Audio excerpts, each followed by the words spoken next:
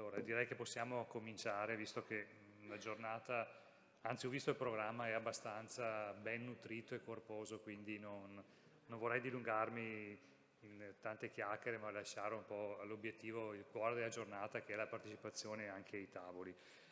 Tant'è vero che Antonino, per evitare di lasciarmi parlare a braccio, mi ha fatto anche una presentazione così da costringermi a stare sui tempi che mi ha predisposto. No, scherzi a parte, penso fosse stato nel 2020-2021 che ci siamo trovati, mi sa, proprio anche qua, per parlare di smart city e smart region, in effetti.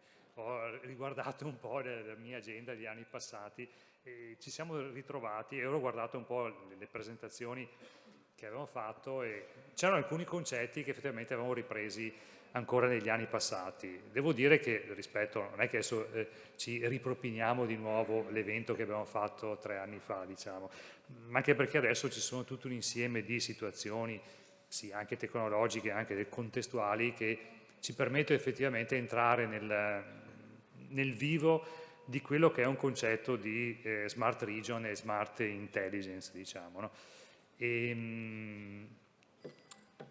Intesa proprio perché fa parte anche di una strategia che Regione del Veneto da qualche anno sta cominciando a perseguire proprio nella logica che bisogna cominciare a parlare di smart region, di territori aperti, perché ormai le smart city cominciano a diventare un po' strette. Ci sono fenomeni che inevitabilmente travalicano il confine della propria città. Immaginiamoci anche banalmente quello che può essere anche tutto quello che può essere l'inquinamento atmosferico. Possiamo volere finché vogliamo cercare di far sì che l'inquinamento non si muova, ma viva Dio, il vento porta di qua e di là quello che c'è nell'aria e non lo possiamo certamente fermare. Quindi ci sono fenomeni che inevitabilmente devono essere studiati, analizzati proprio in un ambito molto più esteso. Ecco perché cominciamo a parlare di smart region, ma soprattutto nel momento in cui ci cominciano a studiare fenomeni complessi, che possa essere l'inquinamento, può essere anche la mobilità stessa, bisogna cominciare a parlare con un insieme, in quantità di dati che per forza di cose bisogna cominciare a introdurre tematiche ormai, ahimè, sono, non dico del giorno d'oggi perché cominciano un po' anche a risultare anche pesanti, perché quando mai non si parla di intelligenza artificiale, diciamo, però effettivamente l'intelligenza artificiale raccoglie tutto un insieme di algoritmi e tecnologie che ci permettono di analizzare proprio un insieme di dati che non potrebbero essere analizzati contestualmente da soli. Ecco perché ormai parlare di smart intelligence diventa un tema fondamentale, perché poi dai dati dobbiamo prendere delle decisioni che, se non abbiamo delle informazioni chiare e concrete, rischiamo poi di non riuscire a prenderle, diciamo. Come Regione Veneto, dicevo, in realtà è da anni che abbiamo cominciato a parlare di tecnologie e di innovazione attraverso i dati. Mi ricordo ancora, eravamo ancora nella precedente programmazione europea, quando insieme ad alcuni comuni delle autorità urbane abbiamo ipotizzato di cominciare a sviluppare una piattaforma come MyData. Ecco, per noi le piattaforme regionali sono un po' quello strumento che ci permetta di portare avanti, cercare di stimolare la crescita della trasformazione digitale del territorio attraverso l'utilizzo di tecnologie che la Regione Veneto mette a disposizione. MyData proprio nasceva nell'ottica di cominciare a ragionare su un concetto di smart city non solamente chiaramente alle piccole pubbliche amministrazioni, alle grandi pubbliche amministrazioni, ma anche alle piccole, perché ricordiamoci che parlare di smart city è facile parlare di smart city quando ci troviamo in una città metropolitana come Venezia o in comuni che possono essere come Padova, Treviso o altri ancora che sono comuni capoluoghi dove ci sono capacità di tecniche, di professionalità, ma anche capacità economiche. Ma il bello sarebbe cominciare a parlare di smart city anche dove ci sono quei piccoli comuni del quale non ci sono professionalità proprio che permettono di sviluppare queste piattaforme. Ecco perché l'idea di Regione di portare delle piattaforme regionali e di mettere a disposizione va proprio nell'ottica di mettere a disposizione tecnologie che altrimenti per i piccoli comuni non sarebbero alla loro portata. Da lì quindi, da questo percorso diciamo di sviluppo di MyData, siamo arrivati appunto al concetto di Veneto Data Platform come uno strumento regionale che la Regione mette a disposizione, ma mette a disposizione anche non solamente una tecnologia, ma anche dei dati, delle informazioni. Questo è fondamentale perché, in virtù anche di quello che dicevamo prima, ci sono fenomeni che travalicano il confine della propria area, se vogliamo studiarli dobbiamo avere a disposizione anche dati relativamente anche a aree che sono limitrofe, comuni limitrofi, province limitrofe. L'idea quindi che Regione Veneto possa essere un'infrastruttura garante, un hub dei dati, ha fatto nascere in questi anni qua Veneto Data Platform nell'ottica di farla diventare, farla emergere in quella che è lo strumento, l'hub regionale dei dati a supporto di cosa? Per migliorare la qualità della vita, ma anche chiaramente anche per far sì che questa possa diventare anche uno strumento anche di governo del territorio.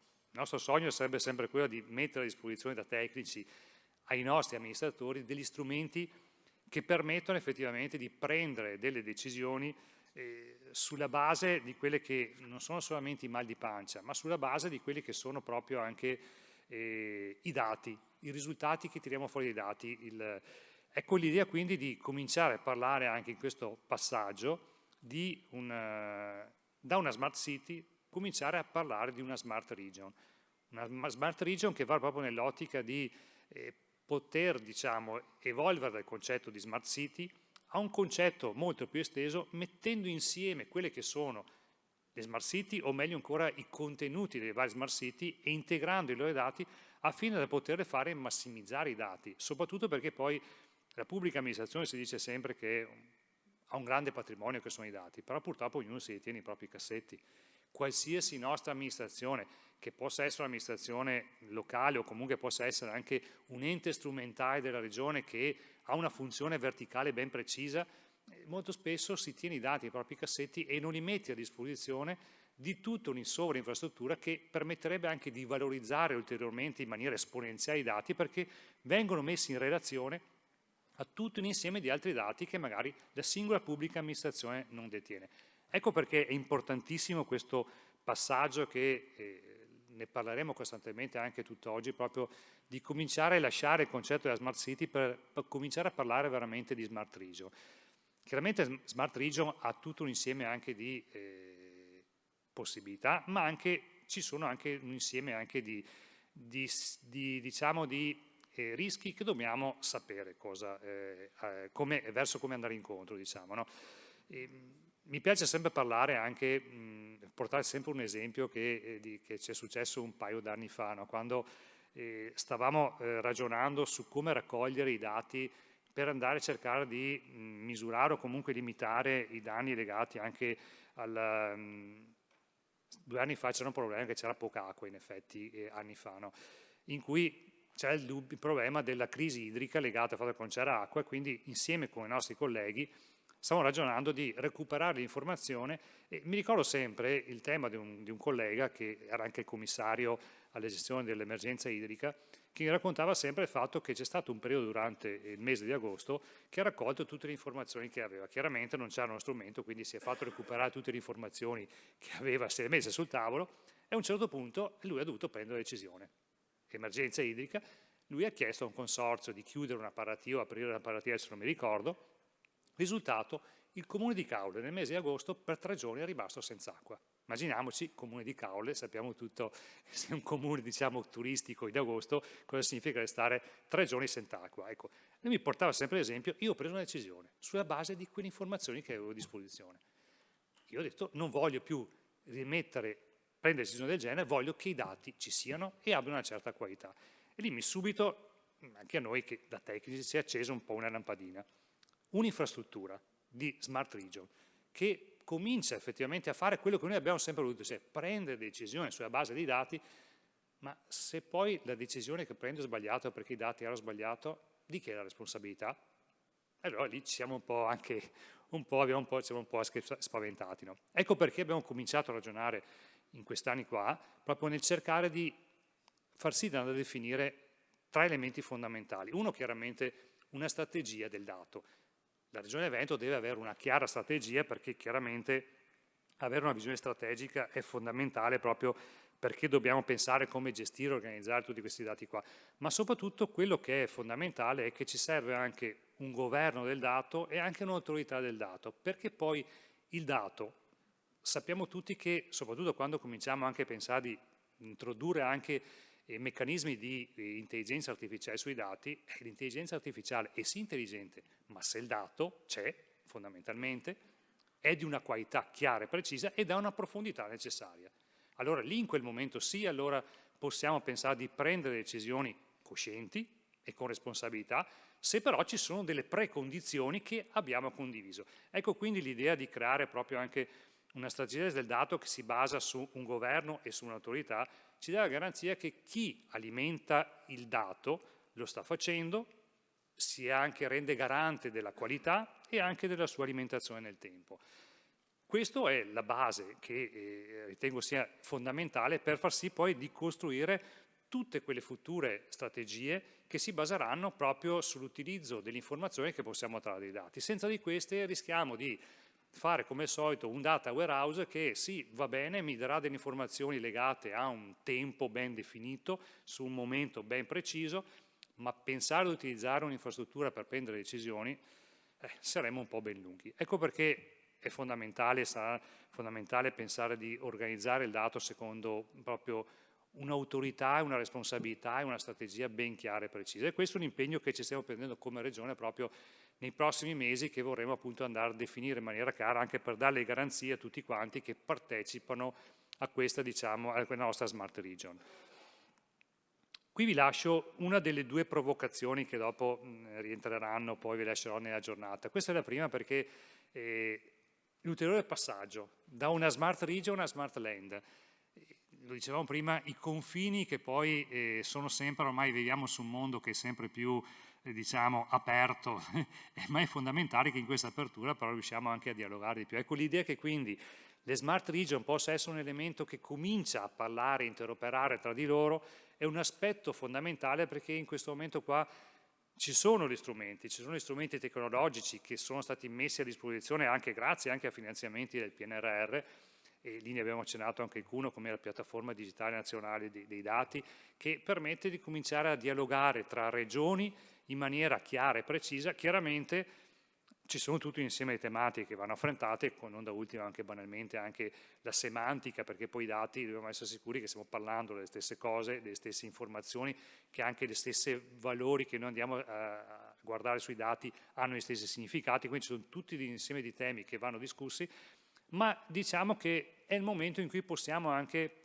pretendere anche un po' di più, cominciare a parlare proprio di questa interoperabilità di hub regionale di dati per aumentare ancora il vero valore, il vero obiettivo che vogliamo porci. Diciamo. È un tema che stiamo affrontando anche grazie ad alcuni colleghi delle regioni limitrofe, in particolar modo con la regione Lombardia, di cominciare a federare i nostri hub dei dati per mettere insieme e cominciare anche a ragionare su decisioni che possono essere prese sulla base di dati trasportalieri, inteso non fuori Stato ma fuori dalla regione ovviamente. Questo è anche legato al fatto che ci sono dei finanziamenti in corso che stiamo cercando di cogliere, ma anche legato al fatto che poi in questo momento qua tra 2 anni, diciamo anche forse un anno ormai, perché ormai l'anno è finito, in corso è finito, abbiamo un evento non banale, importante, che sono appunto le Olimpiadi invernali, che abbiamo insieme a una regione a fianco, del quale ci sarà necessità di capire fenomeni turistici, di anche il trasporto, che andranno studiati assieme con le informazioni che avremo insieme. Ecco quindi l'idea di cominciare anche a ragionare in maniera anche più, diciamo, sperimentale, proprio in maniera proprio tra regioni anche diverse. Oggi, come dicevo, vedo già che ci sono alcuni tavoli che vi siete già posizionati.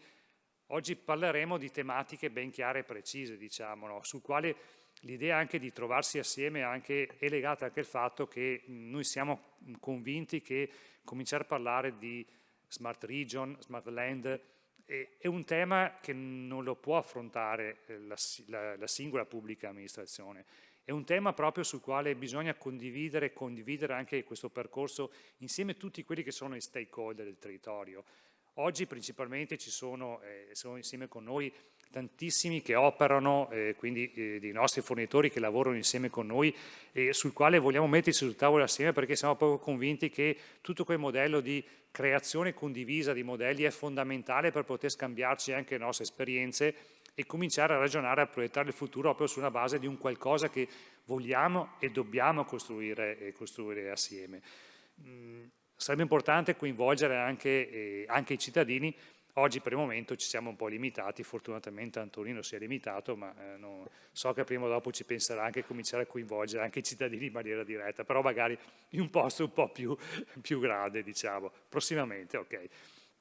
Però oggi affronteremo varie tematiche legate all'agricoltura, all'ambiente, anche alla salute. Su questo tra l'altro mi piace anche ricordare che come Regione stiamo portando avanti anche un ambizioso progetto proprio che si baserà sempre su questa piattaforma che noi mettiamo a disposizione, proprio di far nascere il sistema SRPS, questo acronimo un po' incomprensibile che sta per Servizio Regionale Prevenzione Ambiente e Sicurezza, che è stato finanziato dai fondi PNC e che in realtà c'è una normativa che prevede che ogni regione possa istituire questo registro di informazioni da mettere insieme la salute del territorio, la salute dell'ambiente del territorio con la salute dei cittadini proprio nell'ottica del concetto One Health e quindi cominciare anche a far sì che si possano prendere decisioni in momenti critici. Nasce chiaramente da quando, lo siamo tutti nel momento della pandemia del Covid, i dati erano un aspetto fondamentale. Cominciare a mettere insieme i dati della mobilità, dai dati anche delle patologie, dei dati, era un elemento fondamentale, quindi nasce proprio sulla cenere, sulla scorta di queste esigenze, l'idea di farlo diventare proprio una struttura stabile a ogni regione per cominciare a prendere decisioni e cercare anche e soprattutto di prevenire. Ecco, l'ambito della prevenzione sarà un elemento fondamentale che ci permetterà, diciamo, anche di creare dei servizi proprio legati al fatto che i dati diventeranno un po' quello che sarà quello che ci guiderà nei prossimi anni. Fino chiaramente a parlare anche di mobilità e trasporti, sul quale anche su questo, anche come Regione, stiamo partecipando insieme con i colleghi delle altre direzioni sullo sviluppo di un'infrastruttura di mobility as a service che per poter anche monitorare tutto quello che è il trasporto pubblico locale e cominciare anche a fare alcuni ragionamenti legati nell'ottica della bigliettazione unica a livello regionale. Ho già, secondo me, superato il mio tempo a disposizione. Vorrei però lasciarvi su quello che in realtà è un po' una provocazione, no? Visto che immagino che tanti qua saranno anche di ingegneri, quindi lasciare finire con una bella formula matematica penso sia anche abbastanza importante per stimolarci. E nella sua semplicità però racchiude un po' il cuore di quello che è il concetto di una smart region, una smart land. I dati sono il cuore di tutto quello che ci diciamo oggi. Molto spesso impazziamo da tecnici, da informatici nel cercare di raccogliere i dati, ma in realtà i dati hanno un valore, un senso grezzo che non mi dice nulla. In realtà il dato, c'è un tema fondamentale che dobbiamo pensare a farlo trasformare in una conoscenza, perché il dato da solo non mi dice niente. Ecco, grazie all'utilizzo chiaramente dell'intelligenza artificiale, i meccanismi di machine learning diventano fondamentali per cercare di trattare i dati di dati massicci come ci possono essere su un'infrastruttura di smart land, ma soprattutto anche dati di tematiche completamente diverse. Se non ci facciamo aiutare rischiamo poi di non sapere trasformare questo primo salto che è la conoscenza. La conoscenza che dopo chiaramente è la base di quello che dicevo prima. Non facciamo più scelte sulla base di mal di pancia, ma facciamo scelte sulla base dei dati. In realtà è sbagliato, facciamo delle scelte sulla base della conoscenza che abbiamo derivato dal dato. Conoscenza più azione che cosa fa? Per noi riteniamo che sia la trasformazione, il vero appunto nocciolo della trasformazione si basa proprio sul concetto che la conoscenza è quella benzina per fare alimentare quel motore dell'azione che dà innesco proprio alla trasformazione. Ed è quello proprio che vogliamo lanciare proprio come messaggio anche oggi, che riteniamo che cominciare a parlare di smart city, smart region, smart land sia proprio la base per avviare questa trasformazione del territorio che diventa un po' anche non solamente un dato, perché poi noi qua siamo principalmente pubbliche amministrazioni che forniscono il dato. A me piacerebbe che la pubblica amministrazione potesse mettere i dati a disposizione anche del privato, perché molto probabilmente ci sono persone che non lavorano nella pubblica amministrazione, ma che potrebbero anche derivare business o anche servizi direttamente dai dati che la pubblica amministrazione deve e dovrebbe mettere a disposizione. Io mi taccio, vi ringrazio, vi auguro una buona giornata per tutt'oggi e lascio la parola dove, eccolo qua, bravissimo, che vi spiega un po' l'organizzazione di oggi. Grazie ancora.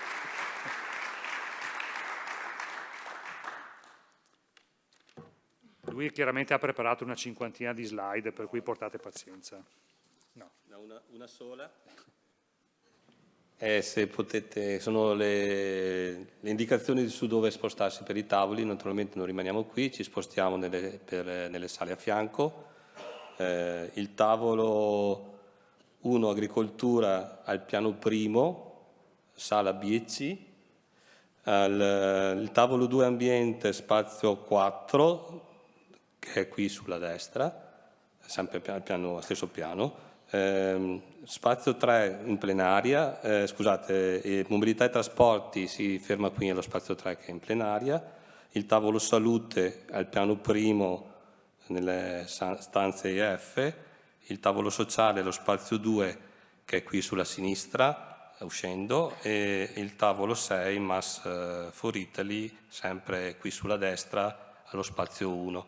Per andare al piano primo andate in fondo qui sulla sinistra del corridoio, ci sono le scale, salite, ma i coordinatori e i colleghi vi accompagneranno. La sessione durerà fino alle 13, poi ci sarà la pausa pranzo e poi ritornerete nelle sale al termine, quindi alle 14 fino alle 16. Alle 16, chiusi i lavori, ci ritroveremo in questa sala. Per le presentazioni, chi non le avesse già mandate, le condividiamo dopo nelle varie sale.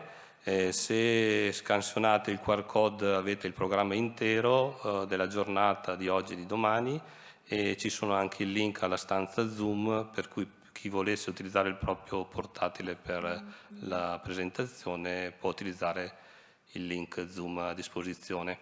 Per chi è da remoto, adesso troverete delle sale virtuali e scegliete all'interno della piattaforma Zoom le sale a cui partecipare. Se qualcuno avesse difficoltà a trovare il tasto per la scelta delle sale, in chat scrivete che l'assistenza tecnica provvederà a spostarvi in maniera autonoma.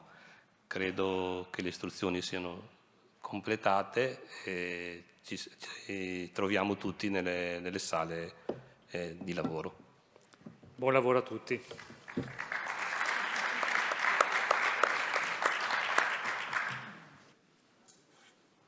Si parla di Smart Control Room già da una decina d'anni. È una tematica, come dicevo, che è stata trattata tanto, però più che altro nella teoria. C'è stata un'accelerazione nel 2021 che poi però ha avuto un brusco stop, non vi spiego perché.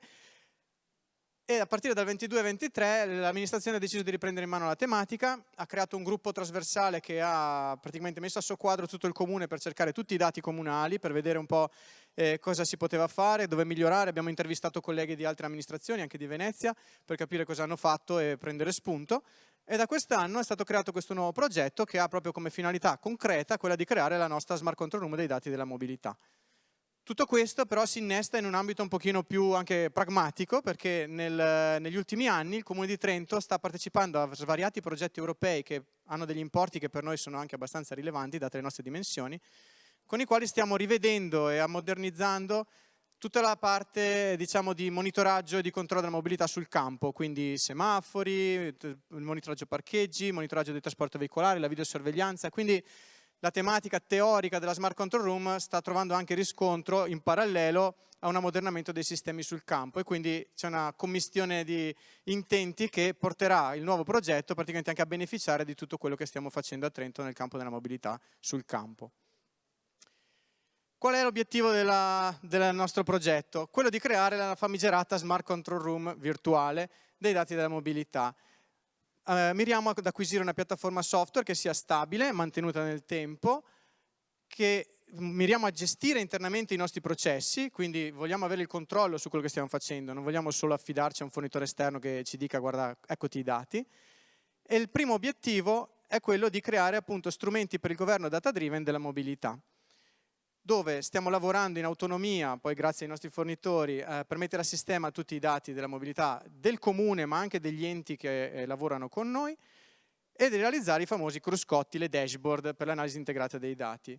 Abbiamo un secondo obiettivo che è quello di usare la nostra Smart Control Room anche per dare informazioni alla cittadinanza, con una prima parte relativa alla disponibilità in tempo reale dei parcheggi in struttura, qualcosa che in altre città, soprattutto nel Veneto, esiste già, ma a Trento purtroppo non esiste ancora.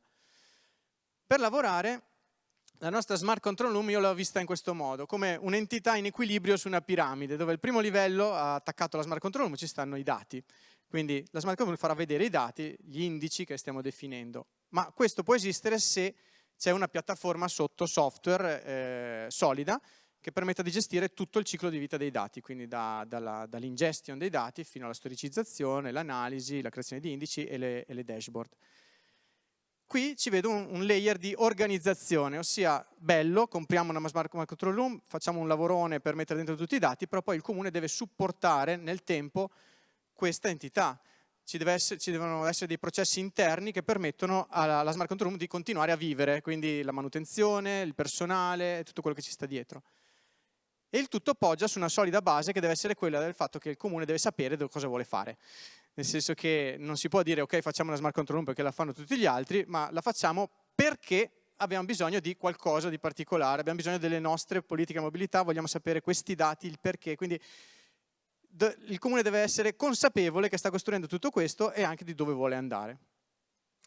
Vi spiego un pochino più in dettaglio questi passi. Allora, il progetto è iniziato a inizio 2024, la prima cosa che ho fatto è stato prendere tutte le persone che afferiscono alla mobilità del Comune di Trento, sederle a un tavolo e dirgli ok, voi continuate a lamentarvi che non avete i dati, ma voi con questi dati cosa ci volete fare? Quindi questa è stata la prima domanda. Allora siamo riusciti a mettere giù una lista di tematiche, di priorità e a valle di questo tradurre queste esigenze in numeri. Quanti dataset ci servono? 44, che afferiscono a 16 uffici, enti e soggetti privati diversi, e di cui abbiamo solo 8 al momento dell'analisi erano interfacciabili a una ipotetica piattaforma software. Quindi capite che il punto di partenza era, non dico disastroso, insomma c'era un sacco di lavoro da fare. La piattaforma software, abbiamo fatto tutta un'indagine di mercato e alla fine siamo atterrati sulla piattaforma Mindicity, abbiamo qui il nostro rappresentante, che è una piattaforma già in uso in più di 20 città italiane, modulare, gestisce tutto il processo, molto famosa soprattutto qui dove siamo adesso perché è stata deployata per la prima volta penso a Venezia, che è, diciamo, è stata la capofila della Smart Control Room, anche se loro c'erano addirittura fisica, quindi insomma siamo a casa loro. Realizzata in cloud sull'infrastruttura del Polo Strategico Nazionale. Stiamo lavorando con loro in maniera molto serrata e è previsto che entro metà dicembre, il 18 dicembre, dovremo avere anche un primo rilascio ufficiale con i primi dataset. Vi ripeto, siamo partiti quasi da zero e a metà dicembre dovremo avere già la parte relativa ai parcheggi implementata e anche altri dataset che però finiranno a inizio dell'anno prossimo.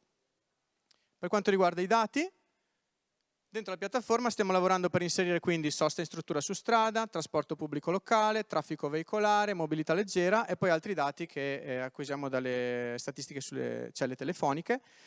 Questa sembra molto carina e molto semplice, però qui dentro ci sta un grado di complessità non indifferente perché parcheggi in struttura vuol dire n entità, ognuna col suo protocollo, ognuno con il suo formato, ognuno con il suo modo di acquisire i dati. Sensori di parcheggio, anche questo hanno tutti una loro tematica e i dati non sono tutti comunali, ma sono del comune, di Trentino Mobilità, che è la nostra in-house che gestisce i parcheggi, Trentino Trasporti, la società del trasporto pubblico locale, la provincia, l'università, quindi si sta cercando di mettere a sistema tutte queste entità che stanno fornendo dati al comune per creare la propria Smart Control Room. E l'anno prossimo lavoreremo anche su ZTL, mobilità elettrica e sicurezza stradale, che qui non è contemplata ancora nelle iconcine belle. Avrete notato forse che non ho parlato dell'organizzazione, che però stava nella parte fondamentale. L'ho fatto deliberatamente perché secondo me è uno degli aspetti fondamentali. Okay, bello i dati, belle le tecnologie, però non è niente di nuovo. Cioè, queste cose qua esistono già in molte città, non esistono a Trento, non stiamo inventando niente di nuovo. La parte organizzativa invece è qualcosa che non è appealing, okay? Però deve essere affrontata e quindi io sto stressando tanto su questa parte. Quindi su ogni dataset ci stiamo facendo un sacco di domande che devono essere mappate in modo che tutti i processi siano mappati. Se succede qualcosa ci deve essere scritto come si risolve e chi deve fare cosa. E non solo per l'ingestion e l'analisi dei dati, ma anche per la parte di manutenzione e mantenimento di tutta questa infrastruttura. Altrimenti ci troviamo che è una bellissima piattaforma a fine 2025 e dopo 3 mesi magari crasha perché nessuno sta seguendo il dato del parcheggio, c'è la sbarra rotta ad esempio. E anche gestire i nuovi dati e le modifiche a questi dataset, perché la piattaforma è previsto che crescerà, non dovrà rimanere così com'è con i dati che abbiamo elencato prima, che vi ho fatto vedere. A che punto siamo? Allora, per quanto riguarda i dati, siamo a buon punto, manca qualche dataset che dipende più che altro da problemi tecnologici o da fornitori esterni, ma diciamo che la maggior parte ci siamo. La piattaforma è in fase di acquisizione, i colleghi qui stanno lavorando arduamente per seguire tutte le nostre richieste. Dal punto di vista dell'organizzazione è in corsa tutta la mappatura dei processi di cui vi ho parlato e l'anno prossimo ci dedicheremo anche a definire, proprio a creare della documentazione interna del comune per le necessità organizzative e realizzare delle linee guida. Quali sono le principali problematiche che potremmo avere? La principale è questa, secondo me, che è rapporti con enti e società esterni. Non abbiamo dei veri data agreement con alcune delle nostre società, ad esempio la nostra in-house dei parcheggi. Loro hanno i loro SLA, lavorano con le loro modalità, ci passano i dati, però se un giorno gli si rompe una sbarra di un parcheggio, noi in questo momento non abbiamo forza contrattuale per obbligarli e quindi di contro, se do fuori il dato al cittadino, gli appare il parcheggio giù e dà la colpa al comune, anche se non è colpa nostra. Quindi ci sono tutte queste dinamiche un po' da vedere. Ritardi della fornitura in questo momento non ce n'è, sono più che altro dovuti a noi stessi che non diamo i dati a loro, devo dire. E poi tutta la parte organizzativa. Come vi dicevo è necessaria una revisione dei processi anche interni del comune per mantenere in piedi tutto questo, quindi potremmo affrontare dell'inerzia organizzativa, scarsezza di personale, risorse insufficienti, ma anche e soprattutto assenza di figure specializzate. Qui mi riferisco principalmente a due tipi di figure. La figura, quella più analitica, quella che sa leggere i dati e tirar fuori informazioni, nel senso proprio di capire i dati, e qui mi riferisco anche a questa frase famosa che è l'inverso di quella più famosa: senza un'opinione sei solo un'altra persona con dati, quindi tutti raccolgono dati, però se poi nessuno è in grado di leggerli non te ne fai niente. Ma anche figure specializzate tecniche, quindi data analyst e data scientist ad esempio, che magari internamente non avremo, ma dobbiamo trovare il modo di trovare anche all'esterno, perché anche senza queste figure tecniche dei dati non te ne fai niente, sei solo un'altra persona con dei dati. E qui la slide invece dell'approccio che stiamo seguendo e delle lezioni apprese che volevo condividere con voi. Ho buttato qua dentro un po' di frasi così un po' a caso. La prima è: non poniamoci solo il problema se abbiamo dati o non abbiamo dati, poniamoci il problema se ci stiamo facendo le domande giuste, è quello che vi dicevo prima, per capire se magari i dati che abbiamo sono già sufficienti. La storia dietro ai dati è a volte più interessante dei dati stessi. Prendete ad esempio i dati del trasporto pubblico, c'è stato un super calo, no, nel 2020, poi è risalito. Se io guardo solo il dato dico la gente non va più in autobus, invece no, c'è stata una pandemia mondiale dietro, quindi il dato da solo è freddo, bisogna interpretarlo e vederlo dietro cosa c'è stato. È probabilmente più interessante del dato stesso. Chi fornisce i dati ha un ruolo intrinsecamente decisionale. Una frase di un mio amico Emiliano che ha voluto rimanere anonimo. E cosa vuol dire? Chi raccoglie il dato magari l'ha fatto con delle logiche che sono diverse da quelle che ho io come comune. E se io lo prendo per così e lo interpreto a modo mio, potrei avere un bias poi nelle politiche che metto in campo, perché il dato di fatto magari si perde delle cose che a me interessavano. Quindi bisogna sapere come è stato acquisito il dato. Un fotogramma non dice se qualcuno sta cadendo o sta saltando. Questo richiama il fatto che i dati devono essere analizzati in maniera integrata. Non basta un dataset, non basta un T0, bisogna analizzarlo nel tempo e anche dataset tutti insieme. Non reinventare la ruota. Come vi dicevo, non abbiamo voluto fare i fighi e dire ok, facciamo una cosa nuova da zero, ce la inventiamo. Siamo andati a vedere cosa hanno fatto gli altri per copiare, è anche il motivo per cui siamo qua oggi. Non sparare ai piccioni con un cannone. Se io ho un problema facile non ho bisogno dell'intelligenza artificiale, quindi siamo pragmatici. Ok, voglio vedere come vanno i parcheggi, intanto mi tiro sui dati, me li guardo e poi magari farò dei modelli predittivi. Però dato che il comune non aveva ancora neanche i dati dei parcheggi, direi che il cannone non serve adesso. Se vuoi andare veloce corri da solo, se vuoi andare lontano vai con qualcuno. Questo è stato uno dei problemi che c'è stato in comune all'inizio. C'era un gruppo ristretto di persone che ha detto tiriamo su tutti i dati, bellissimo, però non si è tirato dietro poi l'operaio che andava a lavorare sul campo. Invece bisogna lavorare tutti insieme, far capire dove si vuole andare e allora si va lontano.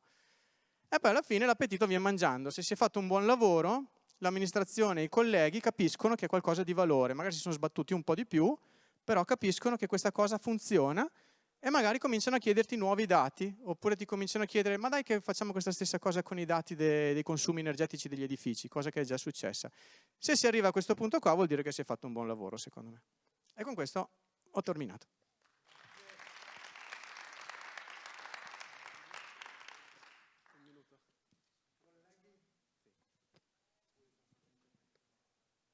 Sì, no, rapidamente per non rubare agli altri il tempo. No, diciamo che appunto questo è un caso in cui si è partiti da un caso concreto e un settore, un ambito in questo momento importante, interessante per il comune, che è la mobilità. È solo il primo, no, di alcuni ambiti, e questo, diciamo, può essere un banco di prova per vedere poi, no, andare a integrare altri ambiti. Si è partiti dalle fonti dato che appunto ha il Comune di Trento in questo momento. Sono state affiancate alcune altre fonti dato. Prima parlavamo di autorevolezza delle fonti dato, per esempio i dati di presenza team o altri dati, insomma, di questa caratura possono supportare chiaramente il processo decisionale, no, soprattutto nell'ambito della mobilità. Il tema delle presenze è sicuramente importante. E come diceva Adamo, diciamo, questo primo passo è un po' l'integrazione e iniziare ad arrivare a alcuni indicatori e informazioni dai dati che si hanno già. Il passo successivo sarà quello naturalmente di storicizzare i dati, mantenerli, insomma, e su quello provare a costruire anche qualcosa che vada oltre, diciamo, la semplice analisi del dato che ho raccolto, ma anche per andare un po' più in là con modelli anche predittivi e quant'altro. Grazie. Se sono domande, se no...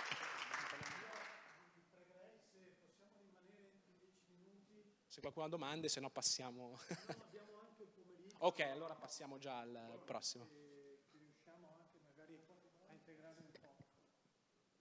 Prego. Grazie. Sì, allora... Sì, certo. Allora io mi presento un attimo, Dora Ramazzotti, lavoro per l'aeroporto di Bologna, mi occupo di segreteria corporate nella mia vita normale, ma seguo anche i progetti europei, i progetti finanziati, e qui vi faremo vedere una veloce verticale su quello che c'è successo, perché poi, come dire, sovente ci sono processi di ricerca, di volontaria finalizzazione su certe attività. In questo caso siamo riusciti a far sposare alcune attività previste all'interno di un progetto finanziato con alcune reali e vere necessità. Qui con me c'è il collega di engineering, è qui con me perché appunto abbiamo lavorato insieme su questo progetto. Poi puoi presentarti, Davide, o dopo? Va bene, dopo. Allora, partiamo. Prego, alla prossima. Le comando io, da qua. Ok.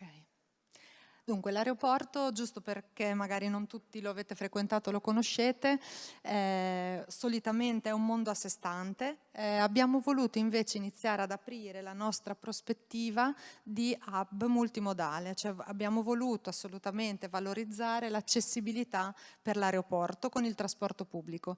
L'ho disegnata velocemente, vedete quell'infrastruttura bianca che c'è lì, è il nostro People Mover che ci collega in 7 minuti con la stazione centrale dove c'è l'alta velocità, e ci sono tutte i vari punti di appoggio di Lepida, che è il gestore di telecomunicazioni della regione Emilia-Romagna e che è presente in aeroporto con l'Emilia-Romagna Free Wi-Fi, e c'è anche Tipper, che è il nostro operatore di trasporto pubblico sempre di ambito regionale, che ha un ruolo molto importante sul tema della mobilità. Quindi abbiamo, come vi ho detto, il collegamento diretto con l'alta velocità, il People Mover, che però è un sistema molto recente, che ha una capienza limitata e che abbiamo scoperto è un po' sensibile al meteo, quindi abbiamo dovuto in un certo senso, analizzare questa situazione e cercare una remediation a queste problematiche. I bus, come vi dicevo, di Tipper sono integrativi o sostitutivi di questo servizio, che però, come capite, collega l'aeroporto alla stazione in 7 minuti. Riversare i nostri passeggeri su un autobus che richiede 40 minuti di strada diventa veramente sfidante, soprattutto nella direzione stazione-aeroporto, quindi con un constraint di tempo molto forte. Come vi ho detto, c'è il free wifi di Lepida e abbiamo anche un sistema di rilevamento con le sonde del flusso dei passeggeri, quindi sappiamo nelle zone aeroportuali quanto affollamento c'è e da quanto tempo la gente sta aspettando. Questi sono un po' i dati da cui partivamo. Questo è un esempio di quando il People Mover si ferma, gente disperata in stazione che blocca tutta la passerella e che ha dei tempi da rispettare. Abbiamo dovuto quindi pensare a un monitoraggio in tempo reale. succede anche di sabato, di domenica, quando noi non siamo in ufficio, e quindi abbiamo bisogno di essere allertati quando succedono queste situazioni, in particolare il nostro mobility manager. Abbiamo bisogno di informazioni per decidere che cosa fare, noi e anche gli altri operatori di trasporto, e quindi creare un'awareness condivisa su che cosa sta succedendo.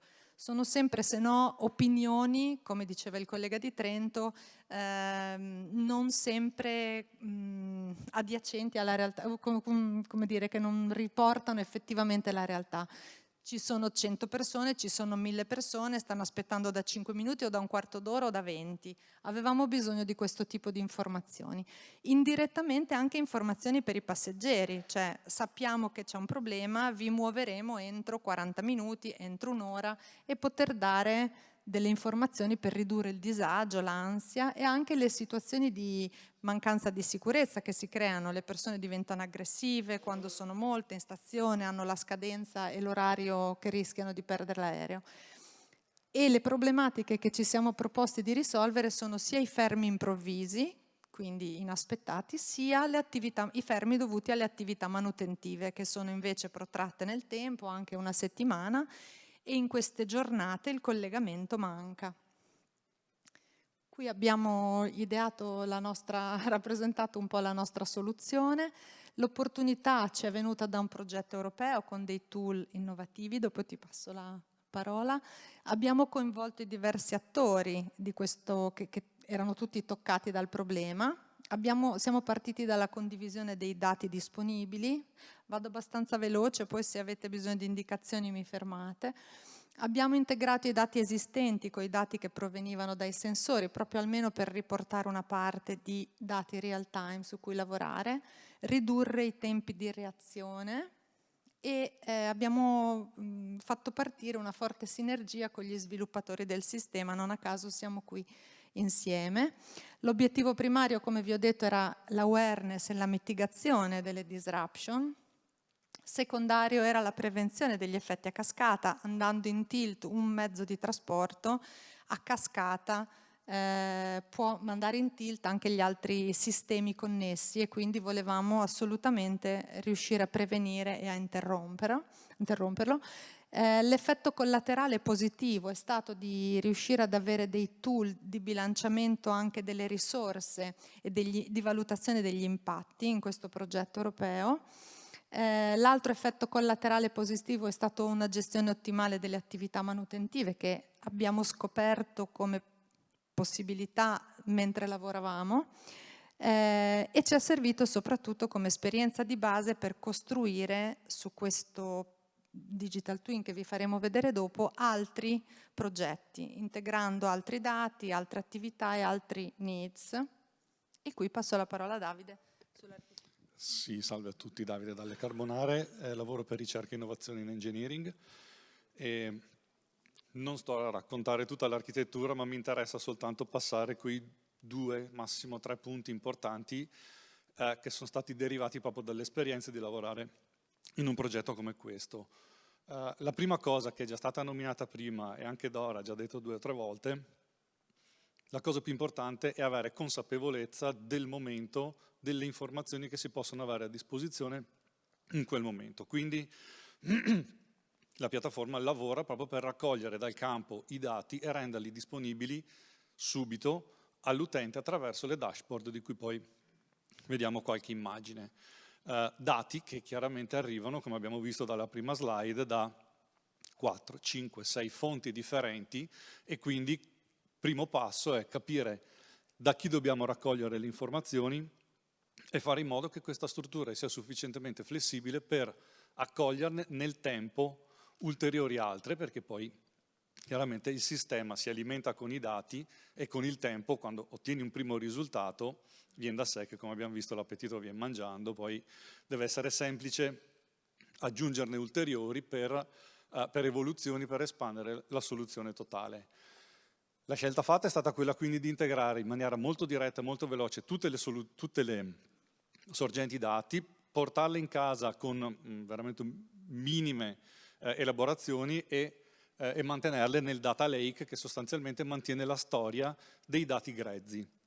Questo consente in qualunque momento di rieseguire dei training, inserire dei training di modelli di AI ad esempio che non erano esistenti all'inizio ma sono stati inseriti in un secondo momento, però grazie alla storia dei dati grezzi appunto, si riesce a fare questa operazione abbastanza agevolmente. Una fase di processamento dei dati che consente di attivare i primi alert, come dicevamo, quindi attenzione, possibile picco di utenti in attesa in una delle fermate del People Mover, oppure condizioni meteo che possono causarne il fermo, giusto degli esempi, e una parte poi invece più massiccia dove vengono contenute le analisi più pesanti, i modelli, le analitiche che preparano poi le interfacce verso l'utente, che quindi ha la possibilità di avere un'informazione immediata su quello che è lo stato corrente delle cose, oppure, come vediamo nel tempo, abbiamo aggiunto tutta una serie di servizi più previsionali che vanno da flussi dei passeggeri in ingresso e in uscita fino a, passo subito avanti, fino a suggerire una pianificazione anche delle manutenzioni del sistema del People Mover, non solo in base a cosa va fatto, ma anche in base al budget a disposizione. Poi comunque per qualunque domanda siamo qui.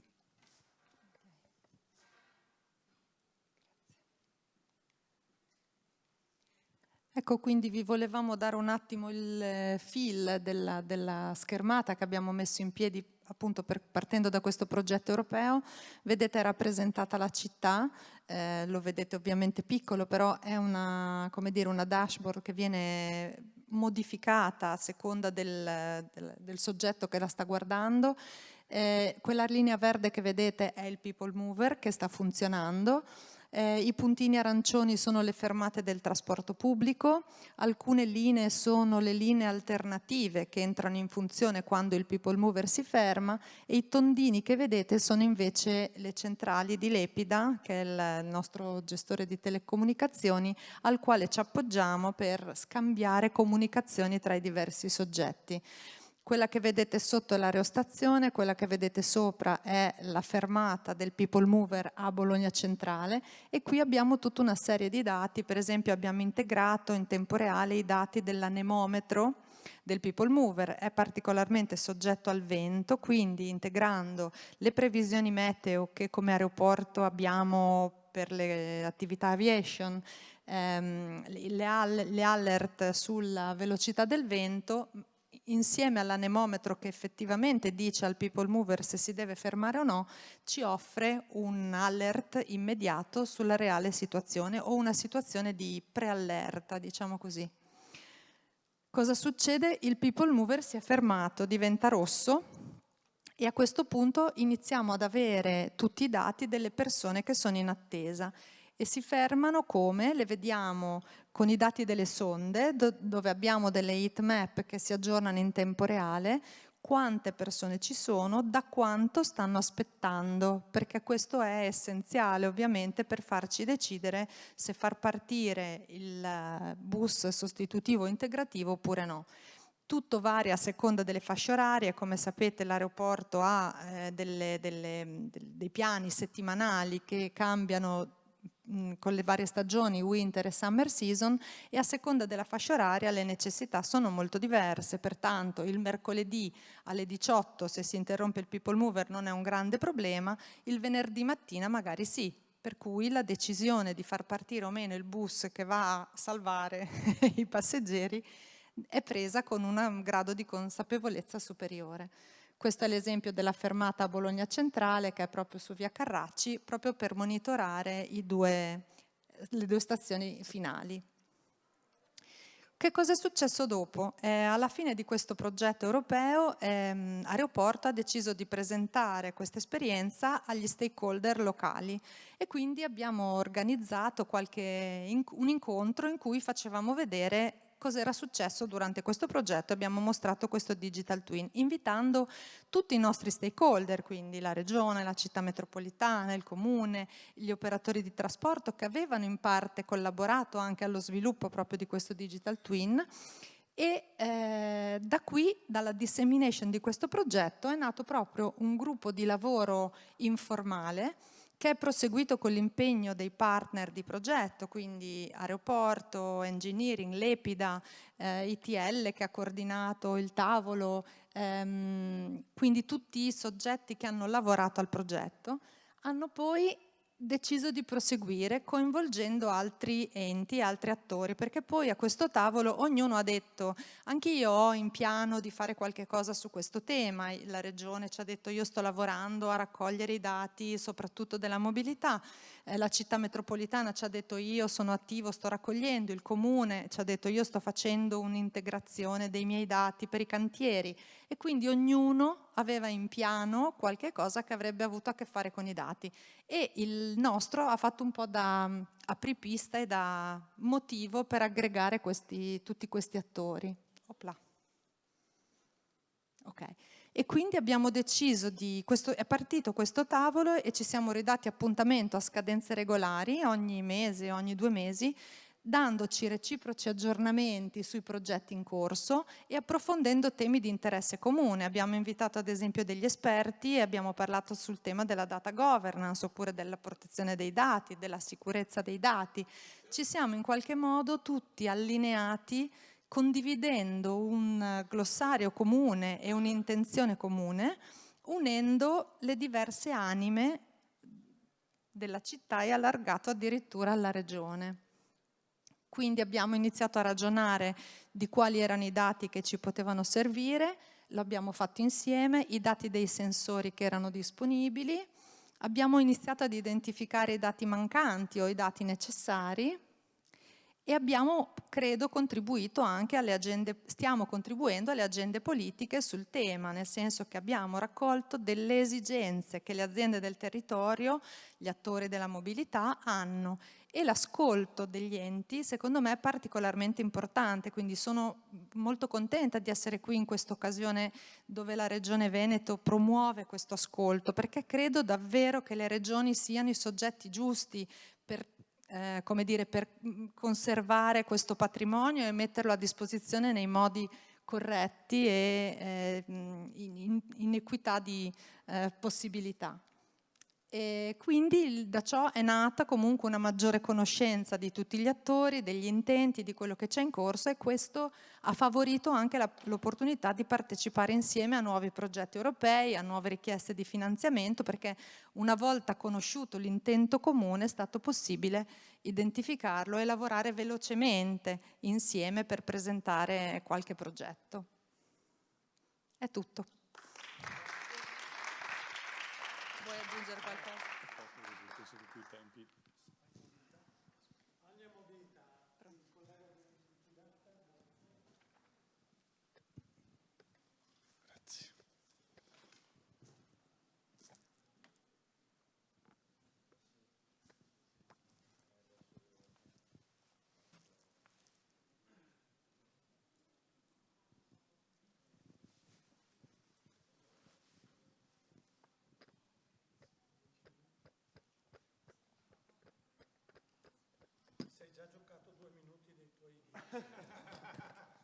Vabbè, non c'è problema.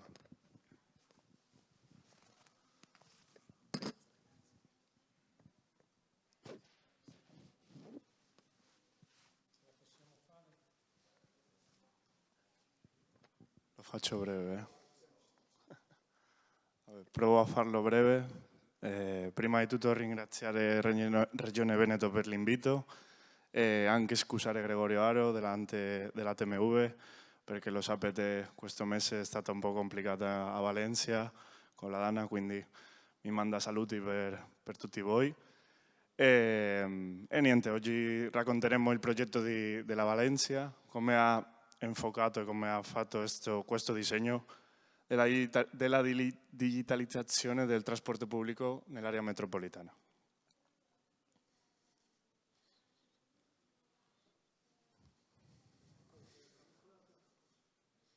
Non funziona?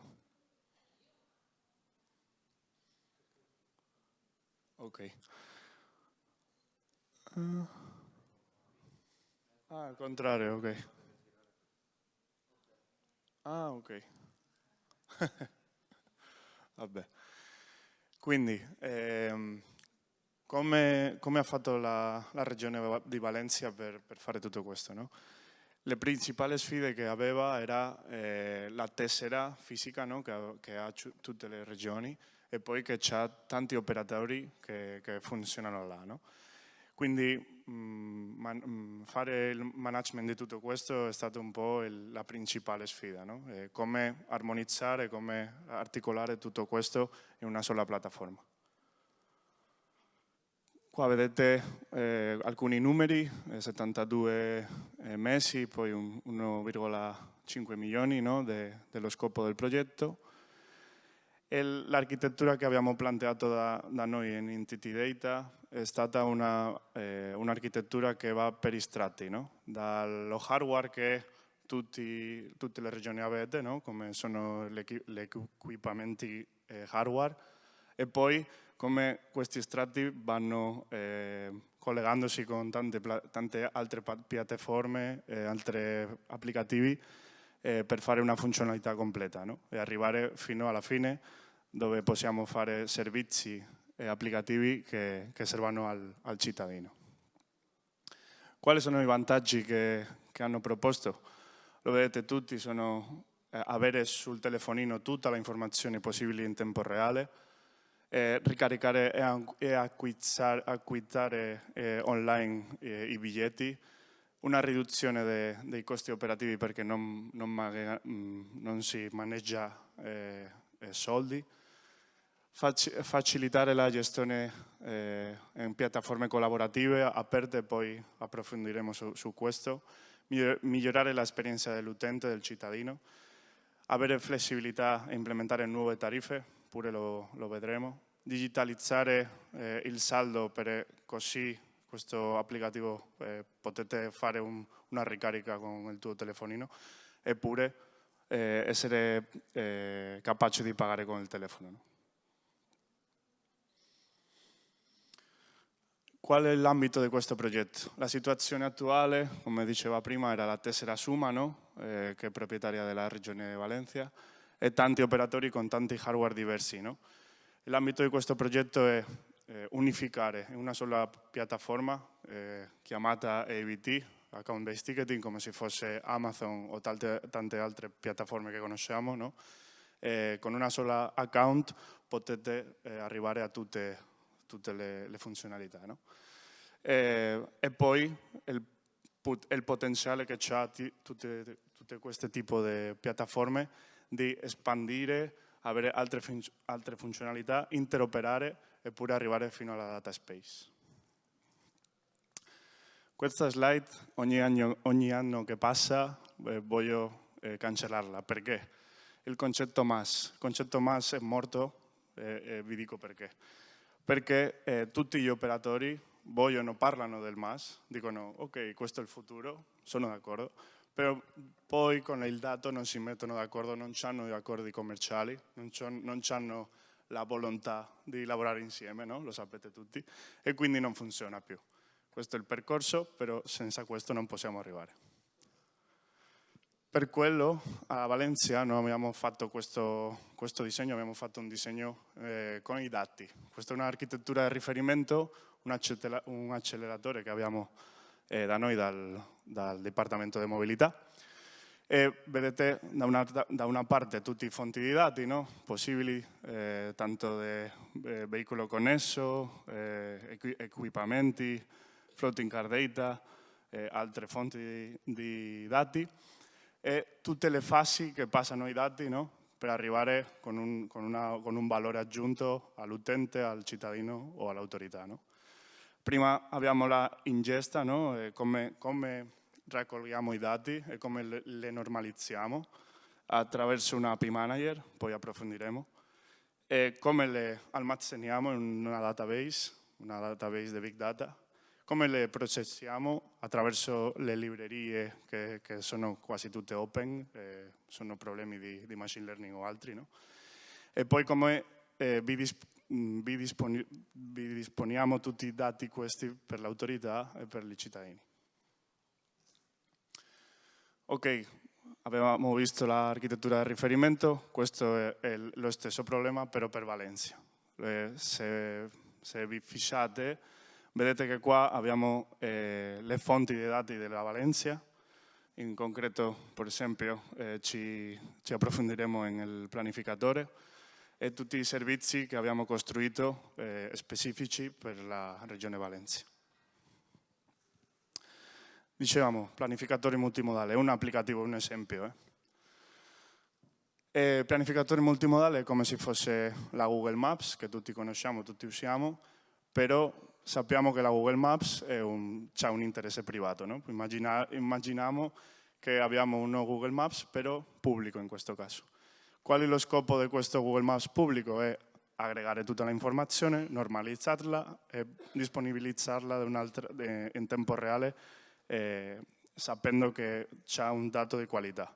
Qua vedete tanto la parte web come la parte di app, dove disponibilizziamo tutta l'informazione, abbiamo i tempi prossimi arrivi di tempo di passo per parada, eppure tutte le combinazioni di multimodalità. Qual è il problema per arrivare a questo? La standardizzazione. Perché tutti gli standard, le conoscete tutte, Netex, Datex, Siri, normalmente gli operatori non le usano. Normalmente usiamo GTFS di Google, ma non sempre con la migliore qualità, no? Quindi per arrivare qua noi abbiamo praticamente proposto questo processo qua, dove raccogliamo tutti i GTFS, validiamo, puliamo eppure cancelliamo tutti i dati che non servono, no?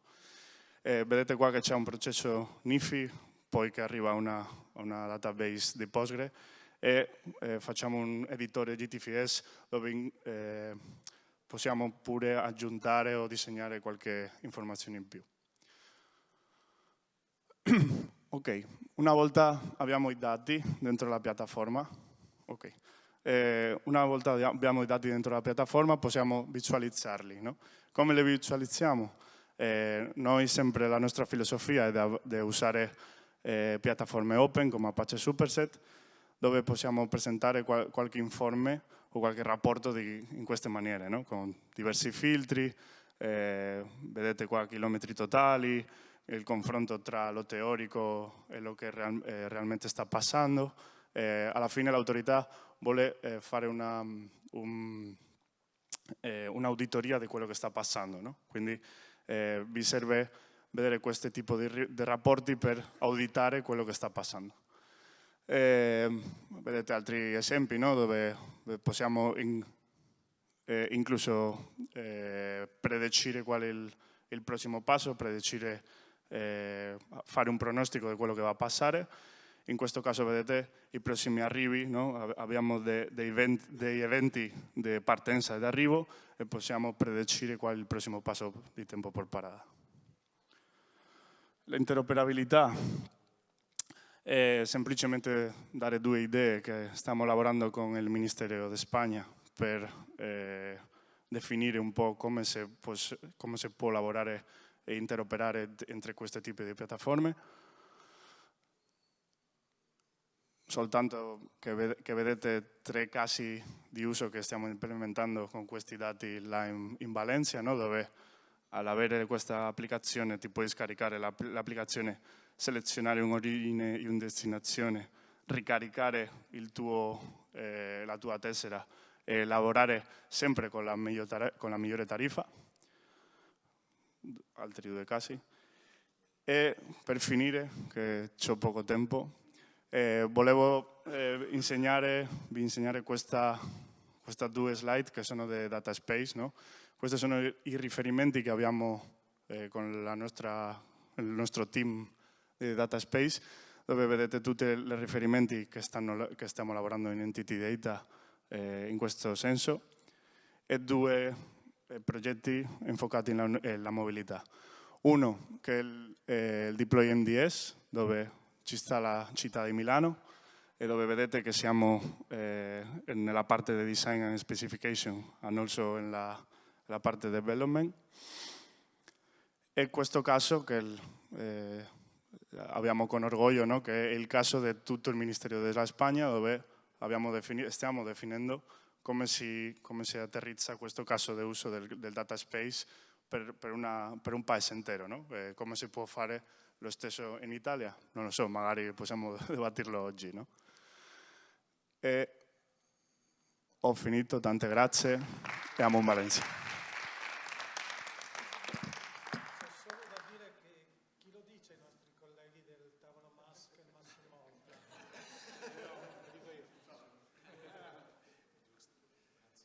La data platform, i colleghi di CAV?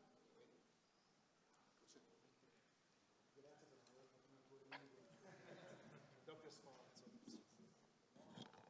Quindi siamo qui riuniti dopo la dipartita del MAS. Allora, Massimo Dotto, sistemi informativi di concessioni autostradali venete. E Stefano Cameroni, Entity Data, Data Intelligence. Allora, come diceva prima Idelfo e dopo, come ha detto Antonino, saltiamo un po' tutta la parte che più o meno conosciamo tutti, anche perché obiettivamente ciò che ci ha spinto in questa avventura è un po' la necessità di tutti quanti. Adesso vediamo se riusciamo a partire. Eccoci. Allora, la nostra realtà, CAV, è un po' la spina dorsale del Veneto, non solo del Veneto, perché noi siamo punto focale dei collegamenti dell'Europa. Permettetemi questo orgoglio, insomma. Quindi le nostre problematiche sono enormi. Abbiamo solamente 74 chilometri, ma come vedete i numeri del trasporto sono enormi da noi, di conseguenza abbiamo un numero enorme di dati. Io mi occupo dei sistemi informativi di CAV, quindi anche di flussi informativi interni. Io vedo un po' l'azienda nostra un po' come un sistema di trasporti, quindi le nostre funzioni aziendali sono le varie città e quindi noi dobbiamo coordinare il trasporto dei dati al nostro interno, trasporto di dati che, visto in un piano maggiore, vede la nostra collaborazione con diverse entità. Che sono i vari comuni che noi andiamo a toccare, le varie entità, la polizia stradale, eccetera. Quindi cerchiamo di essere un po' hub anche noi, non solo stradale, ma anche di informazione. Qui abbiamo raccolto un po' quali erano le nostre esigenze iniziali, perché a questo punto ci siamo detti, se abbiamo dei problemi, cerchiamo di avere una visione olistica di tutti quanti i problemi e metterli tutti in una piattaforma comune, in cui ci siano dei dati finalmente normalizzati, finalmente conosciuti da tutti, perché effettivamente, come abbiamo detto prima, no? Tutti abbiamo i nostri dati, tutti sappiamo come sono fatti, però nel momento in cui lo chiediamo al vicino d'ufficio ci troviamo in difficoltà. Questa cosa, vista appunto in un piano regionale, vede tutti noi coinvolti in un trasferimento dei dati da uno all'altro. Per cosa? Per noi, per risolvere i nostri problemi. Questi sono i nostri tre pilastri, insomma, il traffico, la gestione dell'asset e naturalmente la cura dell'ambiente. Come vedete noi ci occupiamo, perché cosa fa un'autostrada? No? La manutenzione dell'autostrada, la gestione dei transiti, dei pagamenti, da un'altra parte abbiamo il monitoraggio del traffico, abbiamo tutta una serie di sensori lungo le nostre tratte. Abbiamo la necessità di gestire i sinistri, purtroppo stamattina chi è passato per me se ne è accorto, la pianificazione di cantieri, quindi riuscire a capire quando andare a fermare l'autostrada nel momento meno impattante per i nostri utenti. Tutto questo, la nostra idea ha una data platform dove andiamo a mettere i dati, in cui nel breve futuro andremo anche a utilizzare machine learning e l'intelligenza artificiale, esatto. Però cosa abbiamo fatto? Siamo partiti da uno use case pratico che ci ha fatto capire anche come andare a gestire velocemente i dati, come riuscire a convogliarli assieme, standardizzarli e rendere disponibili non solamente a noi ma anche alle altre entità interne per ora e nel breve anche all'esterno, quindi nel monitoraggio dinamico che non è nient'altro che semplicemente il controllo dello stato di salute dei nostri ponti, in questo caso con un progetto che è partito tramite l'aiuto di Entity Data del Politecnico di Milano e di Abidata, che vede coinvolti insomma per ora 5 più 1 ponti nostri, e quindi passo a Stefano per questa parte. Ritorniamo in quello che è il contesto CAV, quindi in questo caso vedete disegnate le prime 5 opere su cui è stato installato tutta una serie di sensori, più di 500 sensori, diverse tipologie, che ad oggi stanno inviando dati alla data platform. Quindi abbiamo da fine gennaio poi già attivato la piattaforma per l'acquisizione dei dati e stiamo mano a mano andando ad attivare il monitoraggio delle opere, quindi tutto il dato già arriva in data platform. Obiettivo è quello di arrivare a monitorare tutte le opere su cicli di analisi oraria, andando a manipolare sicuramente una quantità di informazioni che diventa importante. Un piccolo approfondimento su quello che è lo use case di Structural Health Monitoring, quindi il monitoraggio dinamico a cui facevi riferimento tu come primo use case. Quindi il dato parte da quella che è i sensori installati sulle opere, sul campo, i dati sono acquisiti e processati direttamente da un primo IoT, un componente IoT che fa una prima pulizia del dato, per poi arrivare direttamente in data platform. Quindi in questo caso la scelta è stata la Google Cloud Platform, quindi una piattaforma cloud su cui mantenere il dato su vari livelli, per non andare a magari rinunciare a dato storico piuttosto che dato grezzo, che può sicuramente servire. Il cuore di tutto sono gli algoritmi di analisi modale che abbiamo sviluppato in collaborazione col Politecnico di Milano. Quindi prendiamo qui i dati accelerometrici per derivare quelli che sono parametri modali, coefficienti di smorzamento, frequenze naturali delle opere, a servizio degli ingegneri civili, che in questo caso prendono decisioni sulla base anche qui dei dati e quindi decisioni informate. Tutto ritorna poi sulle opere in un circolo che in qualche modo diventa un circolo virtuoso. Questi che vedete sono un po' i moduli che vanno a collaborare, quindi parlavamo dei dati di campo, ma poi il sistema integra anche per esempio le informazioni dell'asset management per arrivare alla parte centrale dove il dato viene processato, trasformato, e fino alla destra la preparazione poi per l'esposizione verso gli utenti finali. Moduli che a tutti gli effetti utilizzano i servizi della data platform, quindi quelli che vedete sono i servizi ad oggi attivi, rientrano come dire, nei vari moduli che vedevamo prima, e sono gli stessi servizi che poi in diverse modalità, con le diverse flussi di dati, saranno un po' anche la base, le fondamenta per quello che è la data platform allargata, l'acquisizione di nuovi dati e l'attivazione di nuovi use case.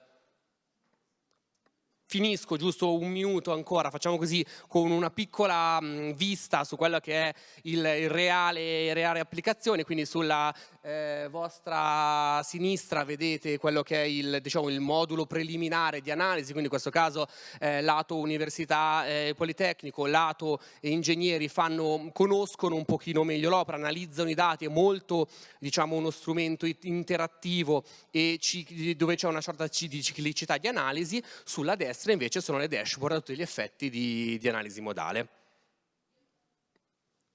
Sì, che stavo pensando che effettivamente, appunto, vista la collaborazione che vogliamo mettere in piedi, alla fine sono strutture che possono essere replicate in vari ambiti e anche collegando gli stessi ambiti, no? Insomma, alla fine penso che tutti noi stiamo pensando alle stesse cose, cercando di copiare dagli altri, no? Come è stato suggerito. La nostra visione naturalmente va oltre, vede una piattaforma aziendale per ora, però potrebbe anche essere oltre, che mette assieme tutti quanti i dati di cui i nostri ingegneri, le persone che devono decidere, alla fine i nostri direttori eccetera, possono avere una visione globale di tutti i nostri dati. Qual è il passo successivo? Infatti noi la vediamo così: una volta che noi ci siamo strutturati possiamo essere sicuri dei nostri dati e prendere le nostre decisioni, passarli anche agli altri, metterci attorno a un tavolo e fare il fattore comune, non solo con i nostri fruitori interni, ma naturalmente con tutte gli altri stakeholder. È un bel nome questo, insomma è difficile trovare una definizione italiana, però la strada insomma è questa, no? Della condivisione, quindi prima noi essere coscienti dei nostri dati e poi fornirli agli altri con il significato che abbiamo trovato. Grazie a tutti.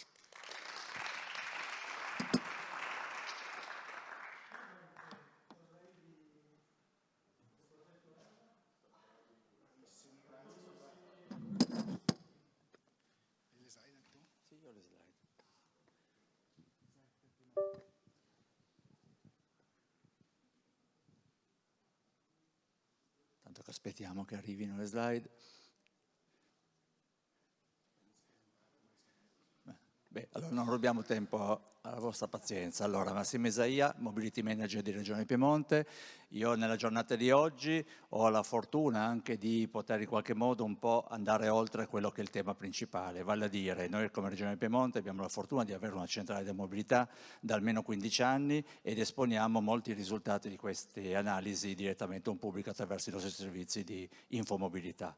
La ragione per cui era necessario in qualche modo esporvi il nostro, come dire, progresso era derivato dal periodo faticoso del diciamo, post-Covid. La nostra urgenza era legata non tanto all'idea di fornire nuovi o migliori servizi di mobilità, ma era soprattutto soffermarci su quella che era l'esigenza della domanda di mobilità. Per cui con il decreto rilancio, il 34, che richiamava appunto tutte quelle figure professionali come mobility manager, aziendali o scolastici o di area, noi in Regione Piemonte ci siamo concentrati soprattutto nella possibilità di far sì che tutti i dati raccolti in ambito di richiesta, miglioramento e soprattutto ipotesi di cambiamento di quelle che sono le mobilità in direzione della mobilità sostenibile potessero essere in qualche modo riorganizzati in uno strumento pubblico e così. Le ho mandate Antonino via email, non le ha. Se è possibile solo recuperarle, se no facciamo un altro intervento magari. Sì, direttamente.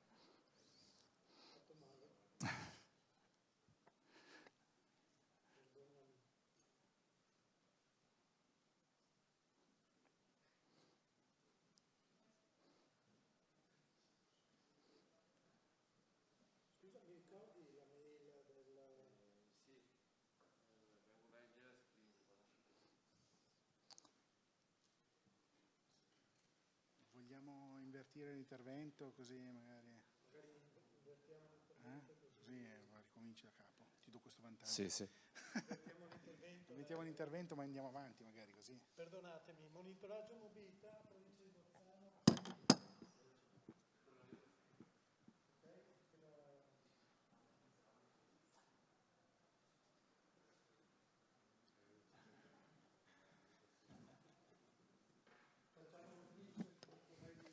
Sì, di Bolzano. Eccoci qua. Allora, buongiorno, provincia di Bolzano, io rappresento il servizio strade. Qui abbiamo visto delle cose molto interessanti sull'utilizzo del dato. La nostra presentazione invece è forse molto più pratica, molto più basilare, è come viene raccolto il dato, perché è importante anche capire l'affidabilità, come si diceva prima, del dato, altrimenti non se ne fa nulla. Noi come realtà abbiamo una realtà sia di traffico intenso, tipo sulla Pusteria, tipo sulla Statale 12 o sulla Mebo, ma anche traffico dovuto al pendolarismo oppure dovuto al turismo, che in certi momenti dell'anno è estremamente pesante. Allora, partiamo come servizio strade dagli obblighi di legge. Gli obblighi di legge sono sostanzialmente due principali. Il primo, l'articolo 13 del Codice della Strada, che parla che l'ente gestore deve fare rilevazioni del traffico, quindi misure del traffico con una validità temporale riferita all'anno. C'è anche l'articolo, e questo lo si fa benissimo con le spire, poi vediamo l'esempio nostro. Quindi le spire induttive sono il conteggio dei passaggi su una sezione stradale. Però c'è anche l'articolo 227 del regolamento che dice che l'ente gestore è obbligato al rilevamento della circolazione. Circolazione è un termine che è diverso dal rilevamento del traffico. Circolazione vuol dire come gira il traffico e quindi qui forse lo strumento più adatto per fare questo, ottemperare a questo articolo di legge è l'utilizzo di sensori Bluetooth oppure l'utilizzo di telecamere e lettura targhe. Questa è la nostra rete, abbiamo 2100 km, quindi siamo in un ambito extra urbano prevalentemente. Abbiamo 110 stazioni contatraffico mediante spire induttive che sono fatte così, quindi sono degli elementi messi all'interno dell'asfalto con delle centraline che attraverso un sistema autonomo con pannello solare mandano il dato attraverso SIM a una stazione, a un servizio di gestione che è gestito dalla ditta FAMAS da noi in Alto Adige. Il dato però viene anche mandato in maniera autonoma su un nostro server gestito da SIAG, in modo da essere, tra virgolette, indipendenti. Noi abbiamo deciso di raccogliere con un protocollo, che l'abbiamo chiamato protocollo PUB, quindi tutte le ditte che dovessero mai susseguirsi a FAMAS. Loro hanno vinto una gara europea di 9 anni nel 2020, quindi dal 2029 dovesse entrare un'altra ditta, la raccolta dei dati è attraverso lo stesso protocollo, per non avere legami o legarsi a una singola ditta, quindi un formato aperto. Cosa rilevano le spire? Le spire rilevano 9 classi di veicoli, vengono fatte rilevazioni attraverso la lunghezza del veicolo e attraverso la distribuzione di massa metallica all'interno del veicolo, quindi la spira, che viene aggiornata annualmente da loro in maniera automatica, capisce se è una betoniera, perché ha una certa distribuzione di massa, piuttosto che un mezzo pesante diverso. Quindi il dato è molto affidabile e con una dispersione che è quella appunto legata a questo grafico, cioè dove si vede la lunghezza di un singolo veicolo, che quindi viene interpretato appunto, come detto, dalla lunghezza e dalla distribuzione di massa. Il software è fatto ovviamente tutto quello che si può rilevare dal passaggio sulla singola sezione, quindi ogni passaggio il veicolo viene classificato nelle nuove categorie possibili e quindi è possibile fare tutte le analisi statistiche del TGM, distribuzione per classi, distribuzione all'interno della singola giornata, eccetera. Quindi cose magari abbastanza banali. Qui abbiamo per esempio le solite statistiche che si fanno sulla base di questi dati. È possibile capire per ogni singola sezione com'è l'andamento del traffico negli anni, se tende a crescere, se tendono a cambiare le classi che lo compongono, quindi aumentano i furgoni. Abbiamo anche dati sulla velocità dei veicoli che passano, quindi anche il concetto della velocità all'85 percentile, quindi sapere se quella strada è interessata da traffico mediamente sopra i 70 km/h o meno, da cui derivano anche degli obblighi di legge, per esempio sul discorso barrieristico, eccetera. Ecco, qua il punto un po' centrale, perché il dato deve essere affidabile. Qui vediamo per esempio che ci sono delle centraline rosse, centraline verdi, perché se il dato non è affidabile, anche quello che deriva poi dal dato non è affidabile. E quello che abbiamo richiesto appunto alla ditta FAMAS è quello di creare una gestione di quella che è la diagnostica del dato, quindi vedere in tempo reale e anche in maniera molto veloce se per esempio questa spira era affidabile a luglio, sì, ad agosto no. Quindi se questa è una spira messa su una strada di traffico turistico, in Val Gardena per esempio, quel dato fornito da quella spira non è utilizzabile, altrimenti potrebbe dare informazioni sbagliate. Ecco qua, sviluppi futuri. Qui adesso abbiamo, diciamo, la conoscenza di 110 passaggi lungo le nostre strade. Un primo progetto futuro è questo, cioè di creare sulla nostra cartina, sulla nostra rete stradale, qual è il traffico, non solo dove ho la stazione contatraffico, ma stimarlo, e quello è giusto che lo facciamo noi come servizio strade, perché conosciamo questo incrocio, quanto traffico porta via, perché noi abbiamo per esempio qua 2 stazioni contatraffico, e quindi con i nostri capicantonieri, con i nostri tecnici di zona riusciamo a stimarlo una volta per tutte, e il traffico su queste tratte non coperte da spire, però con degli incroci intermedi che quindi lo alterano, viene deciso una volta per tutte.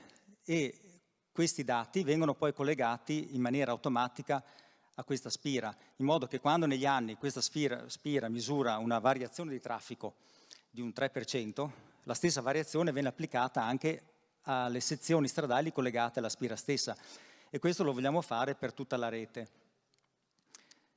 Un secondo progetto sempre collegato è questo di collegare i dati traffico locali stimati al ESA all'80 kN, che è il numero di assi equivalenti da 8 tonnellate che transitano sulla strada, perché per quanto riguarda la progettazione delle asfaltature, che è una grossa fonte di spesa per noi ovviamente, come servizio strade, però vogliamo essere sicuri di spenderli bene i soldi, e quindi spenderli con un pacchetto che sia idoneo alla strada, idoneo al traffico. Quindi abbiamo creato un catalogo delle pavimentazioni che è legato sia all'altimetria della strada, ma soprattutto anche al TGM. E quindi un singolo progettista che non è esperto di traffico, perché non tutti i nostri progettisti sanno fare delle progettazioni della pavimentazione stradale, utilizzano un catalogo, però questo catalogo prevede il TGM come anche dato di input, cioè i milioni di ESAL che transitano su quella sezione. E quindi conoscendo innanzitutto sulla singola sezione il traffico reale diviso per le 9 categorie, andando a selezionare le categorie di traffico, per esempio un mezzo pesante 2 assi, abbiamo stimato che può avere 6 tonnellate davanti, 8 tonnellate dietro e via così per tutte le varie categorie di traffico pesante, qua si parla solo di quello, siamo in grado di ottenere la percentuale di traffico pesante in ESAL e da qui entrare nel catalogo pavimentazioni. In questo modo abbiamo la garanzia o aumentiamo la probabilità che i nostri progettisti, quando progettano un tratto stradale nuovo, lo facciano secondo i crismi del catalogo pavimentazioni, ma usando anche dati di traffico giusti, reali. Il terzo progetto è appunto quello che abbiamo già iniziato ad affrontare, il discorso delle telecamere e il tour a target, cioè iniziare a capire, come abbiamo detto prima, non solo dove il traffico quant'è il traffico sulla singola sezione, ma anche conoscere dove va questo traffico, cioè iniziare a fare tabelle, matrici, origine e destinazione del traffico, per iniziare a prevedere anche quello che è il pendolarismo, quello che è il flusso dovuto esclusivamente al turismo, e quindi anche implementare attraverso le telecamere quella cartina che abbiamo visto prima, che è legata esclusivamente alle singole sezioni stradali. Adesso passo la parola, se vuoi fare due. Grazie. Alla Dita Famas. Grazie Alberto. Niente, io penso che insomma, la presentazione è stata abbastanza esaustiva e questo va a rappresentare, io credo, un progetto dove questo viene gestito end-to-end, quindi si passa appunto dalla messa a terra di quello che sono i dispositivi di campo fino alla visualizzazione delle dashboard con un'altissima affidabilità del dato che viene fornito. Questo permette poi di andare a gestire poi efficacemente quello che sono le tratte stradali e andare anche, come abbiamo visto dagli ultimi report, a effettuare poi delle pianificazioni che siano basate sul dato. Quindi questo è proprio quello che si diceva prima, quindi non solo il dato perché voglio avere un dato, ma un dato finalizzato all'utilità dell'utente finale, quindi di chi poi va effettivamente a gestire quello che sono le strade del nostro territorio. Grazie. Grazie.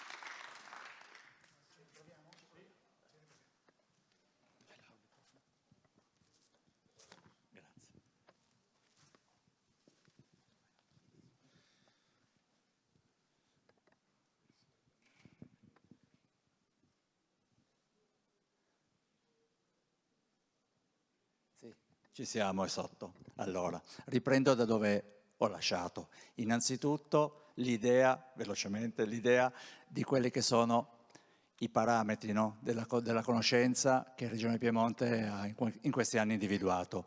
Su questo sito, su questo portale, noi abbiamo, tra virgolette, un po' ottenuto la restituzione di quella che era i servizi di mobilità, il TOC, Traffic Operator Center, tutti i dati di programmazione di traffico, di quelli che sono in qualche modo anche la organizzazione dei servizi attraverso poi la esposizione dei risultati. Per cui centrale della mobilità in sinergia con i servizi di infomobilità. La nostra volontà, come ho precisato prima, era quella di andare oltre, cioè cercare di comprendere quello che era un po' l'argomento nuovo, forse non particolarmente ben organizzato dal punto di vista normativo, ma che sicuramente ha una enorme potenzialità. Scorro velocemente perché abbiamo tutti quanti nelle nostre regioni mobility manager scolastici, aziendali d'area, non sappiamo bene quanti, non sappiamo assolutamente quanti operativi ed era forse qui il ruolo di regione iniziare a comprendere quelli che potessero essere i ruoli e gli obiettivi imprescindibili per la riorganizzazione di quelli che erano i servizi.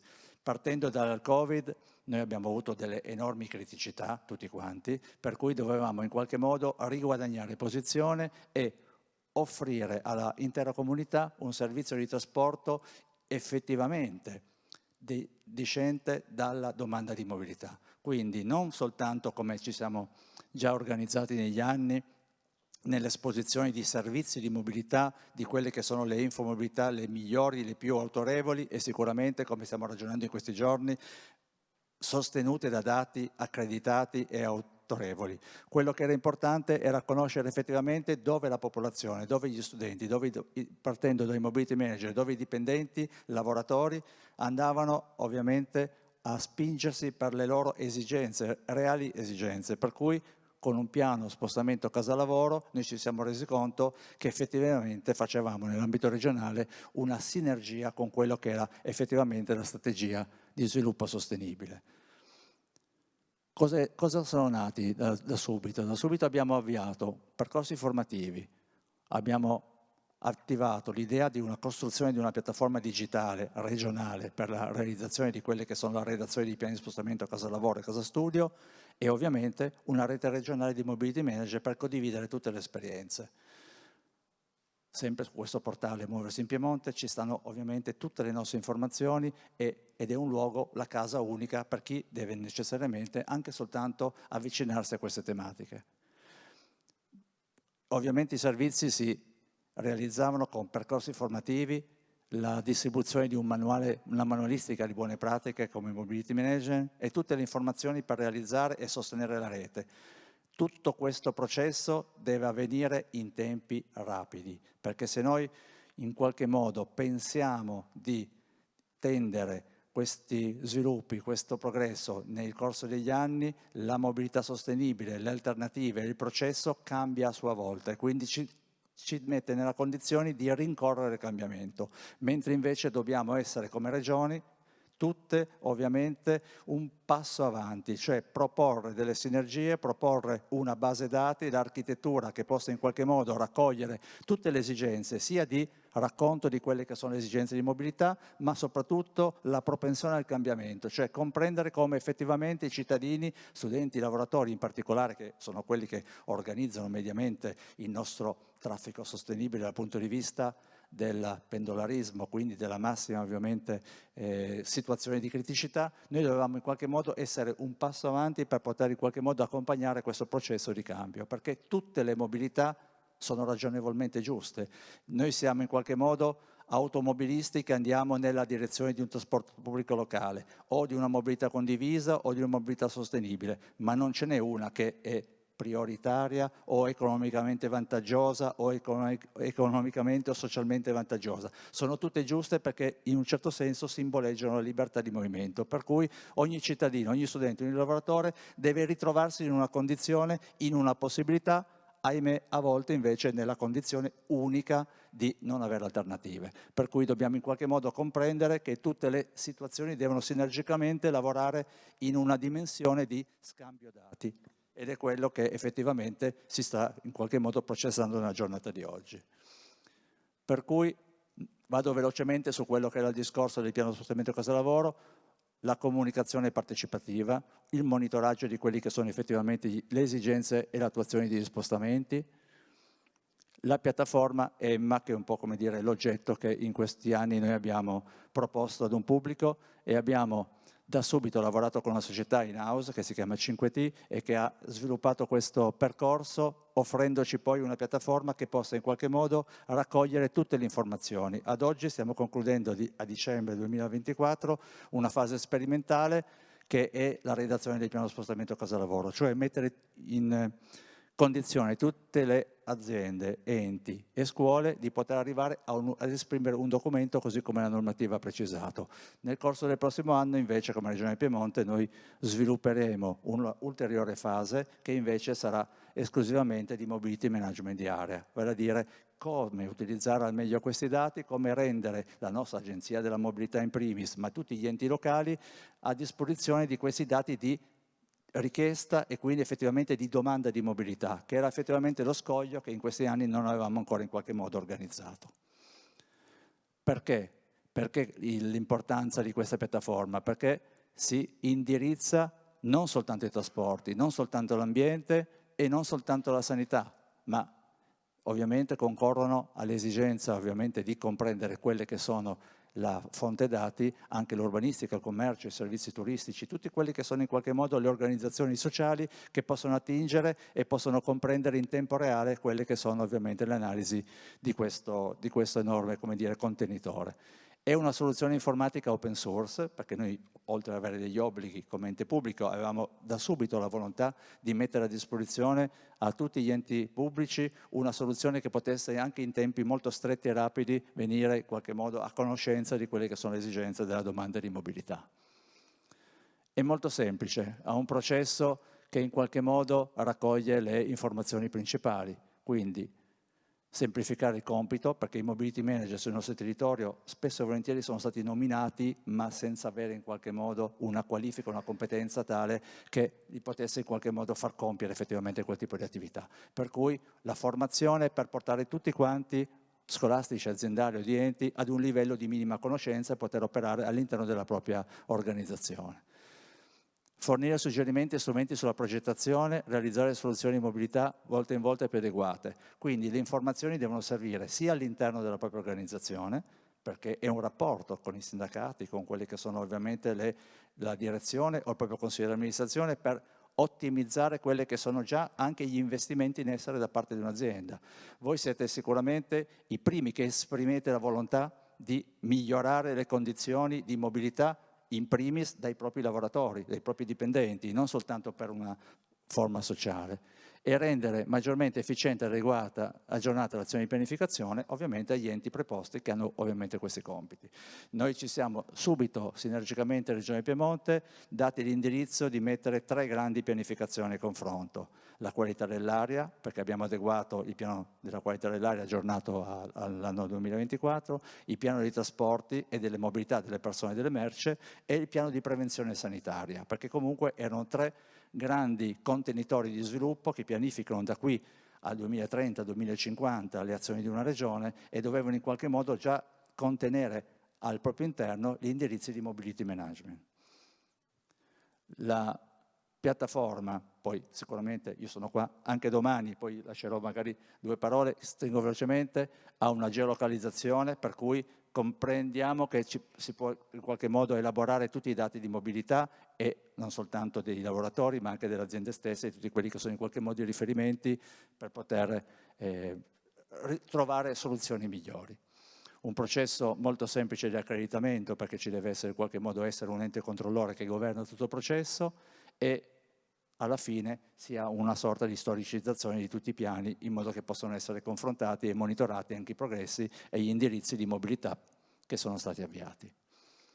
Tutto finisce in un unico contenitore, l'open data regionale, perché devono essere non soltanto a disposizione dei pianificatori che si occupano di trasporti, di ambiente, ma devono essere a disposizione anche per le ulteriori finalità di cui vi ho descritto prima, e nell'ambito di una rete, perché comunque soltanto l'elemento di cultura, di crescita, può in qualche modo far emergere le problematiche e può ovviamente migliorare questo tipo di processo. Questo è il manuale che noi abbiamo dato in uso a tutti i nuovi mobility manager e lasciamo in qualche modo la possibilità di poter iniziare a prendere confidenza con quelle che sono le soluzioni di mobilità alternative all'autovettura privata e il nostro ovviamente obiettivo era quello di mettere in condivisione questo servizio.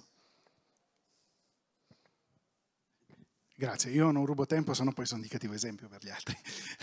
Allora, l'importanza del mobility management in questo contesto. Noi sappiamo che oggi circa il 50-60% a seconda delle aree degli spostamenti sono con finalità di lavoro o studio. L'utilità di uno strumento di questo tipo è quella di essere win-win per tutti, per i mobility manager delle aziende, delle scuole, degli enti, perché hanno uno strumento che spesso si trovano anche sul mercato ma si pagano, che gli permette di fare l'analisi degli spostamenti casi lavoro, il piano spostamenti casi lavoro e di iniziare a applicare le azioni correttive o che in qualche modo spostano i dipendenti o gli alunni verso forme di spostamento più sostenibili. Ma è vincente anche per le pubbliche amministrazioni perché portano a casa una serie di informazioni e dati utilissimi, aggiornati di anno in anno. Noi sappiamo benissimo, se lavoriamo in questo contesto, quanto costa portarsi a casa dei dati di mobilità se li compriamo dal mercato. Questi ci sono disponibili, arrivano gratis e sono mantenuti nel tempo. In più, oltre ad accedere a uno strumento, i mobility manager accedono alla formazione, accedono al network, molto importante anche il ruolo del mobility manager di area che con questi strumenti lavora, e quindi questa è un'opportunità per tutti che consiglio di valutare sui vostri territori.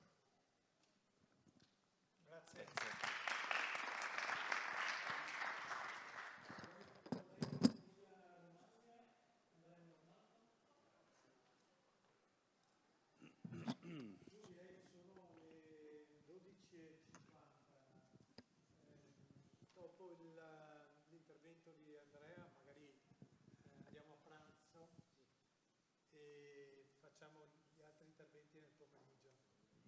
Cosa dite? Se no...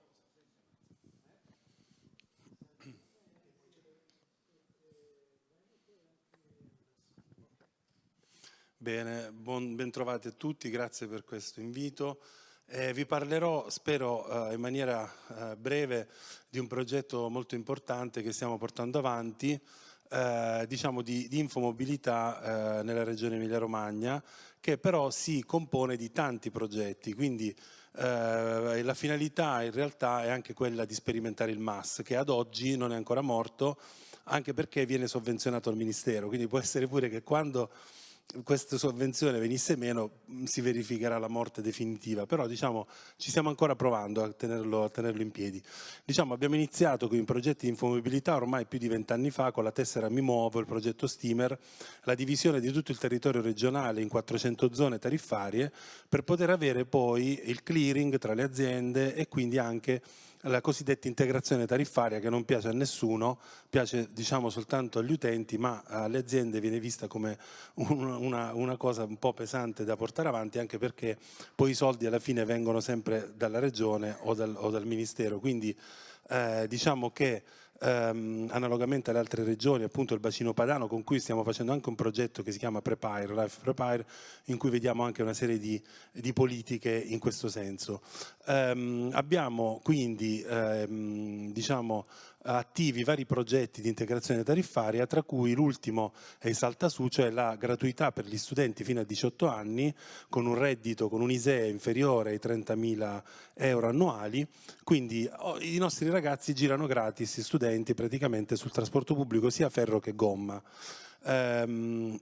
Diciamo, questa slide è un po' complicata perché è sia orizzontale che verticale, una specie di tabella, però per far vedere che noi già dal 2009 abbiamo tutta la flotta degli autobus, 3.200 autobus monitorati con gli AVM, perché c'è stato un progetto che si chiamava GIM, diciamo un progetto finanziato dal Ministero per l'installazione di questi AVM. Quindi ora non facciamo altro che continuare con questa politica, aggiornando questi AVM, in più installando su tutta la flotta anche diciamo, i dispositivi EMV per poter pagare con carta di credito e bancomat a bordo degli autobus, e poi anche diciamo, evolvere quello che era il nostro travel planner statico di ormai tanti anni fa. Ora siamo arrivati alla costruzione del Regional Access Point, quindi il RAP, presso la nostra società in house che si chiama Lepida, che è stata già citata prima dalla collega dell'aeroporto, e quindi tutta questa politica diciamo, sovvenzionata anche dai fondi Porfesr in varie ondate, fa sì che abbiamo una dote ecco, da poter applicare in vari altri progetti, tra cui anche il MAS. Sostanzialmente tutta la regione diciamo, abbiamo la fortuna di avere solo 4 aziende di trasporto, TIPER, SETA, Start e TEP, sono 4 aziende che andranno tra l'altro a fondersi in un prossimo futuro, e poi abbiamo le agenzie della mobilità che sono un'emanazione di comuni e province. Quindi i 3 attori principali, regione, agenzie della mobilità e aziende, fanno sì che ci sia una governance abbastanza snella e anche direi funzionale per poter diciamo, andare avanti con questi progetti di infomobilità. Sostanzialmente abbiamo attualmente attivi questi progetti sovvenzionati dall'Europa, quindi i fondi Porfesr. Abbiamo 5 azioni specifiche che velocemente cerco di enunciarvi. Chiaramente questi progetti sono tutti in linea con i vari piani, no? Siamo pieni di acronimi comunque, PAIR, il piano dell'aria, Patto per il lavoro e il clima, il PER, il piano energetico, l'Agenda 2030, il PRIT, il piano regionale, il PUMS, tutti acronimi per dire comunque sostanzialmente le politiche che sono gli obiettivi, cioè l'implementazione del trasporto pubblico per creare diciamo, la sostenibilità. Quindi in sostanza gli obiettivi: ottimizzare l'offerta, migliorare la gestione delle anomalie, sicurezza per gli autisti, informazione all'utenza, rilevazione dei dati di esercizio, verifica della qualità erogata. Le esigenze sono la localizzazione dei mezzi in tempo reale, la definizione dello stato del servizio erogato, la gestione dei messaggi precodificati, rilevazione della domanda soddisfatta e comunicazione radio. Quindi in generale cerchiamo con questi progetti di arrivare ad avere un'informazione quanto più capillare e anche dinamica. Diciamo, quello che ci chiede anche oggi il Ministero è che i nostri sistemi devono reagire in tempo reale alla pianificazione, quindi un travel planner ti fa l'origine e destinazione, però in funzione poi degli eventi che succedono, quindi autobus in ritardo, treni che non arrivano, la pianificazione deve ricalibrarsi e anche poi arrivare alle piattaforme di vendita. Come sapete, le piattaforme di vendita è un altro nodo molto difficile da toccare, in quanto attualmente sono in capo alle aziende, quindi come diceva il collega Spagnolo, solo a seguito di accordi commerciali i mass operator possono vendere titoli di viaggio, quindi questo è un nodo molto molto importante che spero di poter riuscire a esporre. In sostanza le nostre 4 aziende più Coairbus, quindi le nostre 5 aziende, hanno firmato queste convenzioni per poter installare sui mezzi gli AVM di ultima generazione più questi AMV. Chiaramente queste slide voi le conoscete bene, comunque sono, diciamo, le varie centrali di controllo delle varie aziende diciamo, abbiamo degli accordi sia col Ministero per trasferire i dati al Ministero tramite dal RAP al NAP, quindi al National Access Point, vengono tradotti dal GTFS natali, diciamo nativi, dall'Epida nei formati NETEX e SIRI e vengono trasferiti al National Access Point.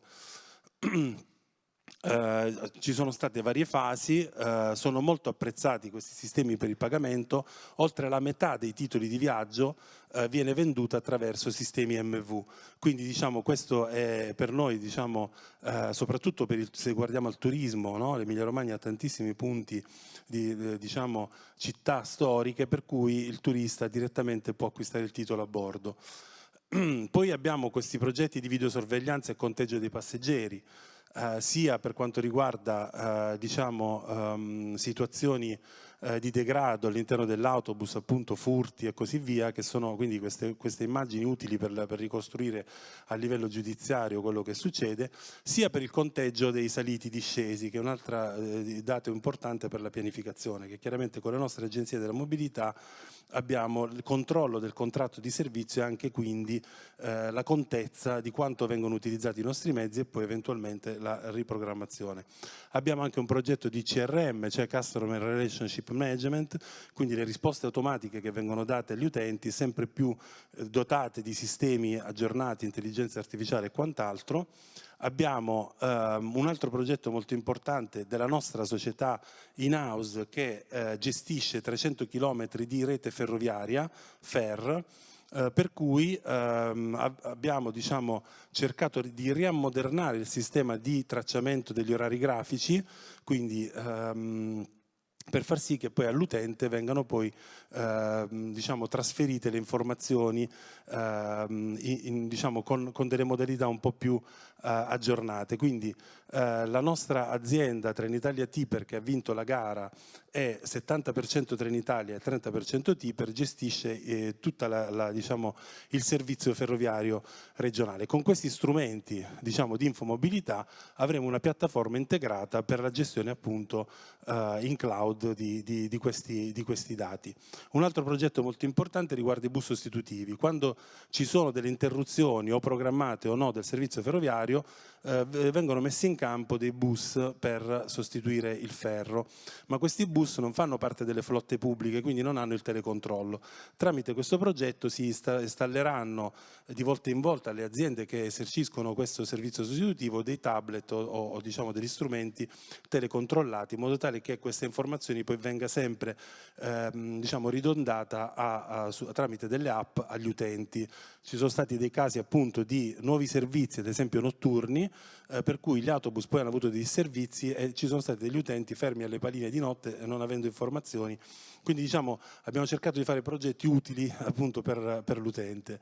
Le nostre agenzie della mobilità, ripeto, sono emanazione di comuni e province, ce ne sono diciamo, su tutti i bacini provinciali, che sono 9 diciamo, in regione. Solo la Romagna sono riusciti a fondersi, quindi Ravenna, Forlì Cesena e Rimini, un'unica agenzia della mobilità. Stanno sviluppando dei progetti di infomobilità.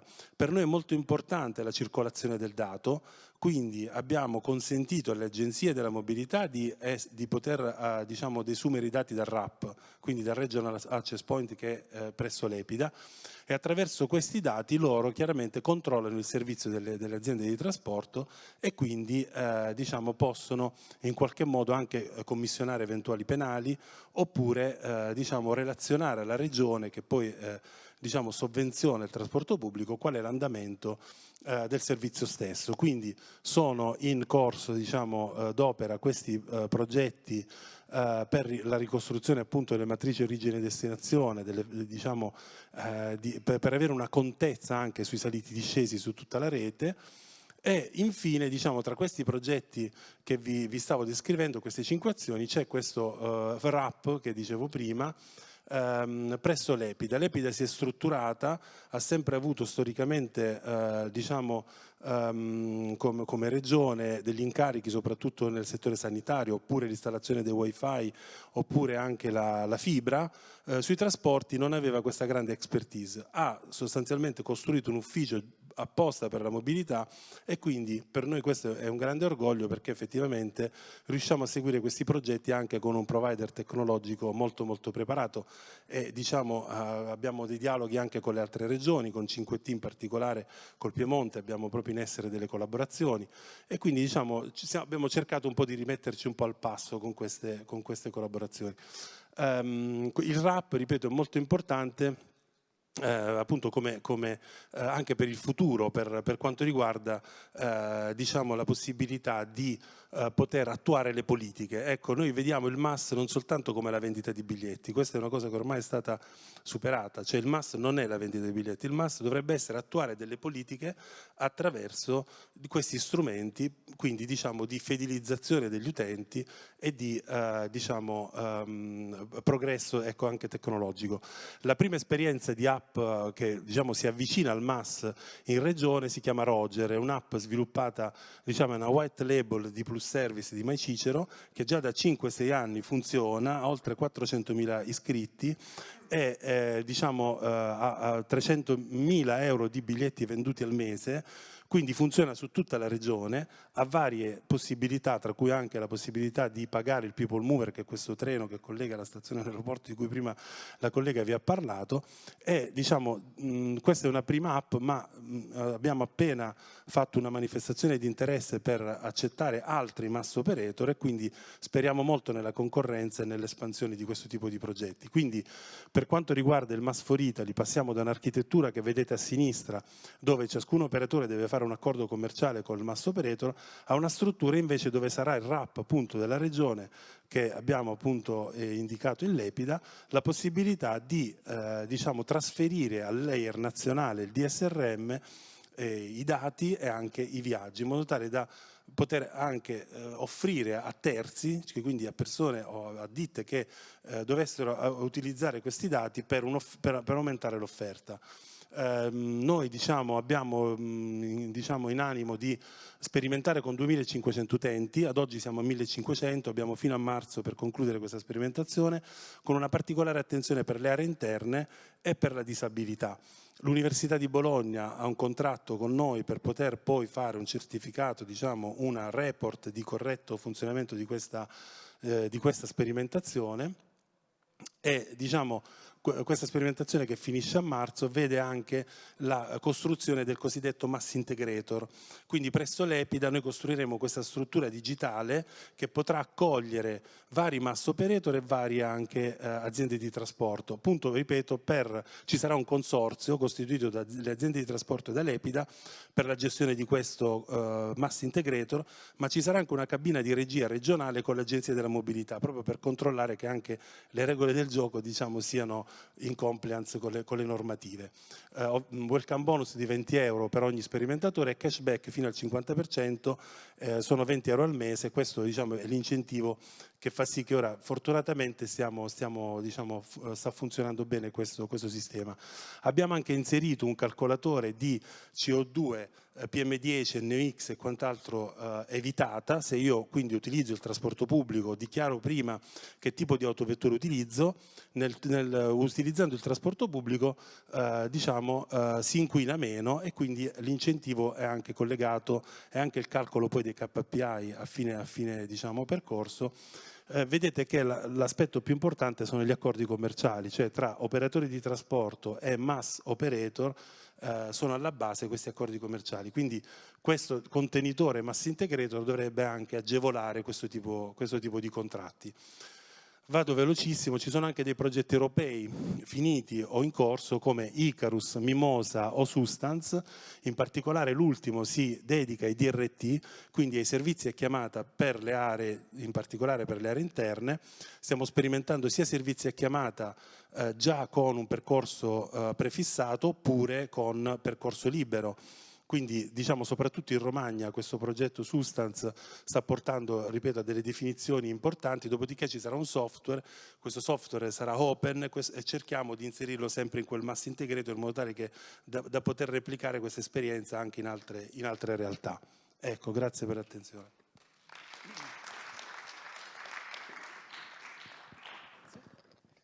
E quindi un po' continuerà domani l'incontro per chi si fermerà con un evento, come avete visto, sull'intelligenza artificiale, in cui vorremmo provare a andare oltre i dati. Se avete visto stamattina il nostro direttore di Delfo Borgo ha provato a proporre quella formula, no? Dati più intelligenza artificiale uguale a conoscenza, perché se abbiamo i dati ma non sappiamo da questi dati trarre conoscenza, i dati di per sé dicono poco, ma poi ci vogliono delle azioni concrete per creare della trasformazione. Quindi domani proveremo a capire come può aiutarci l'intelligenza artificiale per estrarre valore dai dati. Mi sembra che siamo arrivati a un numero abbastanza ampio delle persone che erano stamattina, quindi vi evito di intrattenervi con una canzone.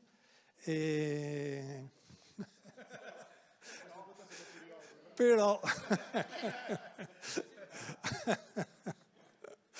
va bene. Allora continuiamo. Il prossimo progetto è il progetto di, aiutami Maurizio. Regione Sardegna, Erano Sardinia. Grazie. Io sono Ciaghi Maddalena di Open Move, vi porto i saluti di Emanuela Cecere, dirigente del servizio trasporti della Regione Sardegna, e di Jaime Ginesu, che è l'ingegnere che ha seguito questo progetto, che doveva essere qui con me, ma purtroppo per un piccolo incidente non è qui. Cercherò di sostituirlo al meglio, quindi perdonatemi se lui avrebbe sicuramente raccontato questo progetto ancora meglio. Il progetto Around Sardinia nasce nel 2022 in regione e con l'ambizione di riuscire a creare una piattaforma regionale di bigliettazione e di infomobilità, chiaramente in logica account based. Noi siamo il fornitore tecnologico e ci siamo trovati insieme alla regione una situazione molto eterogenea: 53 aziende di trasporto, 5 governance pubblica, 48 aziende private, molto diverse tra di loro. Oggi abbiamo parlato di modelli di visualizzazione di dati, di interpretazione di questi dati, e noi qui ci siamo trovati, la regione meglio si è trovata all'assenza di dati, nel senso che questi dati venivano trasmessi dalle aziende non in real time, non in near real time, ma un anno dopo circa, quindi ogni analisi sul dato era quasi nulla. Queste 48 aziende private partivano da aziende con anche una quarantina di autobus, ma arrivavano a piccoli autisti imprenditori da 2 autobus, in cui c'era sul tavolo prima il Netex, Siri, ma Anche il GTFS stesso era un'entità sconosciuta, tant'è che a una mail della regione in cui chiedeva di inviare il pianificato in GTFS, questi hanno risposto: l'abbiamo messo in PDF, tanto più o meno è la stessa cosa. Questa era la situazione, quindi un'assenza completa di dato. Questo progetto era nato in regione quando sembrava ci sarebbe dovuta essere già una tariffazione regionale integrata, che attualmente però non è ancora, siamo ancora alla tariffa a singolo operatore, e da quello che vi ho detto, immagino l'avrete già capito, una diversificazione degli asset tecnologici di questi operatori totalmente diverse, aziende pubbliche con un sistema di emissione, con una VM presente, dati in real time, tutti gli standard conosciuti e gestiti, endpoint dedicati e aperti per poter interagire, e qualcuno che ancora lavora non solo con la tabella Excel ma addirittura col foglio scritto a mano. Quindi si è fatto un passo indietro. Adamo questa mattina diceva: inutile sparare col cannone ai piccioni. Qui si è dovuti fare i 3-4 passi indietro in termini di armi che si potevano mettere a disposizione, e si è cercato di creare un sistema che permettesse di limitare il più possibile queste che erano le differenze tra i vari operatori, per poter arrivare a quello che era l'obiettivo primario del progetto, e cioè mettere a disposizione degli utenti finali del trasporto pubblico della regione e della regione stessa dei dati con cui chiaramente gli utenti avevano l'interesse di conoscere e di programmare un viaggio all'interno della regione, mentre la regione stessa di capire come si stava muovendo il trasporto pubblico al suo interno. Questo progetto riguarda per completezza solo quella parte del trasporto pubblico locale terrestre, quindi sono esclusi da questo progetto quelli che sono i collegamenti con le isole minori, che fanno comunque parte del trasporto pubblico locale, ma prendeva in considerazione tutto il mondo gomma, quindi autobus urbani e extraurbani, i treni e le metropolitane che sono presenti in Sardegna, a Cagliari e a Sassari. Il progetto messo poi sul campo prevedeva degli strumenti digitali per i 3 principali stakeholder, e quindi gli utenti finali con un'app e una web app dedicata, gli operatori delle aziende di trasporto coinvolte, quindi le biglietterie e la controlleria, e la Regione Sardegna di per sé, quindi con una dashboard che permettesse di monitorare quelli che erano i risultati e il tempo reale dell'andamento del progetto. Lato dati, questo progetto ha due macro argomenti degni di attenzione. Tutta la parte di infomobilità.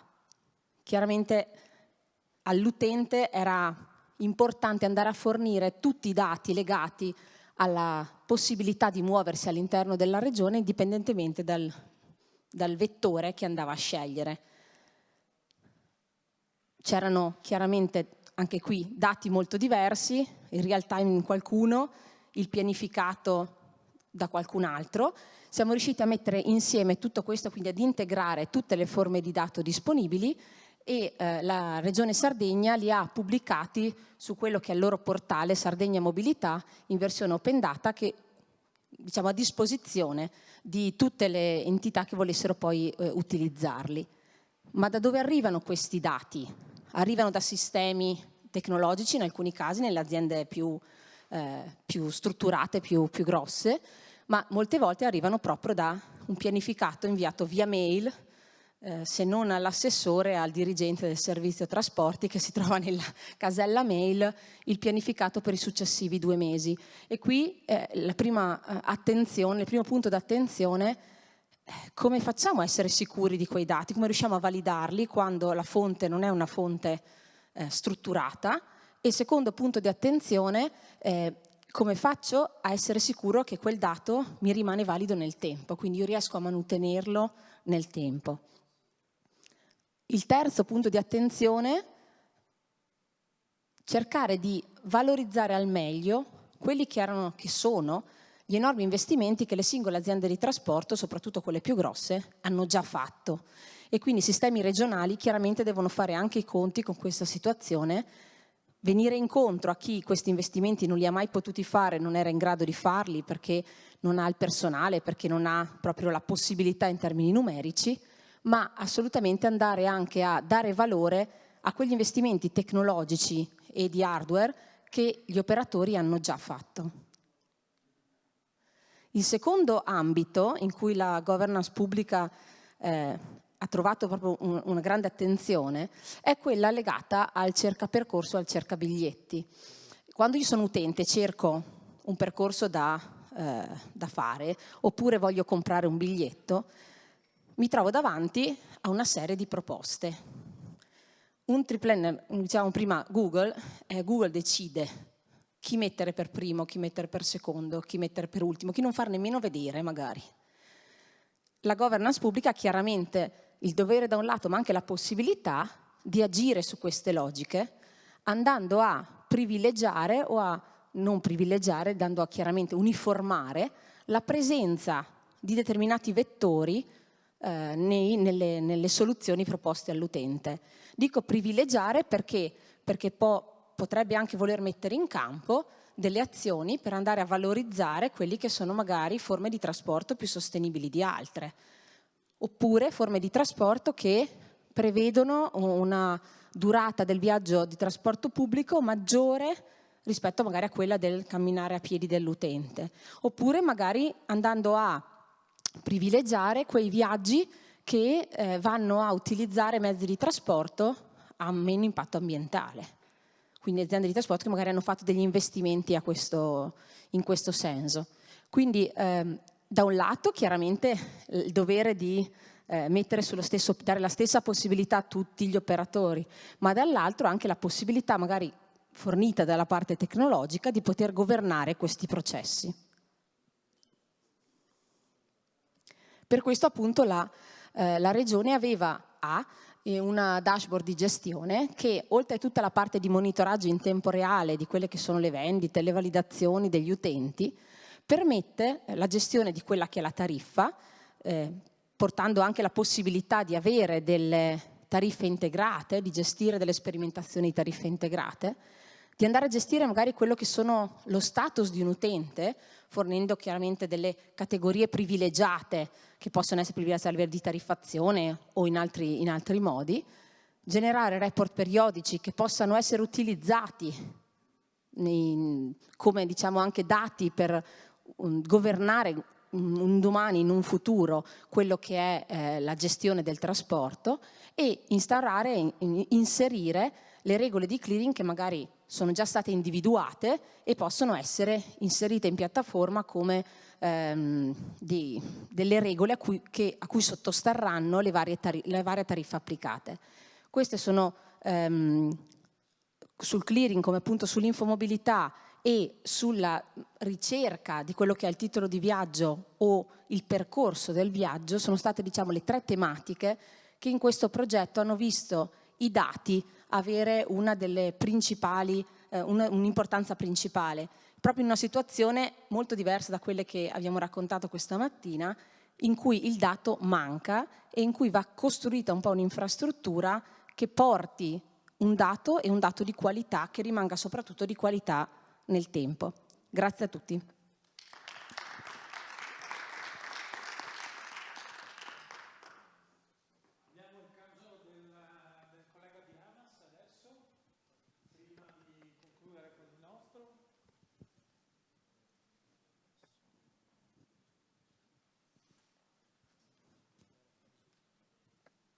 Buongiorno, porto l'esperienza della nostra piattaforma ANAS di monitoraggio e analisi, il cui acronimo è Panama. È un'esperienza che nasce dalla necessità di dover rispondere alle richieste del codice della strada sul dato di traffico annuale sulla rete di competenza. La nostra rete è formata da oltre 30.000 chilometri di strada e non è una rete connessa e ha varie tipologie di infrastrutture. Nasce nel 2010 con il passaggio da censimenti campionari condotti a vista dal nostro personale. Abbiamo incominciato ad implementare una rete di circa 1000 sensori. Questo processo di implementazione ha visto una seconda fase intorno al 2014, è una fase molto importante, si è avuta a cavallo tra l'anno 2017 e 2018, periodo in cui abbiamo abbandonato la parte, il database relazionale, siamo andati verso un database non relazionale e abbiamo quindi cercato di mantenere l'informazione del singolo passaggio all'interno del sistema. Abbiamo inoltre cercato di abbiamo fatto uno sforzo importante anche per cercare di far sì che la piattaforma potesse acquisire dati non solo dai sensori e dalle centraline native della prima fase, ma da qualsiasi tipo di sensore, quindi delle interfacce aperte del sistema verso i fornitori tecnologici di dati. In questo periodo abbiamo implementato i dati che arrivavano da sensori differenti del sistema Vergilius sull'autostrada 2 del Mediterraneo e successivamente abbiamo integrato quelli sulla SS51 della Smart Road dalle telecamere implementate all'interno di questi sistemi. Negli ultimi 4 anni abbiamo avuto un nuovo accordo quadro per la manutenzione, ma si è avuta anche una importante spinta dell'integrazione di questo sistema con altre fonti dati. Qui c'è una veloce panoramica sulle tipologie di sensori e di alimentazione. Come vedete, in particolar modo noi puntiamo ad un'alimentazione da fotovoltaico e ad una soluzione, diciamo, plug and play, in modo tale che gli impianti possano agevolmente entrare in comunicazione. Sulla sinistra c'è una distribuzione degli impianti nelle varie regioni. L'unica regione è quella delle province autonome di Trento e Bolzano, dove ANAS non ha competenza, altrimenti abbiamo comunque stazioni di rilevamento in ogni regione. Ecco, in questa slide, diciamo, a sinistra vorrei raccontarvi quella che è stato con l'ultimo accordo quadro l'andamento dell'impegno economico tra le manutenzioni e le nuove postazioni, in quanto con il decreto del 2019 c'è stato un importante rientro di competenza di ANAS nella gestione delle strade e quindi la necessità di andare a coprire con gli impianti le strade di rientro, ma in particolar modo quello che a me interessa è il diagramma più in basso, dove si può vedere come una continua manutenzione sugli impianti aumenta l'efficienza nel rendimento delle informazioni da parte del sistema. Sulla destra invece ci sono l'utilizzo del sistema. Noi lo utilizziamo per una pubblicazione mensile dell'osservatorio del traffico ANAS, nel quale, attraverso l'indice della mobilità rilevata, che è una media del traffico mensile tra le postazioni che ricadono in un determinato ambito, nord, centro, sud delle varie isole, andiamo a fare un raffronto tra quello che è il dato corrente rispetto al dato del mese precedente o dello stesso mese dell'anno precedente. Questo lo portiamo avanti oramai da diversi anni e ha avuto dei riscontri anche di interesse sia nel mondo economico e sia da parte del Ministero, nella fattispecie la struttura tecnica di missione, che nel periodo del Covid, per monitorare appunto qual era l'andamento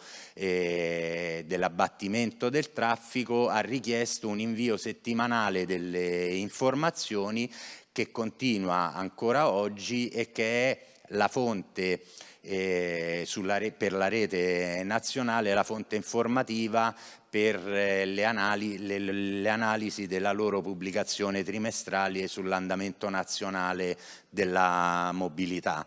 Internamente pubblichiamo trimestralmente dei report periodici che danno un quadro, diciamo, generale delle informazioni e forniamo dati per tutte le progettazioni in corso.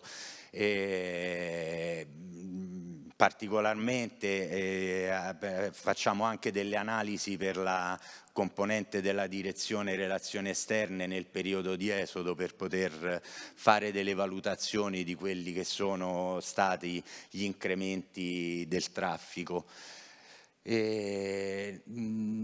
Parlando appunto della parte dell'integrazione dei dati, tempo fa con la componente ICT abbiamo deciso di andare a archiviare le informazioni che acquistiamo dai data provider dei floating car data per l'infomobilità, quelle che noi poi veicoliamo al CIS con continuità per dare l'informazione sulla percorribilità, sull'andamento delle velocità sulla nostra rete. Attraverso queste informazioni integrate all'interno della piattaforma ANAS, la piattaforma Panama, abbiamo condotto degli studi molto interessanti sulle variazioni di velocità in corrispondenza ad eventi particolari sulla rete e alla cantierizzazione. Un'ulteriore integrazione è quella, come ho detto, a livello fisico degli impianti su strada, quindi attraverso le interfacce aperte poter acquisire informazioni da vari sensori e l'integrazione con un modello di simulazione trasportistica di livello nazionale che viene annualmente calibrato sulla base del dato medio e che viene utilizzato per gli studi trasportistici del piano del contratto di programma di ANAS con il Ministero.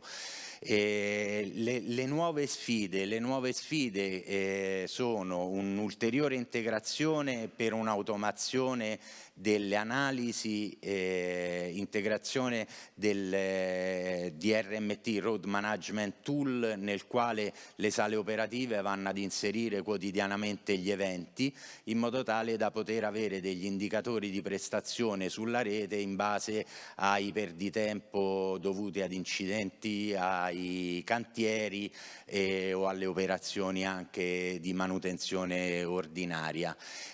Un'ulteriore sfida che vorremmo cercare di portare avanti è l'integrazione con banche dati esterne, ovvero superare il confine della gestione dell'infrastruttura stradale, cercando di andare ad avere una visione olistica della rete stradale che sia comune tra gli enti gestori e quindi poter portare avanti una condivisione dei dati direttamente dai sistemi in modo tale da poter conoscere anche quello che succede sulle strade non direttamente gestite. Vorremmo inoltre, stiamo anche inserendo nei disciplinari di progettazione la progettazione degli impianti di traffico sulle nuove opere, ovvero ci siamo spesso trovati a costruire le nuove infrastrutture e poi andare a cercare i posti dove mettere gli impianti di rilevamento del traffico, che è un po' anacronistico oggi come oggi, vista la necessità di dover raccogliere dall'infrastruttura l'informazione del traffico. Abbiamo fatto anche in collaborazione con diverse università degli studi sulla applicabilità per quanto riguarda principalmente l'informazione relativa alle velocità di percorrenza lungo le infrastrutture, degli studi sulla bontà dei dati provenienti dai dati telefonici. Questo è risultato ha avuto dei risultati promettenti, e quindi probabilmente anche l'apertura al dato telefonico per la rappresentazione della viabilità, delle condizioni di viabilità sulla rete stradale potrebbe proseguire. Le informazioni che noi ricaviamo, quindi, come dicevamo, attengono alla progettazione sia di nuove opere sia degli adeguamenti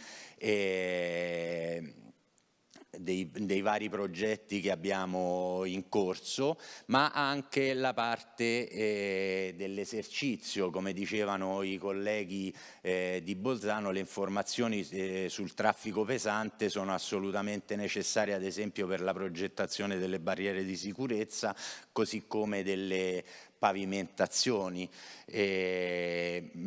La parte esercizio comunque riesce, attraverso anche lo studio dei dati pregressi, a poter più agevolmente gestire gli eventi di esodo.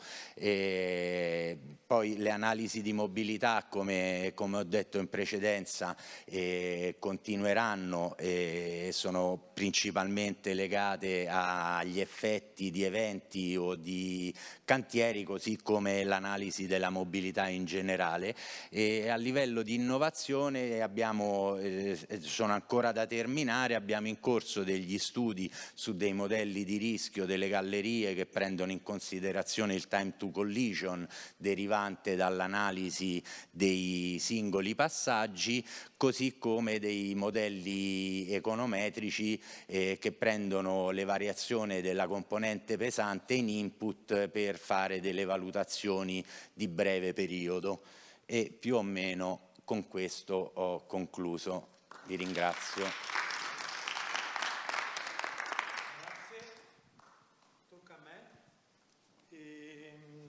Io vi canto la canzone? Microfono. Grazie. Va bene, allora intanto veramente grazie a tutti. Noi come Regione Veneto vi presentiamo un progetto che abbiamo chiamato Hub regionale della mobilità, che abbiamo sviluppato insieme al Maviva, e questo è il contributo che vorremmo dare alla discussione. Però permettetemi, prima di... Ho visto stamattina e oggi pomeriggio un sacco di esperienze molto interessanti, e credo che oggi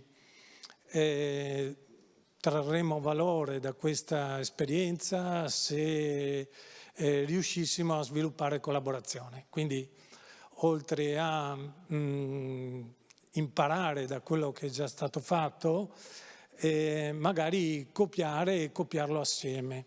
È per questo che brevemente, in qualche minuto, vi parlo di una nostra iniziativa che abbiamo presentato a Roma, vedete, a settembre di quest'anno. Un'iniziativa che si chiama SPAC, Sviluppo Partecipato, Aperto e Condiviso. È un modello che abbiamo ideato assieme ad altre regioni italiane. Vado avanti, non vi faccio vedere un modello di sviluppo partecipato, dicevo, perché noi pensiamo che si debba collaborare tra pubbliche amministrazioni, e più siamo meglio è. Aperto perché ci basiamo su codice open source, ma prima ancora del codice open source noi diciamo la conoscenza deve essere aperta.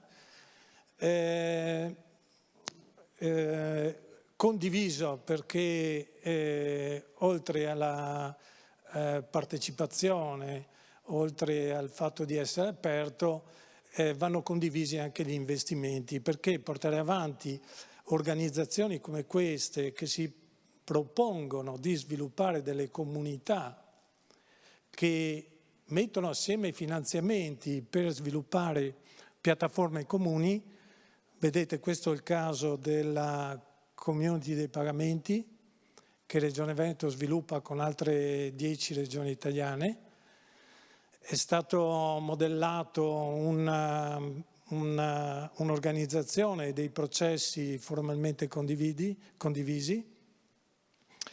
Questo ci ha permesso di trarre una serie di risorse da tutti i partecipanti alla community dei pagamenti, che hanno potuto mettere assieme una serie di risorse per staffare un gruppo di persone che si occupano di gestire il ciclo di vita del prodotto.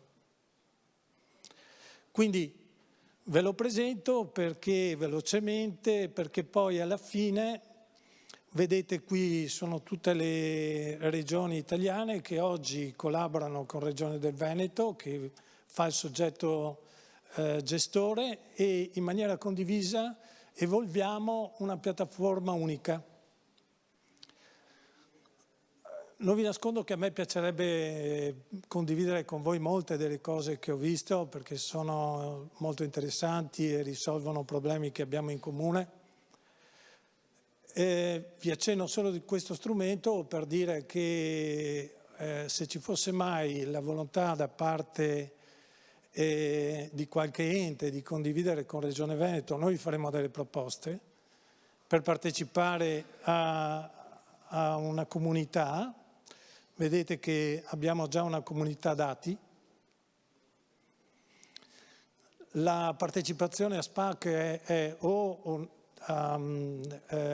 con il pagamento di un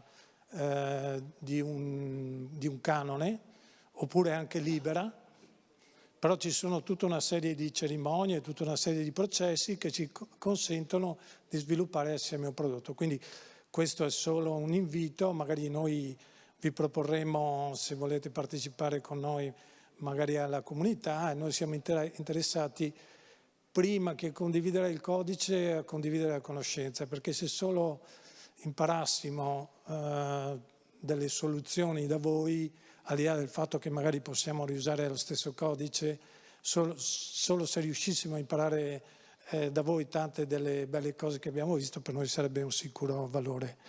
Lascio alla collega invece di Almaviva presentare l'hub regionale della mobilità. Dico solo che noi abbiamo in questa comunità dei dati una piattaforma che è multiente, quindi abbiamo su questa piattaforma più di 40 amministrazioni, è multidominio.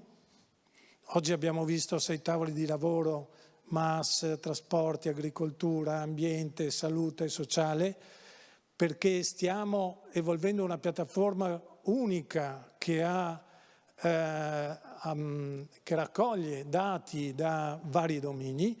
E il motivo di questo, insomma, l'abbiamo sentito più volte anche nei vostri interventi: se voglio indagare dei fenomeni non posso essere verticale sulla mobilità, ma devo essere trasversale su molti fronti, e avere una piattaforma unica mi dà questo tipo di possibilità. Questa piattaforma, che si chiama MyData, si compone in buona sostanza di un'infrastruttura che fa ingestion, un data lake, un'infrastruttura di analytics capace di naturalmente poggiarsi sui vari domini e su vari enti, quindi le pubbliche amministrazioni, quando noi sviluppiamo il tema della mobilità, hanno tutta la possibilità di utilizzare questo tipo di informazioni. Stiamo realizzando un'infrastruttura condivisa di intelligenza artificiale, e questo potrebbe essere molto interessante perché i costi e le capacità di calcolo che richiedono quelle strutture potrebbero vedere delle condivisioni anche tra regioni. E abbiamo una serie di verticali, mobilità, sociale, sanità, che stiamo sviluppando per mettere a disposizione non solo dati, ma anche funzionalità e conoscenza del nostro territorio. E infine la nostra infrastruttura è costituita da un un sistema di data services, chiamatelo così, che si sviluppa sull'idea che è stata realizzata dalla Regione Lombardia con il progetto E015, è un catalogo di dati che noi vorremmo federato con tutte le altre regioni e naturalmente con il catalogo dei dati della PDND nazionale e quindi anche dei dati provenienti dal livello nazionale. Veramente mi fermo, lascio la parola alla collega e vi spiega una delle verticalità di questa infrastruttura che si chiama appunto Hub regionale della mobilità. Grazie. Questo per andare avanti, sì. Vai avanti Questo indietro. Okay. Però deve andare sulle altre slide. Le hai date prima? Glielo date? Sì, sì.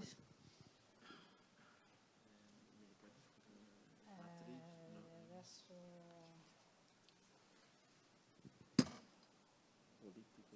No, oggi della mobilità, non so se il titolo è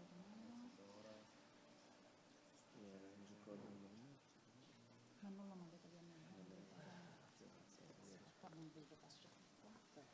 perché mi sembra che quella fosse rimasta.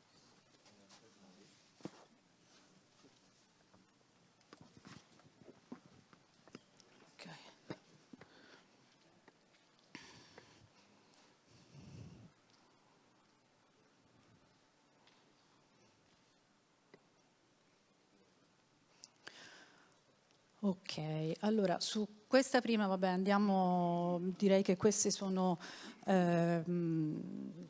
cose di cui si è già trattato in parte anche stamattina nella presentazione e che adesso anche Antonino ha comunque ripetuto, quindi sul piano regionale dei trasporti, che quindi vuole essere uno strumento, no, che partendo da una visione condivisa di tutti gli interventi, dalle obiettivi e le strategie per lo sviluppo in particolare, parliamo chiaramente della mobilità e del territorio.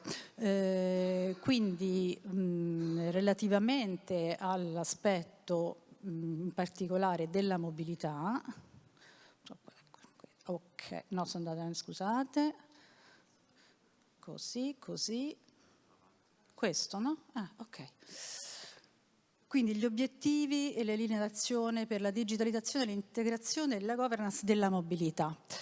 Da dove siamo partiti? Siamo partiti, come prima stava anche un po' ricapitolando Antonino, dalla piattaforma MyData, che è una piattaforma che è un contenitore, diciamo, di raccolta e di condivisione di dati relativi alla mobilità, che può essere utilizzata da tutte le amministrazioni e anche dagli utenti finali, diciamo, dai cittadini. Da questa piattaforma iniziale, diciamo, da questo contenitore di dati, si è avuti un'evoluzione per arrivare fino alla piattaforma, quindi alla Smart Region Platform per la parte dei dati della mobilità, che è un'evoluzione che dà anche degli strumenti maggiori per la governance dei dati, quindi fa una maggiore elaborazione, consente delle analisi e sono stati implementati alcuni casi d'uso principali che sono già presenti nell'hub regionale della mobilità. Quindi con MyData si aveva già la possibilità di utilizzare delle applicazioni multi-tenant, perché questa piattaforma è basata su un'implementazione multi-tenant, quindi un'unica, diciamo, soluzione, un unico strumento che poi a seconda di dove viene utilizzata, quindi da quale comune, da quale ente viene utilizzata, ha una suddivisione dei dati relativi alla singola parte di territorio.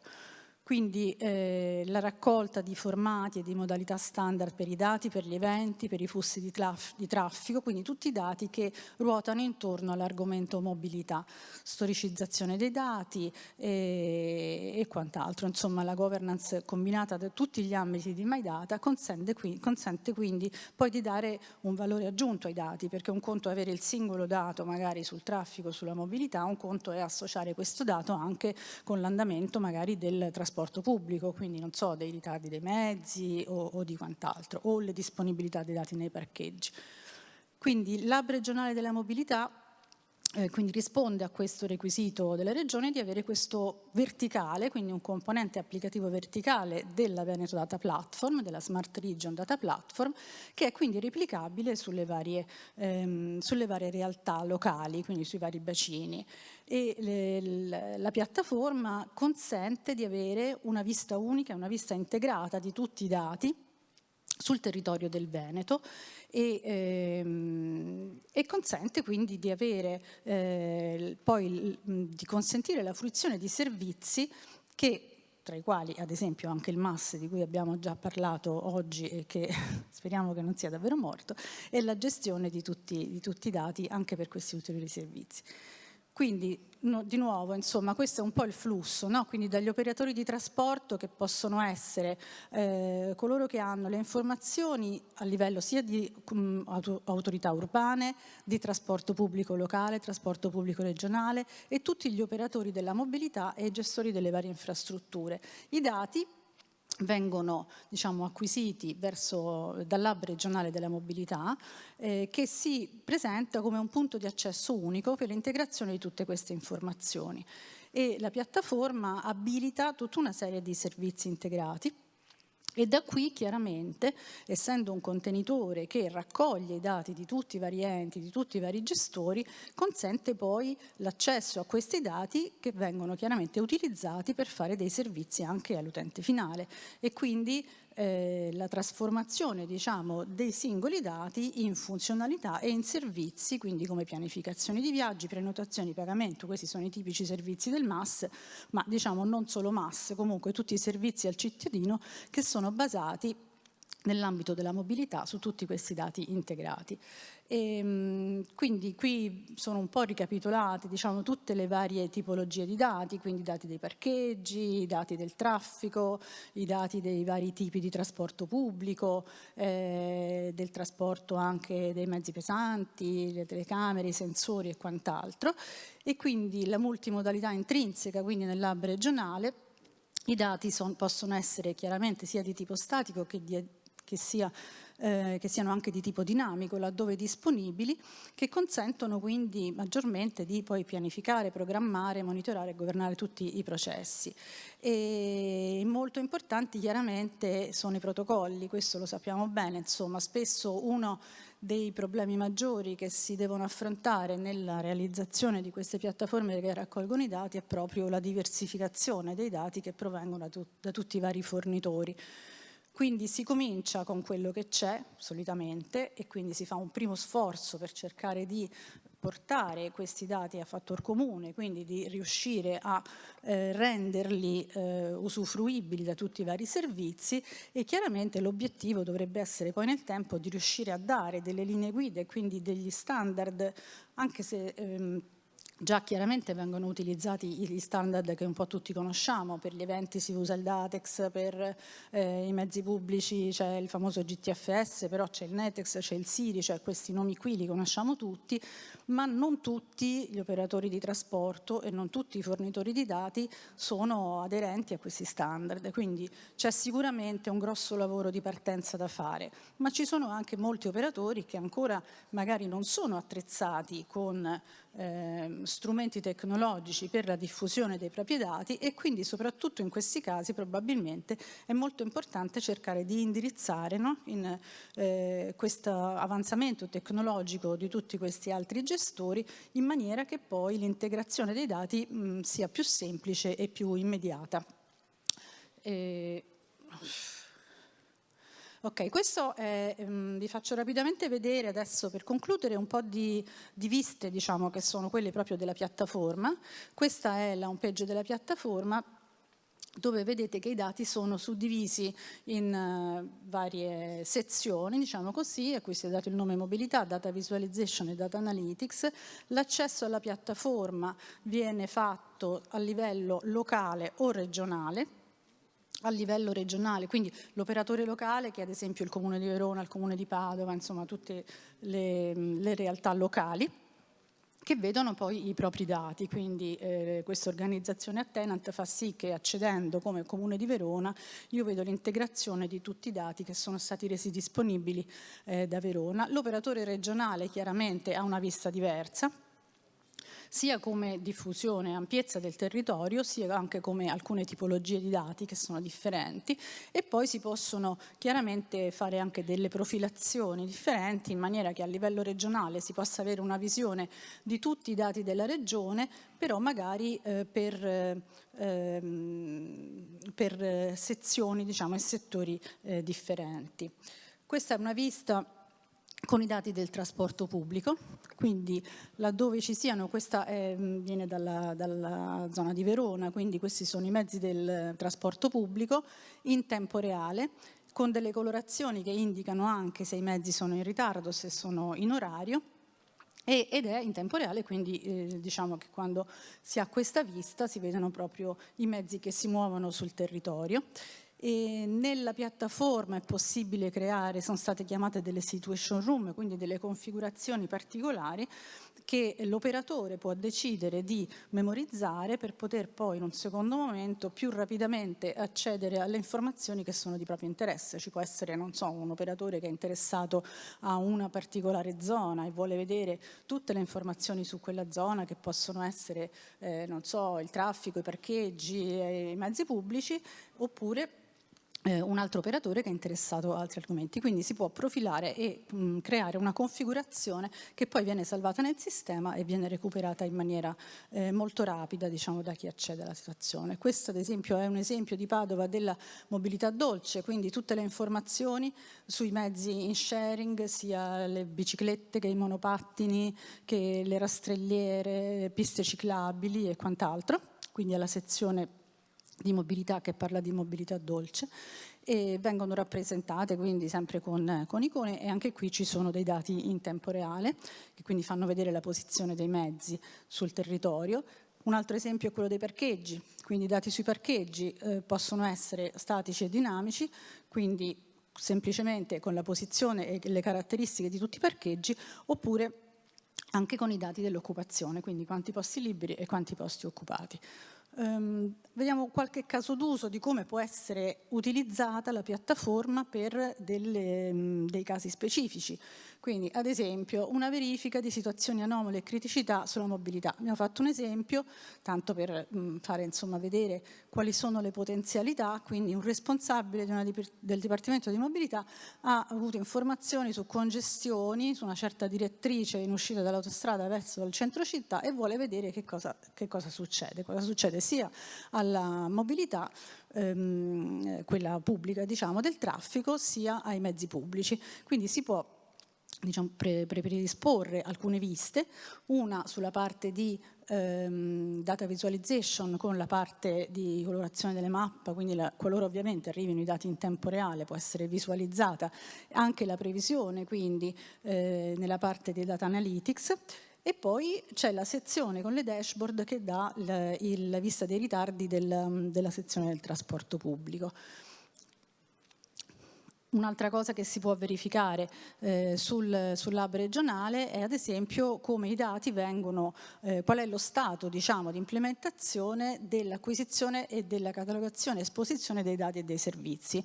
Quindi vengono, qui adesso non si legge bene, ma forse ci sono tutte le varie tipologie di incidenti, parcheggi, rastrelliere, eccetera, tutti i servizi che quindi sono connessi con i fornitori che acquisiscono i dati, e poi una colorazione che dice se il servizio è aggiornato, non è aggiornato, se sta funzionando e quant'altro. Questo ovviamente sia in gestion, quindi in acquisizione dei dati, ma analogamente si può anche vedere come questi dati poi vengono ridistribuiti ad esempio verso il National Access Point, perché il lab regionale va poi attraverso il RAP i dati confluiscono tutti in un unico contenitore a livello nazionale.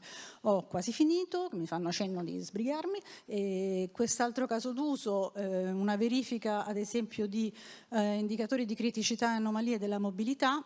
Più o meno, diciamo, sono sempre le stesse cose, però per far vedere come combinando queste varie viste integrate sul territorio di tutti i dati è possibile fare delle analisi, non solo vedere lo stato in quel momento in tempo reale, ma da una serie di analisi poi chiaramente questi dati sono anche utili per dare delle informazioni di più ampio respiro e quindi anche utili per degli eventuali servizi di pianificazione o strumenti, un supporto diciamo alle decisioni su, non so, trasporto pubblico, lavori, cantieri che si devono fare. Quest'ultimo caso d'uso, anche qui è un'anomalia, quindi l'evoluzione e gli effetti di un'anomalia della mobilità. In presenza di un incidente o di un'anomalia, la vista consente, attraverso le previsioni che vengono, chiaramente questi dati delle previsioni devono anche questi arrivare da un ente che abbia a disposizione questi dati, quindi in questo momento la piattaforma non fa previsioni di traffico ma rappresenta tutti i dati che vengono forniti da un gestore diciamo principale, in questo caso è il Comune di Verona che ha tutto un sistema di analisi e di modelli di traffico che consente anche di visualizzare le previsioni per il futuro del proprio stato del traffico. L'obiettivo è di ampliare chiaramente tutta questa tipologia al maggior numero possibile di comuni e di gestori per avere una visione davvero integrata e ampia e che copra tutto quanto il territorio della regione. Mi manca la slide col grazie, ma abbiamo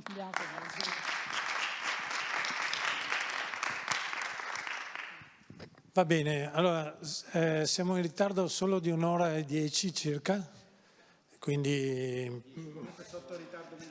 esatto, sotto il ritardo medio di Trenitalia.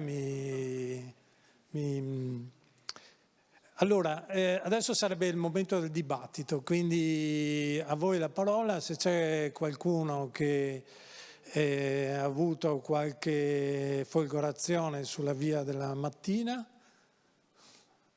qualcosa che magari ci ha colpito particolarmente? Comincio io e poi facciamo un giro, che dite? Allora, io ho visto molte cose interessanti, adesso non vorrei dire, non citarne una sola perché mi sembrerebbe insomma di mancare di rispetto agli altri. Però, come vi dicevo prima, io mi farò vivo nei prossimi giorni chiedendovi collaborazione e facendovi la proposta di attivare delle community all'interno di quel modello, perché quello che abbiamo imparato in questi anni che sviluppiamo SPAC insieme a altre regioni è che il riuso del codice vuol dire poco, se a fianco al codice non c'è un'organizzazione fatta di colleghi che mettono a disposizione non solo l'applicativo ma anche la capacità di poterlo utilizzare, di essere aiutati nell'adozione e quant'altro. Quindi cose molto interessanti, facciamo il giro partendo da qui. No, diciamo, grazie davvero per questo incontro perché effettivamente spaziava in tantissimi argomenti, dal trasporto pubblico diciamo, recuperare dati dalle spire appunto in situazioni che abbiamo visto sono tutte disomogenee anche nelle regioni, il caso della Sardegna come altri casi insomma che invece a cui dobbiamo come dire tutti collaborare. Ecco, questo spirito di collaborazione lo condivido assolutamente, perché una cosa che io imparo, che magari ci metto 3 anni a capirla, è stato il caso per esempio delle ZTL per i disabili. Noi ci siamo sentiti con la Regione Veneto perché il Veneto era un po' più avanti a noi. In realtà noi questa idea ce l'avevamo già da tanto tempo, però facciamo fatica a metterla giù. Dopodiché ci sono tutta una serie di problemi di privacy, quindi quando una regione già risolve il problema della privacy a Roma, per esempio, dal garante, a cascata io lo risolvo il giorno dopo, quindi non devo ripassare da tutto un iter che mi fa perdere tempo e risorse. Quindi ben venga, come anche la questione di 015, lo dicevo tra le righe, da tempo anche con l'aeroporto che abbiamo invitato proprio i colleghi di Cefrel a Bologna per farci spiegare un po' com'è questo abaco, interessantissimo perché se mi chiedono dove sono le colonnine di ricarica in Regione Emilia Romagna, vado in panico, perché finché sono quelle che ho finanziato io, le ritrovo, le ho finanziate, mi scartoffio la documentazione, faccio i pallini su una mappa, ok, ma poiché le colonnine ormai sono, diciamo, fioriscono da parte dei privati, di Tesla, di distributori di carburante, è tutto, diciamo, n soggetti, non posso mai avere la situazione aggiornata all'istante, quindi sono i privati che devono fare degli accordi con l'ente regione per aggiornare, prendersi l'onere di aggiornare tutti i giorni quei dati, a fronte poi di utilizzi che anche loro possono fare di altri dati che c'è la regione. Quindi io gestisco le colonnine, però la regione magari gestisce il trasporto pubblico, si può fare che io metto a disposizione i dati del trasporto pubblico e prendo quelli delle colonnine, in modo tale che anche i travel planner di chi fa ciascuno un servizio possano interagire. Quindi diciamo sono, ripeto, materie molto difficili, perché vanno a scardinare quelle che sono le resistenze, a partire da ciascun operatore, resistenze, il dato è mio e me lo tengo io, fino, diciamo, alle politiche che una regione o un comune possono adottare. Quindi anche lì Bike to Work, tutta una serie di progetti che stiamo mettendo in campo, appunto quello che ha fatto vedere il collega del Piemonte, Vera, no? Open source, diciamo degli strumenti molto interessanti, perché diciamo appunto sono progetti che vanno poi nella tasca del dipendente. Noi appunto come Bike to Work diamo 20 centesimi a chilometro, stiamo facendo anche noi un applicativo per riconoscere i dipendenti della regione che arrivano in bicicletta diciamo un riconoscimento economico. Quindi ripeto, penso che il terreno sia buono, perché già, ripeto, con progetti come il Prepare, varie regioni ci siamo sentiti su tanti argomenti, però c'è un lavoro, le risorse non sono tantissime, perché anche noi che ci lavoriamo, appunto, le strutture in generale pubbliche hanno dei limiti anche però diciamo, avendo le compagnie in house, avendo anche l'università, tutta una serie di attori, ripeto, si può fare qualcosa di positivo. Grazie ancora. Qualcuno che vuole fare un intervento? Intanto chiedo a Maurizio se riesce a connettersi, così intanto noi stiamo provando a sviluppare quel gioco di cui vi dicevo prima. Se ti connetti alla stanza Zoom, poi loro ti proiettano il monitor. E qualche altra suggestione? Eccolo il collega di Trento. Noi siamo piccolini, siamo la cosa più piccola che ho visto qua, probabilmente il Comune di Trento, e allora chiedo ai colleghi di enti più grandi di noi. Ho visto la maggior parte delle iniziative di enti pubblici sono nate su finanziamenti europei, di fatto, no?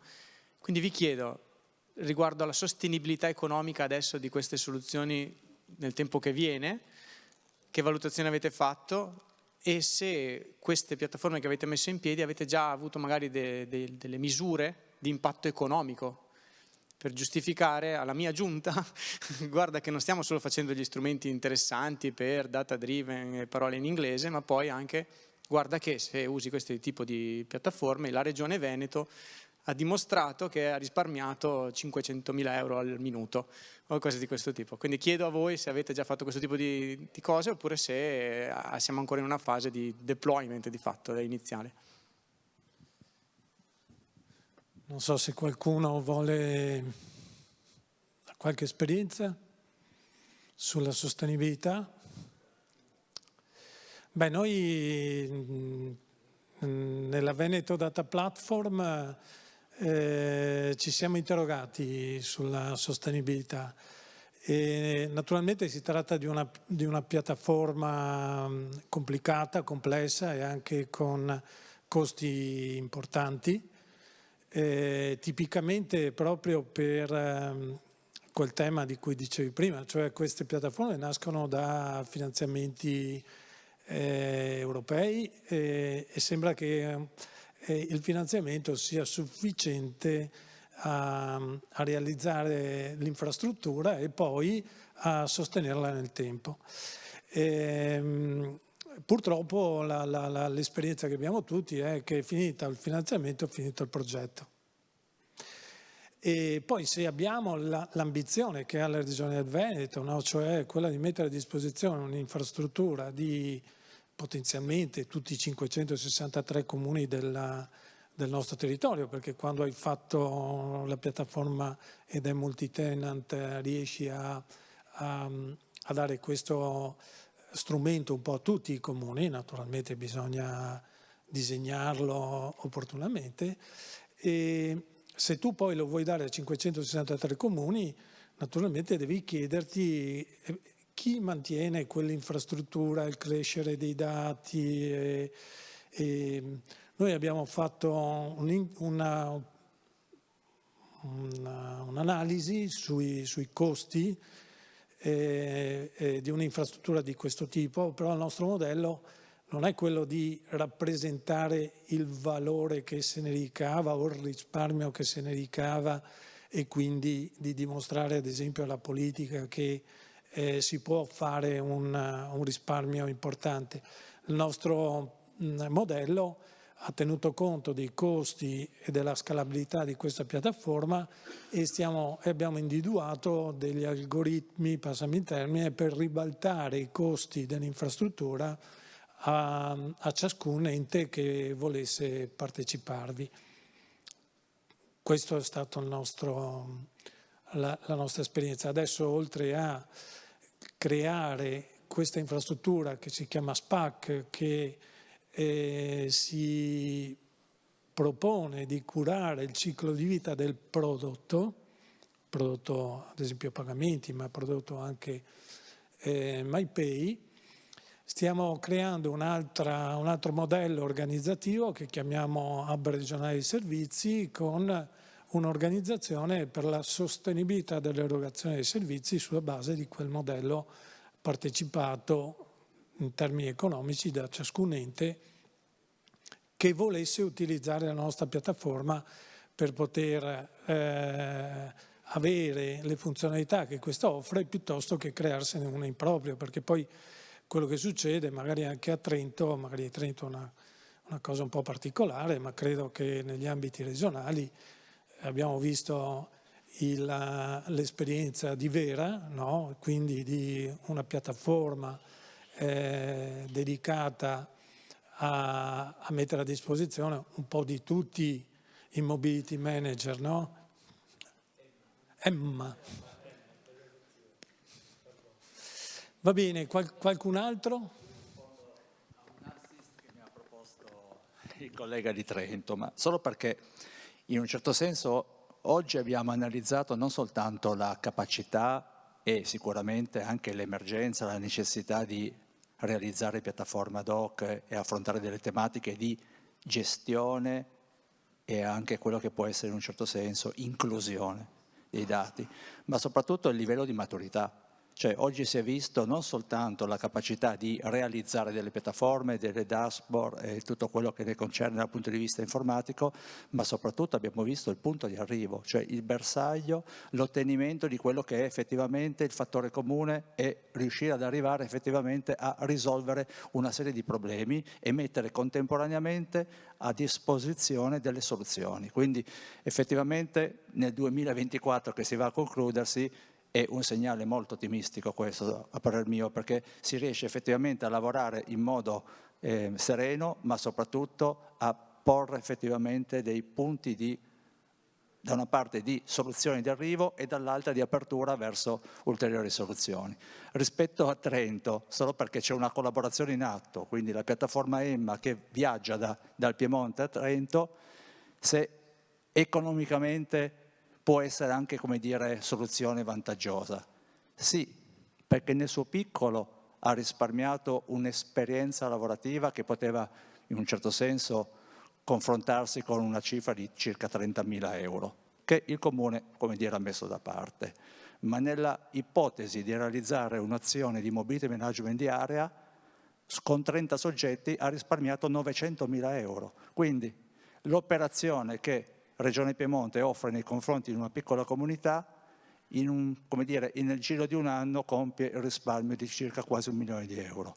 E quindi ci rendiamo conto di quanto noi potremmo n volte generare questo contributo e significativamente portare ad un livello di conoscenza, di esperienza e soprattutto anche poi di ottimizzazione, perché magari poi dall'altra parte c'è una Regione Veneto che magari ci offre un contributo in più e permette non soltanto un risparmio nella operatività, ma anche nell'investimento, nel tempo che magari risulterebbe necessario per ottimizzare, per efficientare un certo prodotto. Quindi è proprio esponenziale il guadagno, quindi ritengo che questa sia proprio la strada la più corretta da perseguire.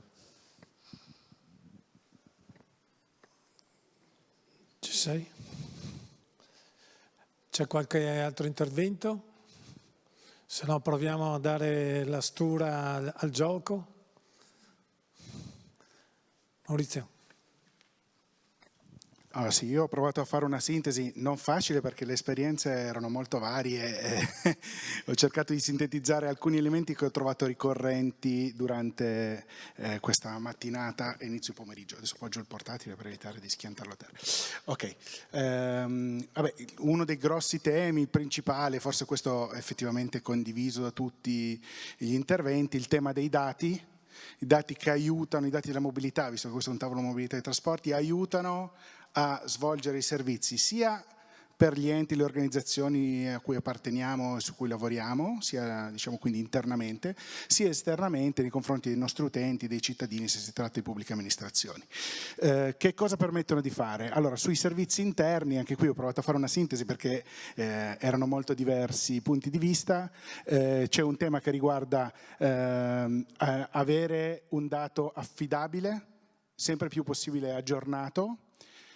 Questo dato serve a effettuare interventi di programmazione per gli enti che hanno in carico la programmazione, per amministrare correttamente servizi di mobilità per i soggetti che devono gestire una linea di trasporto dall'aeroporto di Bologna al centro città, la disruption su queste linee, ma abbiamo visto più interventi che riguardavano le disruption, cosa succede quando il sistema consolidato ha un problema.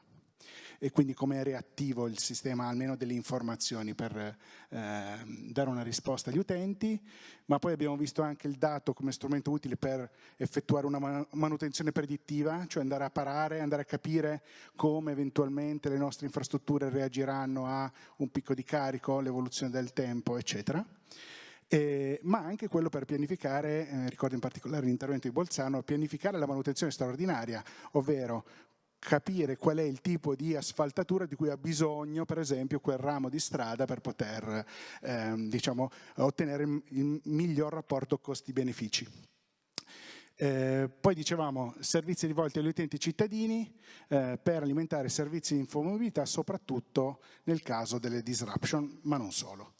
Abbiamo in molti evidenziato il tema della qualità del dato, che in più interventi si è visto deriva da una corretta manutenzione delle fonti dato, che sono di varia natura, sensoristica, IoT piuttosto che altre fonti, e anche la possibilità di avere delle fonti di comprova, cioè di poter mettere in relazione queste varie fonti per poter dimostrare che la misurazione in quel momento è corretta e ci sta dando un dato significativo.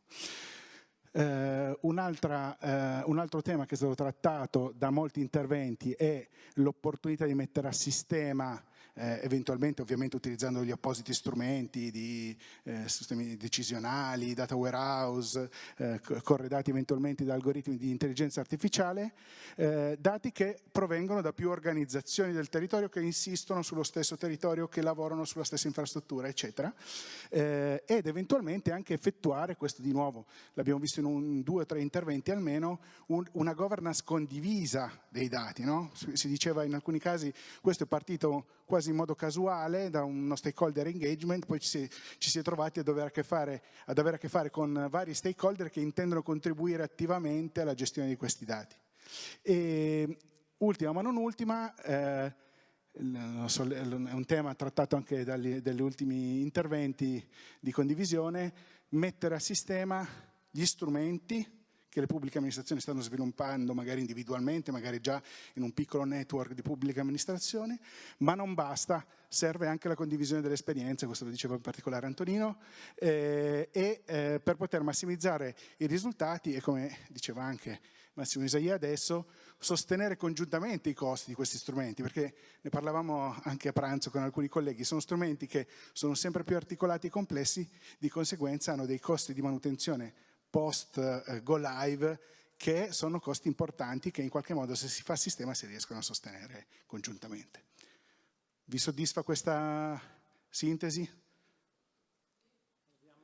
Troppo buoni. Allora io, visto che sapevo che avreste approvato perché siete troppo buoni, ho già dato in pasto, in questo caso a Copilot, una richiesta e questo è il risultato. Quindi ho chiesto a Copilot, data la seguente sintesi dell'incontro, che è quella che ho già mandato avanti, elabora le prime 5 azioni prioritarie da dispiegare per perseguire gli obiettivi condivisi. E come vedete, vabbè, insomma, l'AI di Microsoft ci ha dato alcuni risultati, sono un po' di sintesi, implementare il più possibile sistemi di raccolta affidabili, sviluppare piattaforme di analisi dati di AI per gestirli, avere una governance condivisa dei dati, sviluppare servizi di infomobilità per gli utenti, questo è un po' nella scope, però insomma in qualche modo ce l'ha ricordato, e poi molto importante l'ultimo punto, la formazione e la condivisione delle best practice, quindi mettere insieme il valore che ognuno di noi ha sviluppato e che può essere condiviso. Se non siete soddisfatti della sintesi dovete scrivere a Microsoft.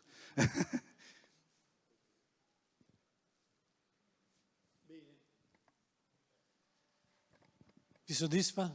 Vi aspettavate altro? Io mi aspettavo invece qualcosa che ci potesse consigliare di che cosa fare per il prossimo passo. Secondo voi E adesso è siccome abbiamo fatto un prompt uguale per tutti, giusto? Hai usato quello? Non l'hai modificato, vero Maurizio? No, secondo voi qual è la prossima cosa che possiamo fare per non disperdere questo valore? Perché se no diventa una cerimonia. Prova a metterci un po' di stupidità reale al posto che l'intelligenza artificiale. No, forse sicuramente un tema importante è stato ricondiviso poi anche prima sul se avessimo saputo dell'esperienza sulla ZTL, piuttosto qualcuno ha esperienza di come poi sostenere a livello anche di costi, forse una sorta di portale esteso in cui si condividono le esperienze, quindi io so già in qualche modo anche strutturando il progetto, la tipologia, le tematiche trattate, quali che sono un po' le caratteristiche dei vari progetti che sono in essere, cross entità, regione, provincia, piuttosto che comune, in modo che sia facilmente accessibile, vado un po' a vedere quello che è un po' il catalogo delle esperienze e posso favorire la collaborazione. Si tratta di una raccolta, è vero, dati, che però favorisce quello che è nell'immediato la condivisione, il contatto, l'estensione delle collaborazioni, quelle che opportunamente poi vanno a essere implementate. Si vede che lavoriamo assieme. Che alla fine tu hai dato la risposta prima di fare la domanda, perché quel discorso dello SPAC è esattamente il primo passo, che sarebbe il punto zero qui da raggiungere all'inizio, proprio per mettere a fattor comune le proprie esperienze, anche perché no, qualche nome di fornitore con cui ci siamo trovati bene, tutte queste cose che faresti quando vai in ristorante e metti su TripAdvisor la tua impressione, no? Sì, credo che un'altra cosa da condividere sia che ciascuna delle nostre realtà, amministrazioni, probabilmente ha progetti o in corso o che dovranno partire, no? Noi come Regione Veneto abbiamo alle porte le progettualità del PRFESR, ad esempio, e stiamo finanziando dei progetti riguardo all'ambiente, alla salute, al sociale, alla mobilità, all'agricoltura, e l'evento di oggi voleva essere da una parte un'occasione per noi come Regione Veneto di capire che cosa si stava facendo nelle altre parti, insomma nelle altre regioni italiane, negli altri comuni, perché come dicevamo prima vogliamo imparare e copiare, ma dall'altra ci piacerebbe che i prossimi investimenti fossero fatti magari in collaborazione con qualcun altro che magari ha temi analoghi al nostro, anziché sviluppare una piattaforma per regione o una piattaforma per comune, proviamo a fare una piattaforma che magari No, non per tutto, perché naturalmente ciascuna regione, ciascun ente ha le proprie specificità, però come diceva il collega, ci piacerebbe passare dalle intenzioni alle azioni, no? E quindi provare a capire, beh, noi abbiamo una piattaforma dati, ci investiremo qualche milione di euro nei prossimi 3 anni, 2 o 3 anni, lo facciamo con qualcun altro che magari ha un problema simile al nostro e proviamo a investire su, come si diceva prima, anche una pluralità di fornitori. Nell'esperienza che noi abbiamo fatto con il gruppo SPAC sulla piattaforma dei pagamenti, avete visto 10 entità, regioni, province autonome, città metropolitane, la stessa PagoPA che ha investito nel progetto. Una cosa che poi nel tempo abbiamo avuto come valore di avere vari enti che collaborano nello sviluppo della stessa piattaforma è di creare un mercato di più fornitori che sanno intervenire sul medesimo codice. Quindi provando anche a promuovere una certa, diciamo così, competizione positiva tra partner, perché l'altra cosa che dobbiamo dire è che noi come pubblica amministrazione abbiamo bisogno dei nostri partner tecnologici per fare le cose e senza di loro andiamo poco lontano, ma se riusciamo con loro a trovare le giuste alchimie per dare al mercato ciò che serve per promuovere forme e sistemi che magari siano condivisi da più regioni, credo che se riuscissimo in questa alchimia ne avrebbe vantaggio sia il mercato e anche la pubblica amministrazione, perché alla lunga l'idea di fare una piattaforma per ogni regione, una diversa dall'altra, come dire, forse dimostra alla lunga una debolezza. Provare a lavorare tutti sulla medesima piattaforma, aumentando il valore per tutti, è una sfida, perché capisco anche che ciascuna azienda abbia le proprie politiche, però magari avendo la possibilità all'interno di una community come la nostra, anche, questa è un'altra esperienza che abbiamo fatto, anche alle aziende medio-piccole, perché abbiamo anche un tessuto di aziende nel nostro territorio da preservare, da far crescere, perché non sono solo i big player, insomma, a dover in qualche modo affiancare la pubblica amministrazione, e si possono creare con queste esperienze come quella che abbiamo fatto sui pagamenti anche delle sinergie tra aziende anche di caratteri diversi in termini di dimensioni, no? Quindi ecco, credo che il tema della collaborazione sia fondamentale. Qualcun altro che ha qualche altra suggestione? Chi è che si propone di ospitare la prossima Smart Region? Da qui a un anno ci diamo appuntamento prendiamo una cartina, puntiamo il dito. Ecco, sarebbe bello, un'altra proposta che volevamo farvi è che non sia sempre solo la Regione del Veneto, ma che si possa fare un incontro di questo tipo, magari una volta all'anno, perché è vero, come ci diceva il collega, no, che avere un sito, e noi metteremo a disposizione i lavori di questa 2 giorni, è importante mettere a disposizione queste informazioni, però è anche importante che le persone si incontrino, perché se non facciamo passare qualche atomo oltre i bit, insomma, ci perdiamo un sacco di cose. Quindi magari da qui al prossimo dicembre, proveremo a capire se c'è una regione che magari vuole ospitare. Propongo la Puglia o la Sicilia verso maggio-giugno. anche la Sardegna.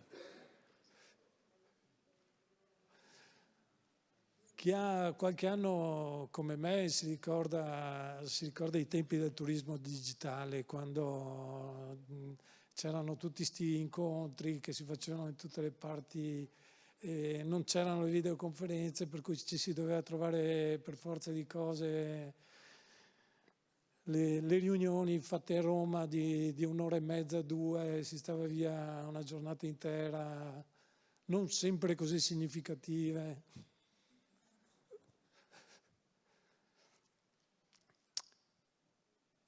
Vi toccherà sopportarvi una mia canzone se non...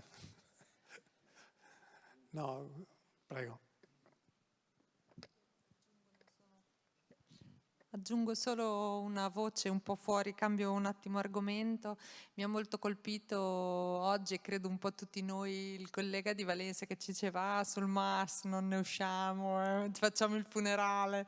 No, io mi oppongo assolutamente. Come aeroporto abbiamo fatto una sperimentazione di MAS sui nostri dipendenti. Abbiamo fatto un super biglietto a un costo integratissimo, a un costo bassissimo mensile, e abbiamo spostato dalla macchina il 30% dei dipendenti che parcheggiavano in aeroporto e che oggi sono stalli a disposizione dei passeggeri in maggiore quantità e remunerati.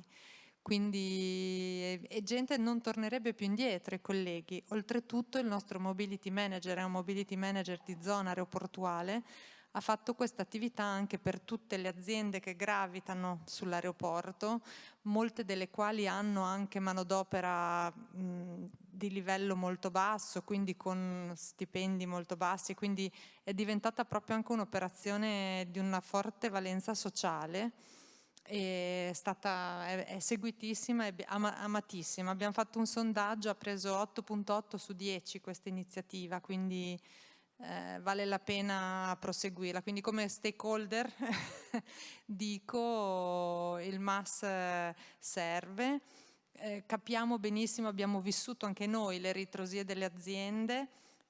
Si potrebbe partire con i biglietti integrati, dove semplicemente sommi i biglietti, non devi litigare sul clearing, non devi fare nulla, e questo potrebbe forse aprire un po' la strada per il grande pubblico. Quindi secondo noi è stata un'esperienza importante, ve la porto da utente in questo caso, e quindi anche come aeroporto per i passeggeri, un passeggero che arriva per la fiera potrebbe cumularsi il suo biglietto aereo col trasporto pubblico, con un treno. Gli renderemmo la vita molto molto facile e il trasporto pubblico sarebbe scelto molto più facilmente.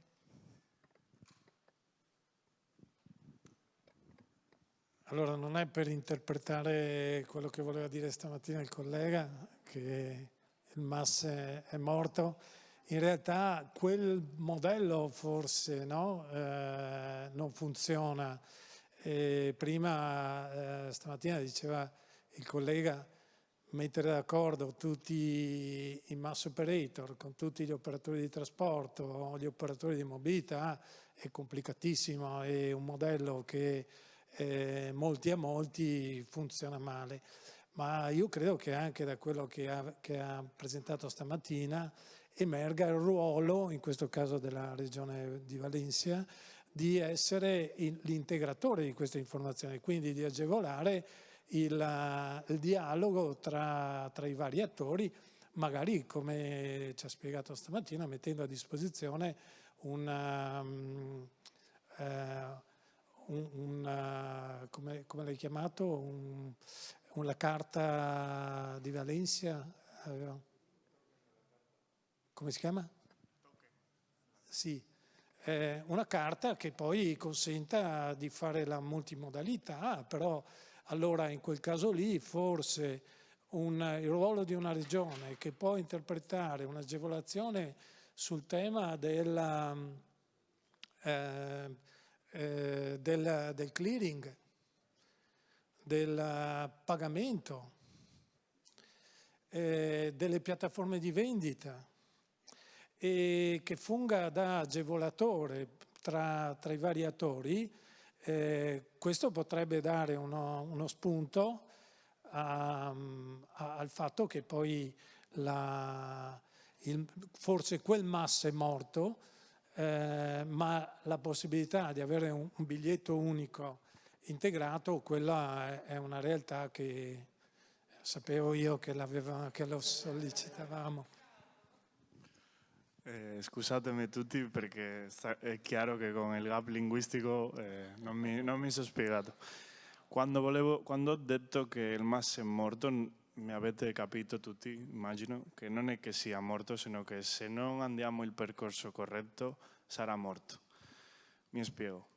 Alla Spagna, almeno l'esperienza che abbiamo di MAS, che sapete che la MT di Madrid, Renfe, bla bla bla, tutti gli operatori grandi hanno fatto questo percorso, sempre hanno parlato di MAS come obiettivo del progetto. E quello che volevo dire è che non si può parlare di MAS come obiettivo del progetto perché ci sono un sacco di cose da fare prima di arrivare al MAS, come questa della tessera o tante altre, no? Se queste cose non sono preparate, non possiamo arrivare in nessun caso a un MAS. Perché? Lo parlavo anche prima nel pranzo con Andrea, che mi sono pure discolpato, e con Adamo pure, sì, che alla fine se non abbiamo un operatore MAS o almeno un budget per operare tutta questa piattaforma, e che passa se io prendo il treno, no? Dove richiamo, dove ci sono queste incidenze, chi mi assicura il viaggio perché io l'ho prenotato con questa piattaforma. Tutte queste domande noi alla Spagna non ce le abbiamo fatte, non sono risolte ancora, no? E quindi per quello dico che prima altre piattaforme come quella che ho raccontato io oggi o altre, no, che avete raccontato voi, mi sembrano più una priorità per poi arrivare al MAS e arrivare a questi accordi commerciali che sono molto molto difficili da arrivare, lo sapete, perché c'è nel fondo una volontà politica, non è che l'operatore A con l'operatore B e che la Regione Veneto inserisca una regola di che l'operatore A deve intendersi con l'operatore B, e quindi questo ci mette un po', no? Quello che volevo dire, non so se mo è più chiaro.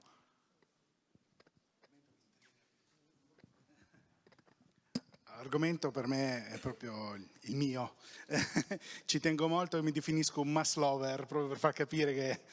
Però sono parzialmente d'accordo con anche il tema dei problemi, perché è vero, non abbiamo risolto forse neanche la metà dei problemi del MAS. E sono tutti quelli che hai detto tu, natura commerciale, natura assicurativa, protezione dei beni, perché ci sono aziende di share mobility che danno 30-40 mila euro di veicolo in mano a un perfetto sconosciuto, perché non è il mio vero cliente, è il cliente del mass operator, no? Qui c'è un tema anche, c'è il tema della diciamo così, protezione del viaggio, che è obbligatoria per alcuni vettori, per altri no. È molto complicato. C'è anche un tema però molto più vicino, per esempio, alle regioni, che riguarda l'adesione degli operatori del trasporto pubblico al MAS.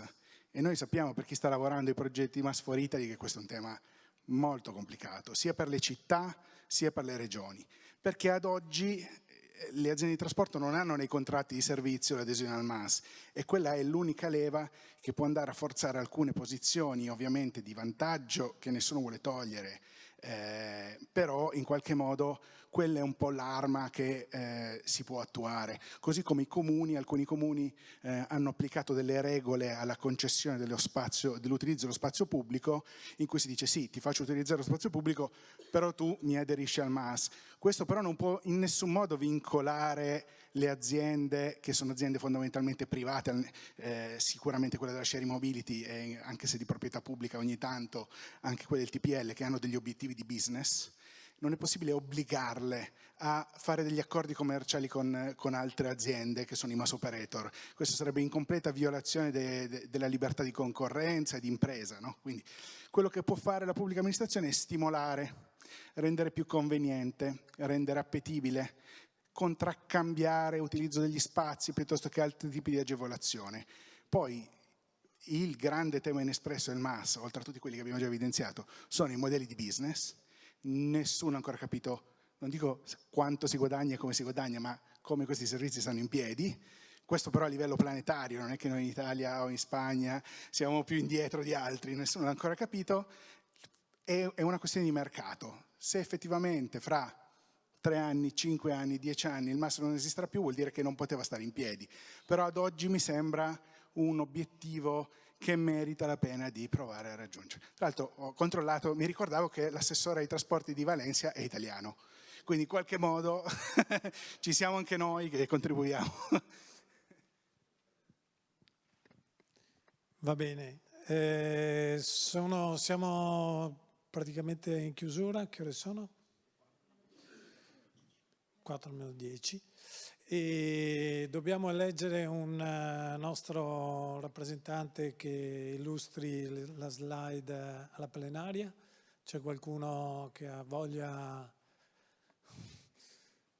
Non mi sembra. La facciamo fare a Maurizio, visto che l'ha preparata. Se siete d'accordo. Abbiamo qualche minuto ancora? Altre... Un accento da condividere con voi, che nella giornata di oggi, quasi spiegabilmente, non si è fatto cenno alla forza, spesso e volentieri anche in un certo senso un po' costrittiva, dei ministeri. Cioè, fino a qualche anno fa si parlava di potenzialità, di aspettative, faremo un qualcosa, ma tanto c'è il ministero che sta presidiando, stanno organizzando, vedrai che ci sarà la piattaforma, quella straordinaria, la normativa, l'obiettivo e di conseguenza, forse tirandoci su le maniche tutti quanti, abbiamo imparato a gestire le problematiche ad un livello più di efficienza e forse più vicino alle problematiche dei cittadini, ma anche delle stesse organizzazioni pubbliche, e in un certo senso non siamo più così sudditi nell'aspettativa, nella necessità anche di risorse, di sempre essere alle dipendenze del governo nazionale, ma abbiamo creato una forza che in un certo senso è arrivata anche dal momento di emergenza sicuramente, ma ha accelerato i processi e siamo adesso riferimento ai ministeri perché abbiamo forse in qualche modo qualcosa da dire, qualcosa da aggiungere sui tavoli ovviamente di concertazione. Viene in mente con una battuta che parli di corda in casa dell'impiccato, visto che noi a Regione Veneto l'autonomia, come dire, ce l'abbiamo un po' nel DNA, però a parte le battute è vero, quello che sempre di più emerge e secondo me anche se guardiamo all'esperienza del PNRR, che le politiche che vengono sviluppate dal centro, se non prendono in considerazione una dimensione come quella regionale, che è in grado in qualche modo di avvicinare gli obiettivi nazionali alle realtà locali, se non si fa questo salto di qualità, a dire il vero nel caso del PNRR i soldi sono stati dati direttamente ai comuni per la trasformazione digitale, no?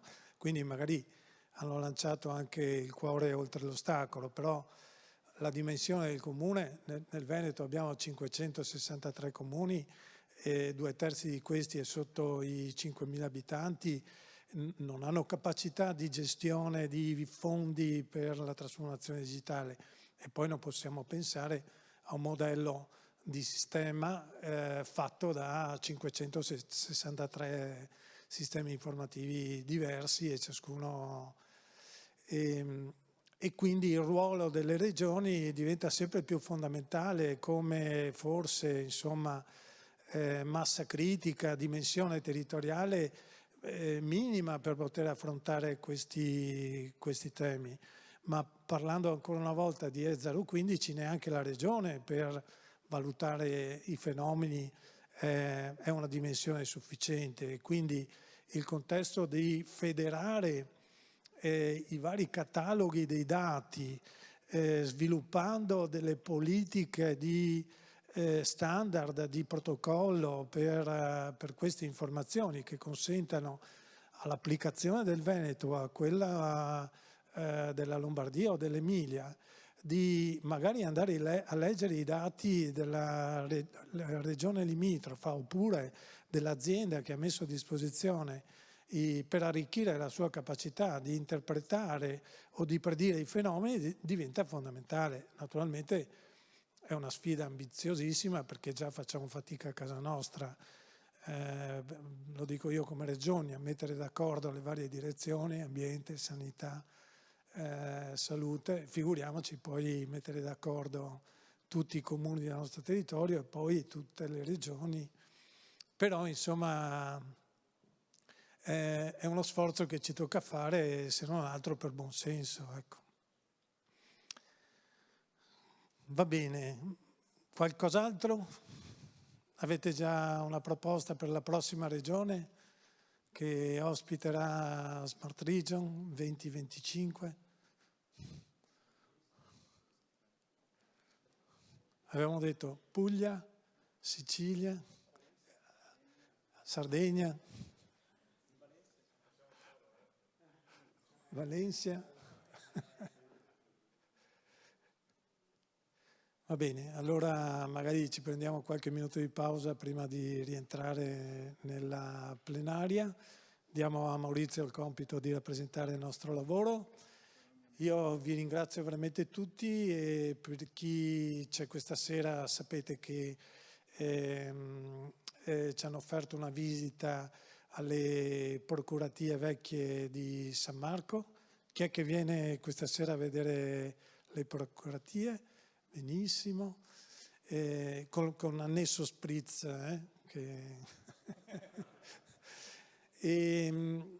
Le procuratie sono praticamente dando le spalle alla Basilica di San Marco, sulla destra, a metà della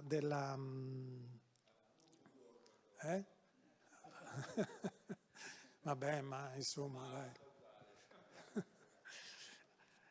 A metà del portico, bravissimo, grazie, a metà del portico dando le spalle e c'è l'entrata alle procuratie vecchie di San Marco. E poi naturalmente domani mattina, per chi si ferma, c'è anche il convegno sull'intelligenza artificiale che sulla base insomma della nostra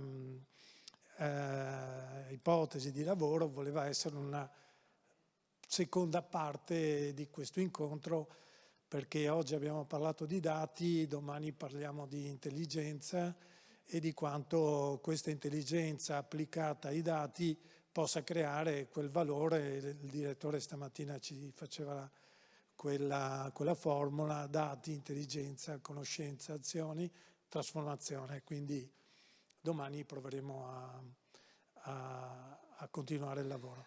Tanto grazie a tutti e per chi ci vediamo stasera bene, se no domani mattina, e a tutti gli altri di nuovo un grande ringraziamento per la disponibilità e per il contributo.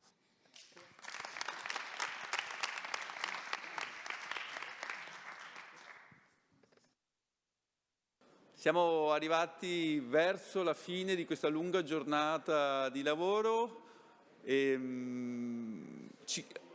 adesso abbiamo la parte più interessante o più difficile, quella un po' di provare a condividere le tematiche, gli spunti, le osservazioni, le critiche, i commenti, le indicazioni che sono emersi nei 6 tavoli di lavoro.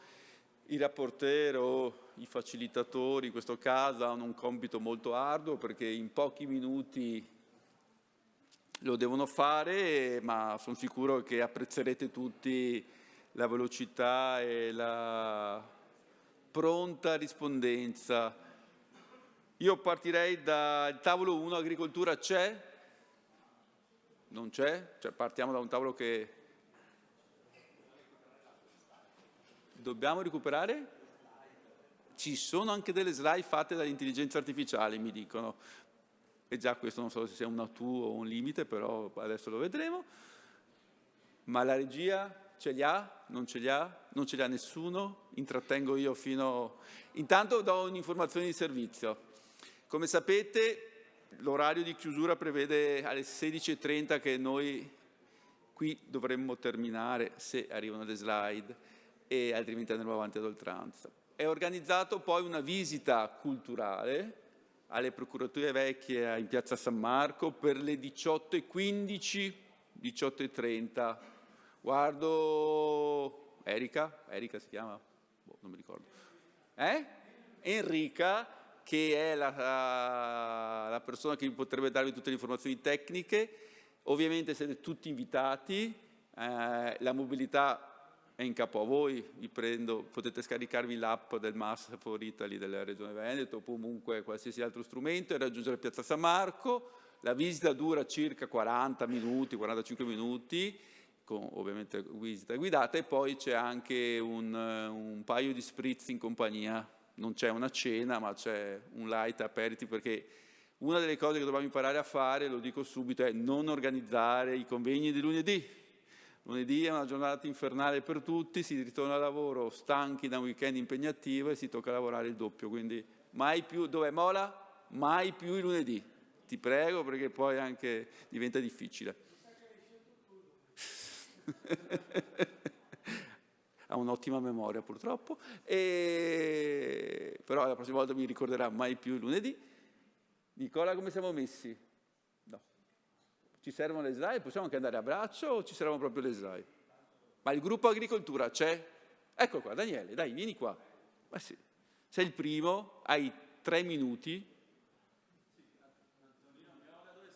Miola, è un altro Antonino questo? Mi raccomando, la prossima volta non nel tavolo agricoltura, che ero fuori posto. In realtà è stato un tavolo molto interessante, abbiamo parlato di tutto e non solo di agricoltura. Come tutti i tavoli, io in realtà certo. sono passato al tavolo della mobilità, dei trasporti, come si chiama? Dov'era? Mobilità, e parlavano di MAS. Andavi al MAS e parlavano di qualcos'altro. Quindi... Allora, fin dall'inizio ci siamo detti, cerchiamo di non far uscire delle parole chiave che non siano solite, no? Perché spesso succede questo, no? Ci si incontra, si parla delle cose più complicate e complesse, dopodiché escono fuori sempre le stesse cose. Per cui abbiamo parlato di tantissime cose, queste cose le abbiamo dato in pasto all'intelligenza artificiale che ci ha ordinato in qualche modo in pochi punti i contenuti. Dopodiché rispetto a questi contenuti abbiamo chiesto... un test, tu a memoria ce le dici e poi vediamo se quelle che dice l'intelligenza artificiale sono uguali. Dai Daniele. Così guadagniamo 2-3 minuti di tempo la memoria artificiale. Per la regia. No, intanto vi spiego un attimo cosa abbiamo fatto. E dopodiché rispetto a quei 5 punti vi abbiamo chiesto di indicarci quali potrebbero essere spunti per il prossimo incontro. E come spesso succede con l'intelligenza artificiale, la risposta era un po'... No, questi qua sono tutti i temi di cui abbiamo parlato, e sono tanti e coprono... Ecco, quello che abbiamo fatto è stato proprio... Aspetta, Questa o quella? Questi sono tutti i temi di cui abbiamo trattato. Quindi il discorso della raccolta di dati, il fatto di elaborarla. Sì, vedo meglio questa qua. L'integrazione e un certo disallineamento tra tessuto imprenditoriale, nuove tecnologie e forza lavoro, il fatto che c'è sempre più bisogno di nuove competenze e in qualche modo è anche difficile capire che tipo di competenze di che tipo di competenze ci sia bisogno. Comunque, a fronte di tutti questi temi di cui abbiamo trattato in maniera molto interessante, il passaggio successivo, come abbiamo detto, è quello di fare un sunto, no? Dei contenuti, e quindi puoi andare avanti un attimo. Gli abbiamo chiesto quali potevano essere, in un primo caso, gli spunti per un incontro successivo, e le risposte non ci avevano soddisfatto, per cui abbiamo chiesto in maniera molto forte e veemente di andare un pochino oltre alle risposte che aveva dato, e quindi ha tirato fuori dei temi che in qualche modo riprendono gli argomenti che abbiamo trattato. In altri casi approfondiscono e vanno un po' più avanti. Quindi il tema delle biotecnologie avanzate di cui ci ha esposto in maniera molto molto interessante Tea al Cubo, alcuni contenuti soprattutto per quanto riguarda l'intervento sul DNA nelle specie vegetali, ma anche la possibilità di lavorare sui microbiomi del suolo, quindi arrivare ad un trattamento del dato e a un intervento diciamo a scala quasi infinitesimale. L'utilizzo chiaramente dell'intelligenza artificiale di nuova generazione, come ci spiega lui, e quindi i modelli di apprendimento profondo, sofisticati, e l'utilizzo di robot collaborativi, soprattutto in campo agricolo, nel quale chiaramente, e questo lo aggiungo io, la gestione della localizzazione satellitare copre un ruolo fondamentale, no? Per cui non più metri ma centimetri per spostare macchine agricole. L'utilizzo di materiali innovativi e nanotecnologie, e soprattutto l'utilizzo di materiali biodegradabili e nanoparticelle. Quindi andiamo sul temi di chimica, biotech, sui quali probabilmente le pratiche agricole dovrebbero puntare per ridurre anche l'impatto ambientale. Ed infine, non infine, soprattutto l'integrazione con altri settori, quindi non vedere l'agricoltura come un ambito settoriale, ma cercare in tutti i modi di protendere verso altri ambiti, altri contesti sui quali va sottolineato il turismo, ma soprattutto la tecnologia. E infine, ma non infine, forse probabilmente avrebbe dovuto essere il primo punto, la sfida verso sfide verso etiche e sociali, in modo tale che l'innovazione dell'agricoltura in qualche modo non abbia paura di affrontare temi, problematiche, argomenti che adesso in qualche modo potrebbero far venire il mal di pancia ad alcuni, però bisognerà diciamo, avere il coraggio di prendere a pieno petto. Grazie a Daniele. Tavolo 2, ambiente, Nicola Freddo. Anche tu hai 3 minuti. Sì, anche noi abbiamo poi chiesto all'intelligenza artificiale di elaborare questi punti. L'importanza, però sono andato su mobilità e trasporti e ambiente, dove è finito? Hai visto come facciano segnali da quella parte il gruppo di controllo? Non ho la mia presentazione. Eccolo qui. No, bello XX. Esatto. Qui allora possiamo fare la stessa domanda. Vai a memoria e poi vediamo se riescono. Qualcuno la passa.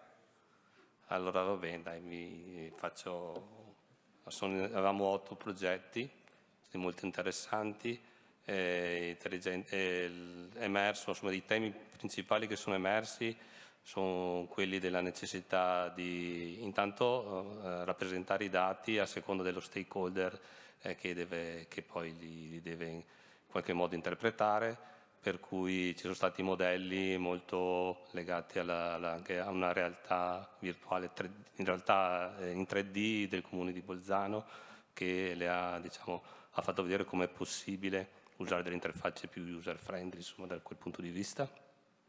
L'altro tema è che in tutti i progetti ci dimentichiamo che i dati non sono solo funzionali al progetto stesso, ma devono essere riutilizzati a livello di sistema, e per cui quando immaginiamo degli use case o delle progettualità, anche questo punto va tenuto sempre presente. Il terzo punto che è emerso era quello che riguarda la necessità di coinvolgere la maggior parte degli stakeholder. L'esempio di Venezia ha fatto vedere come la Fondazione è riuscita a coinvolgere un numero elevato di partner, ognuno dei quali poi si è reso disponibile a condividere i dati secondo o progettualità definite assieme o proprio per la potenzialità del dato, chiedendo alla fondazione stessa di proporre delle progettualità che li rendessero il più possibile, diciamo, che li potessero valorizzare. Poi avevamo dei progetti che erano interessanti. Ecco. Ok. La I generativa te l'ha fatto. Sì, poi è emerso tutto il fatto che per il dato di tipo ambientale è necessaria una certificazione, per cui la sicurezza, la qualità e l'affidabilità è una delle questioni più importanti. E vabbè, poi l'ultimo è la risorsa le risorse che sono disponibili a livello infrastrutturale, che fossero il più possibile riutilizzate. E qui avevamo degli esempi molto pratici che riguardavano tutta la rete della infrastruttura dell'acquedotti del Veneto con il progetto sicurezza dell'acqua. Vabbè, abbiamo preso questi punti e abbiamo dato in pasto all'intelligenza artificiale chiedendogli quali sono i passi successivi. Non so se provo. No? Se volevamo troppo. No, eccolo qui. Ecco qua. Ok, per affrontare le sfide emerse, insomma, quali sono i punti? Allora, per la creazione di un ecosistema dei dati interoperabili, lo sviluppo dei modelli predittivi di simulazione, tutti i progetti avevano portato avanti questo obiettivo principale. Il coinvolgimento attivo dei cittadini, promuoversi la partecipazione nell'utilizzo e nella raccolta dei dati, formazione e sensibilizzazione sui dati, aumentare quindi le competenze degli operatori pubblici e privati, e infine monitoraggio, qualità e sicurezza dei dati. Siamo stati un po' più generali, ma sono i punti essenziali che possono essere utili anche agli altri tavoli. Grazie Nicola. Tavolo mobilità e trasporti. Antonino, delega. Maurizio, hai sempre 3 minuti. Le tue slide le ho viste, c'erano? Sì, comunque ho una mia copia, giusto perché se no non mi ricordo di sicuro. Dopo il terzo tentativo ce la facciamo. Allora, il nostro gruppo di lavoro era piuttosto variegato, abbiamo visto la rappresentazione di ben 10 esperienze diverse, portate da enti di natura diversa, con estensione territoriale diversa, dimensione diversa, quindi è stato veramente molto vario, di conseguenza la sintesi non è stata facilissima, ma abbiamo provato a riassumere così. Ci siamo concentrati moltissimo sui dati della mobilità, questi dati sono importantissimi perché abilitano da un lato i servizi interni alle organizzazioni e anche perché abilitino poi i servizi agli utenti finali e ai cittadini. Abbiamo condiviso che, in particolare per quanto riguarda, diciamo così, le tematiche interne alle organizzazioni, questi dati è importante avere questi dati aggiornati il più possibile, affidabili, permettono di fare una programmazione accurata, permettono di amministrare correttamente servizi di mobilità, permettono di eventualmente attuare dei meccanismi di manutenzione predittiva oppure di dimensionare correttamente gli interventi di manutenzione straordinaria, per esempio sulle infrastrutture. Invece per quanto riguarda i servizi agli utenti finali e cittadini si è parlato molto di infomobilità, informazioni sui servizi e soprattutto nel caso in cui ci siano eventi che in qualche modo complicano il servizio programmato, eventi di disruption che necessitano quindi di riprogrammare gli spostamenti e passare ad altre modalità di viaggio. È stato evidenziato appunto il tema della qualità del dato, che passa attraverso una corretta manutenzione delle fonti dati, quindi la sensoristica, l'IoT sul campo, piuttosto che altre fonti, eventualmente anche incrociando più fonti dati che consentono di verificare che la qualità del dato del singolo sensore sia adeguata e sufficiente agli obiettivi che si vanno poi a perseguire. È stata rappresentata appunto l'opportunità di mettere a sistema il più possibile attraverso soluzioni di AI, DSS, sistemi decisionali, data warehouse, eccetera, informazioni che derivano anche da varie organizzazioni che mettono a sistema comune tutti questi dati e allo stesso tempo tendenzialmente ne esercitano anche una governance condivisa. Questo è un aspetto molto importante. Un altro elemento condiviso è stato quello di mettere a sistema non solo gli strumenti, ma anche le esperienze delle pubbliche amministrazioni, in maniera che gli ostacoli e le soluzioni che sono state trovate in alcuni territori possano poi trovare attuazione anche in altri territori, semplificando la vita degli amministratori, ma anche riducendo i tempi e minimizzando gli errori. Questo vuol dire anche massimizzare i risultati e allo stesso tempo, ove possibile, fare sistema e sostenere congiuntamente i costi di mantenimento ed evoluzione di queste piattaforme, che, come dicevamo, sono piattaforme sempre più articolate e complesse, quindi in qualche modo portano con loro anche costi di gestione leggermente superiori a quelli a cui magari eravamo abituati.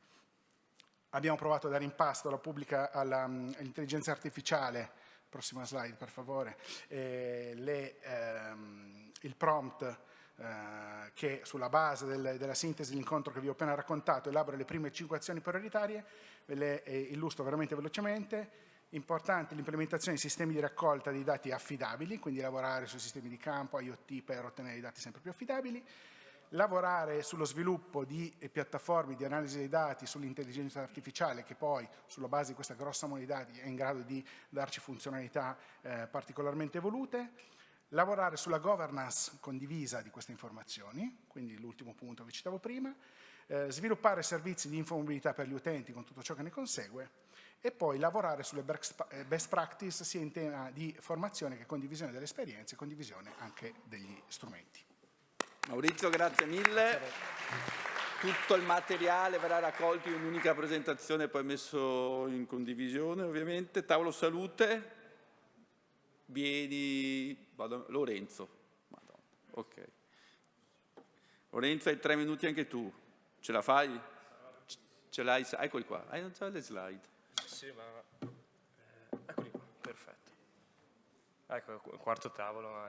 Diciamo che molti dei temi sono già stati trattati, bene o male, anche negli altri tavoli, quindi saremo molto rapidi.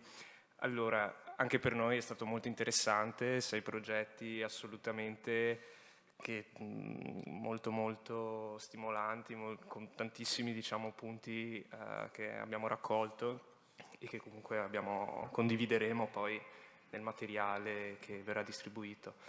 Allora, e per noi sostanzialmente abbiamo, soprattutto nel tavolo del pomeriggio, abbiamo raccolto i temi, soprattutto, diciamo, di natura un po' più critica o comunque problematica, come potete immaginare nell'ambito della sanità o comunque dei dati nell'ambito della salute in generale. C'è una grossa mole di dati chiaramente sensibili e di conseguenza ciò di cui si è discusso principalmente nel tavolo erano temi riguardanti chiaramente la data governance e quindi tutto, diciamo, il processo, tutto il ciclo di vita del dato, o meglio della gestione di un dato terzo proveniente da soggetti terzi, che risulta particolarmente, diciamo, problematico da gestire per una pubblica amministrazione in termini di raccolta soprattutto di autorizzazione e di sponsorship da parte degli enti che poi devono metterlo a disposizione, e chiaramente anche l'autorizzazione da parte del garante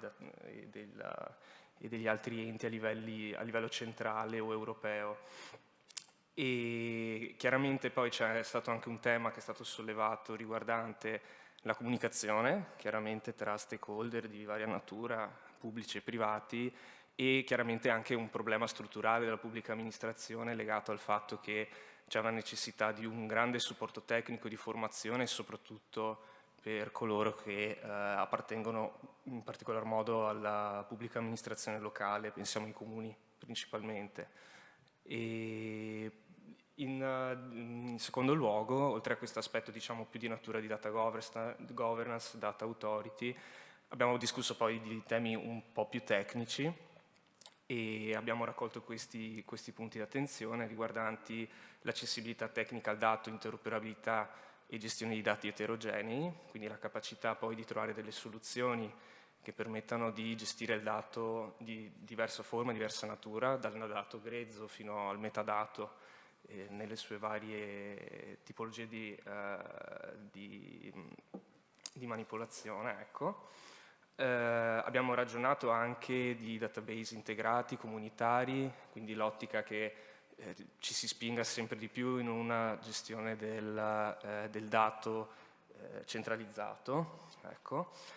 E anche per il nostro tavolo si è parlato molto di data quality, parametri di standardizzazione, per permettere che poi diversi enti pubblici possano comunicare tra loro, trovare un modo per mettere a fattor comune i dati e valorizzarli. E poi in ultimo luogo l'accessibilità agli strumenti e dashboard, interfacce che siano user friendly, il fatto che le soluzioni che vengono adottate dalla pubblica amministrazione, chiaramente il dato di per sé è lui, come lo poni al cittadino, alla pubblica amministrazione locale o nazionale europea, chiaramente è basata su diversi casi d'uso che chiaramente richiedono poi la realizzazione di strumenti adatti all'utilizzatore, chiaramente. E anche noi abbiamo poi dato in pasto la ChatGPT, quella successiva, e ci ha dato una risposta che abbiamo ritenuto un po' accademica, okay?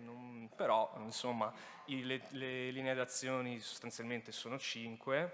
Innanzitutto la creazione di un comitato strategico permanente nell'ottica di garantire, diciamo, una continuità di dialogo tra pubblico e privato e definire priorità strategiche. Chiaramente questo soprattutto dal nostro punto di vista per quanto riguarda poi la gestione del dato, l'autorizzazione all'utilizzo del dato, eccetera, eccetera, e in generale la governance. In secondo luogo anche l'implementazione di una piattaforma di collaborazione e condivisione dati.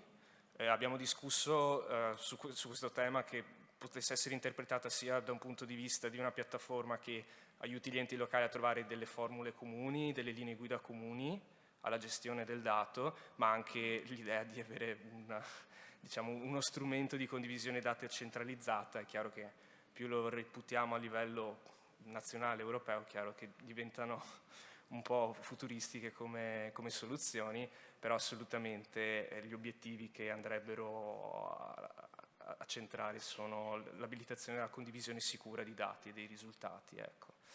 E molto rapidamente, poi il terzo obiettivo, la terza azione è definizione di un programma di formazione e supporto tecnico, proprio in un'ottica di facilitare, soprattutto a livello di pubblica amministrazione locale, la gestione di progetti complessi che riguardano appunto l'utilizzo dei dati, la valorizzazione dei dati e l'ottenimento dell'autorizzazione all'utilizzo dei dati stessi, la standardizzazione dei processi di data governance, che si sposa anche chiaramente col punto precedente, e infine l'avvio di progetti pilota basati su dati reali.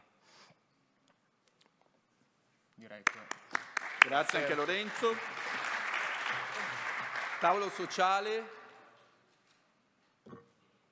Sicuramente non viene Eleonora. Non è Eleonora. Non mi ricordo il nome, scusami.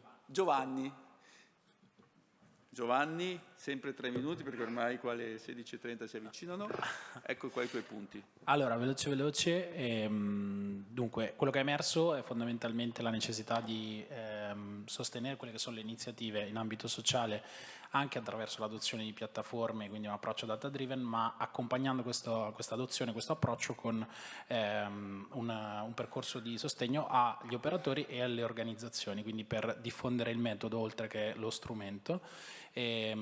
Tematiche principali di particolare rilevanza: il rispetto della normativa sulla privacy, soprattutto in ambito sociale, laddove il sociale tocca anche il sanitario, quindi è importante tutelare fondamentalmente 3 profili, non solo gli utilizzatori finali, il cittadino, chi riceve il servizio, ma anche gli operatori in maniera coerente. E diciamo l'aspetto forse un po' più di frontiera è capire come inquadrare anche gli agenti autonomi, cioè i modelli di intelligenza artificiale che vanno a lavorare sui dati e che hanno tutto un loro settore di regolamentazione, se vogliamo vederlo così. Un tema abbastanza importante, visti i volumi legati in alcuni casi d'uso di adozione particolari, volumi dati, soprattutto nell'ambito dell'adozione di sensoristica per il monitoraggio di nuclei sensibili o persone disabili, che quindi sono un po' a cavallo tra il sanitario e il sociale. È importante appunto valutare bene quelli che sono gli impatti in termini di sostenibilità economica dell'adozione di questo tipo di piattaforme per quelli che sono gli enti più piccoli, quindi territorialmente circoscritti, in maniera tale da non renderla un'iniziativa spot magari della durata di pochi anni, ma un'iniziativa continuativa nel corso del tempo. Ultimo che vi riporto è l'importanza di costruire un percorso proprio di condivisione anche con questi enti, in maniera tale che siano effettivamente, costituiscono un input continuativo nel tempo, per permettere quella che è la conoscenza del fabbisogno del territorio, quindi dotare lo strumento di tutte quelle funzionalità che possono dare una risposta, lo strumento o gli strumenti ovviamente tecnologici a supporto, in maniera tale che questi possano dare una risposta effettiva a quelle che sono le necessità che vengono dagli operatori del territorio, dove questo territorio ha una formula piuttosto disomogenea, no? Ci sono grandi enti, ci sono enti più piccoli, ci sono enti del settore privato, ci sono enti del terzo settore che lavorano insieme nel contesto del sociale, quindi è molto variegato. Se passiamo all'esito del prompt, abbiamo dato i punti in pasto a un modello di intelligenza artificiale che ci ha riportato all'attenzione questi principali elementi. Quindi la costituzione di un social data hub o welfare data hub, se vogliamo vederlo così, che quindi determini quella che è la piattaforma da utilizzare, il framework per il modello di privacy e di sicurezza, e che possa probabilmente gestire anche in maniera centralizzata il supporto tecnico e gli aspetti di infrastruttura. Dei tavoli di lavoro permanenti, perché i temi sociali sono molto variegati, appunto, e che quindi necessitano di un aggiornamento costante e continuo.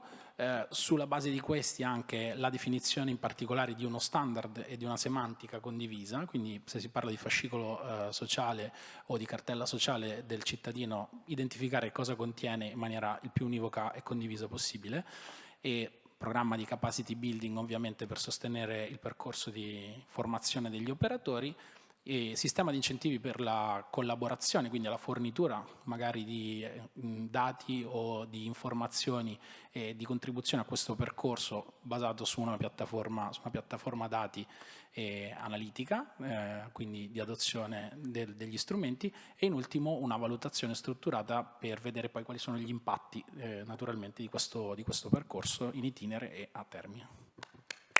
Grazie a tutti. Giovanni. Ultimo, a non meno importante, il MAS. Non c'era.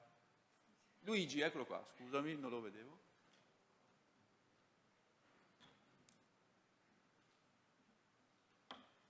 Tu hai già le slide pronte, l'ultimo è il più fortunato da questo punto di vista. Sempre 3 minuti. Ok, metto il timer? No, non fare. Quando cominciarono ad alzarsi capirai che è l'ora della visita. Ok, ok, perfetto. Allora partirei subito dai punti emersi dal MAS. Tendenzialmente abbiamo avuto ospiti questa giornata diverse regioni e anche il DTD, e ci siamo confrontati su diverse tematiche, tra cui anche le diverse sperimentazioni già in corso che tendenzialmente in fase appunto di esecuzione. Questi sono un po' i punti emersi, soprattutto le criticità che sono emerse appunto da questo tavolo. C'è una principale difficoltà nella collaborazione e comunicazione con gli operatori di trasporto, quindi tendenzialmente abbiamo individuato che tutte le regioni sono territori a sé stanti e quindi hanno una storia e delle caratteristiche ben precise. Questo non consente sempre di avere delle soluzioni univoche per tutti, ma bensì c'è bisogno appunto di creare delle soluzioni personalizzate per l'integrazione appunto molto spesso dei titoli di viaggio. Oltre questo, le sperimentazioni hanno mostrato comunque una carenza nell'adesione da parte degli utenti alla sperimentazione. Si è sottolineata l'importanza cruciale della campagna appunto di comunicazione e al contempo il corretto utilizzo degli incentivi appunto ai fini della sperimentazione. Quindi subentra anche le sfide nel reclutamento appunto degli utenti e come avevamo detto poc'anzi, tendenzialmente ogni territorio ha una sua storia e quindi molto spesso è caratterizzata anche da una frammentazione tecnologica degli operatori a livello di piattaforme tecnologiche e di integrazione di ticket anche da parte degli operatori di trasporto. Quindi diventa sempre più importante cercare di implementare un unico sistema di pagamento che comunque rappresenta appunto una criticità non da poco. Un altro argomento comunque importante subentra appunto come possiamo immaginare, il Mobility as a Service prevede appunto l'integrazione di diversi servizi di mobilità. Tra i diversi servizi di mobilità sia pubblici che privati, soprattutto dal punto di vista del trasporto pubblico, ma anche ad esempio per lo sharing e tutto il resto, ci sono delle difficoltà anche negli accordi commerciali che non sempre sono convenienti. Questo comporta appunto che le regioni soprattutto si dovranno dotare in qualche modo di una leva commerciale all'interno appunto delle concessioni. Oltre questo, anche per la convenienza economica ci possono essere basse adesioni degli operatori di trasporto, quindi con gli accordi proposti. E ad ultimo, ma non per importanza, è appunto stato evidenziato il supporto delle sperimentazioni, quindi il ruolo principale delle sperimentazioni nella regolamentazione sia centrale che regionale che locale. Quindi praticamente l'utilizzo delle sperimentazioni di questo progetto Mass for Italy proprio per implementare e regolamentare al meglio appunto tutte queste tematiche che mettono al centro appunto l'utente. Andiamo a vedere appunto quelli che si vede granché. Ok, io lo leggo però. Ok, quindi non sono stato il più fortunato. Direi proprio di no. Allora, ve lo sintetizzo io se mi consentite. Allora, praticamente in questo caso abbiamo cercato di chiedere sia gli obiettivi che gli scopi dei diversi punti emersi prima. In questo caso l'intelligenza artificiale appunto suggerisce l'istituzione di un tavolo tecnico permanente, quindi al di là anche della sperimentazione, dove appunto condividere non solo i dati e le best practice, ma anche definire degli standard comuni e protocolli di interoperabilità, identificare e risolvere le criticità emergenti e monitorare l'evoluzione tecnologica e normativa. Un altro suggerimento viene appunto dalla creazione di un catalogo di servizi e delle soluzioni, quindi mappando l'offerta esistente dei servizi e soluzioni tecnologiche per la mobilità, in modo da facilitare la scelta delle soluzioni più adatte a ogni contesto e promuovere l'innovazione attraverso le competizioni tra i fornitori. Inoltre spinge verso lo sviluppo di una piattaforma digitale di collaborazione, qui dovremmo già averla tendenzialmente il DSRM, che quindi prevede una gestione documentale condivisa, strumenti di comunicazione sincrona e asincrona, repository di dati e informazioni, con il vantaggio appunto di aumentare l'efficienza e la trasparenza dei processi collaborativi e favorire la co-creazione di nuove soluzioni. Alla fine, altro punto che ci pone è quello di definire un piano di comunicazione e coinvolgimento, appunto quello che avevamo detto prima, quindi il ruolo cruciale della comunicazione all'interno appunto delle sperimentazioni, e con appunto l'obiettivo di informare e sensibilizzare gli utenti sui vantaggi della mobilità integrata, coinvolgere gli stakeholder nella definizione di strategie e delle azioni e promuovere la partecipazione alle sperimentazioni. Ultimo punto riguarda appunto l'incentivazione alla sperimentazione e all'innovazione. Quindi tendenzialmente attraverso bandi di gara dedicati e progetti innovativi, finanziamenti agevolati per le imprese, agevolazioni fiscali per gli utenti, c'è la possibilità di incentivare appunto la sperimentazione e quindi invogliare gli utenti e i cittadini ad intraprendere e sperimentare nuove iniziative e servizi di mobilità. Questi sono un po' i punti emersi appunto dall'intelligenza artificiale, che ha fatto un po' un sunto di quelli che erano i punti e i temi che avevamo appunto trattato in precedenza. Grazie anche mille a Luigi. Con qualche minuto di ritardo siamo pronti? Ok, vieni qua Nicola. Siamo arrivati alla fine di questa lunga giornata. Avrei diverse osservazioni da fare, ma non possiamo farle perché abbiamo una visita culturale che ci attende. Enrica è entrata, quindi qualsiasi domanda logistica... Enrica, sì. Sì, ecco, non ho sbagliato il nome, sulla sinistra. Comunque Piazza San Marco, dando le spalle alla Basilica sulla destra, c'è un caffè che si chiama L'Avena, subito dopo il caffè c'è l'entrata delle procurative vecchie.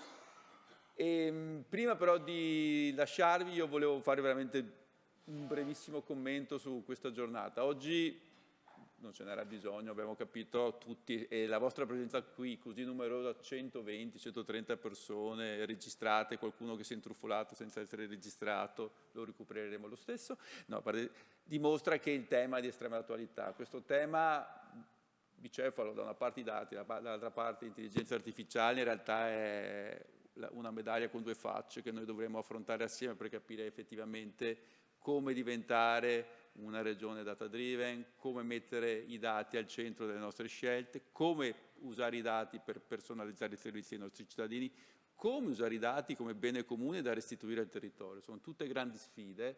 Oggi lo vogliamo fare, ma l'abbiamo voluto fare con due passaggi che tenderei a ripetere adesso, metodologici o di approccio, filosofici, passatemi. Uno, lo si fa solo assieme. Questo è un passaggio in cui fondamentale, cioè solo con uno spirito collaborativo tra le pubbliche amministrazioni. La sfida è troppo grande perché la Regione Veneto pensi o possa pensare di risolvere da sola. Dobbiamo farlo con la Regione Lombardia, con la Regione Calabria, col Bolzano, col Ministero.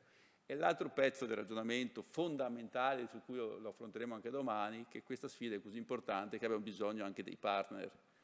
Cioè non è che noi siamo qui e abbiamo coinvolto tutti i partner, una gran parte dei soggetti che lavorano con noi perché ci fa piacere. Perché la sfida è talmente, l'asticella è talmente alta che o lavoriamo tutti assieme con una strategia comune oppure veramente non riusciamo a coglierla.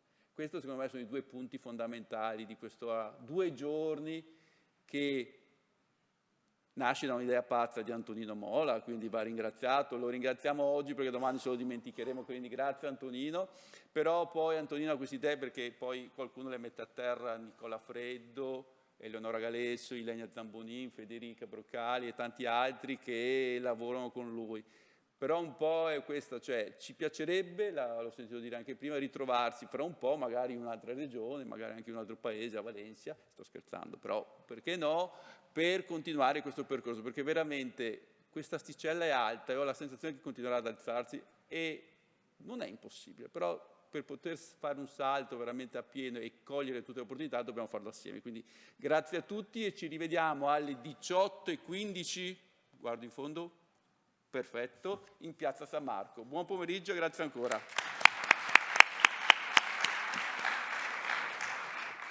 Un avviso per chi domani non può essere in presenza, potete seguire tutto l'evento in streaming da remoto, potete registrarvi sempre alla pagina di MyExtranet, quindi vi aspettiamo numerosi anche online.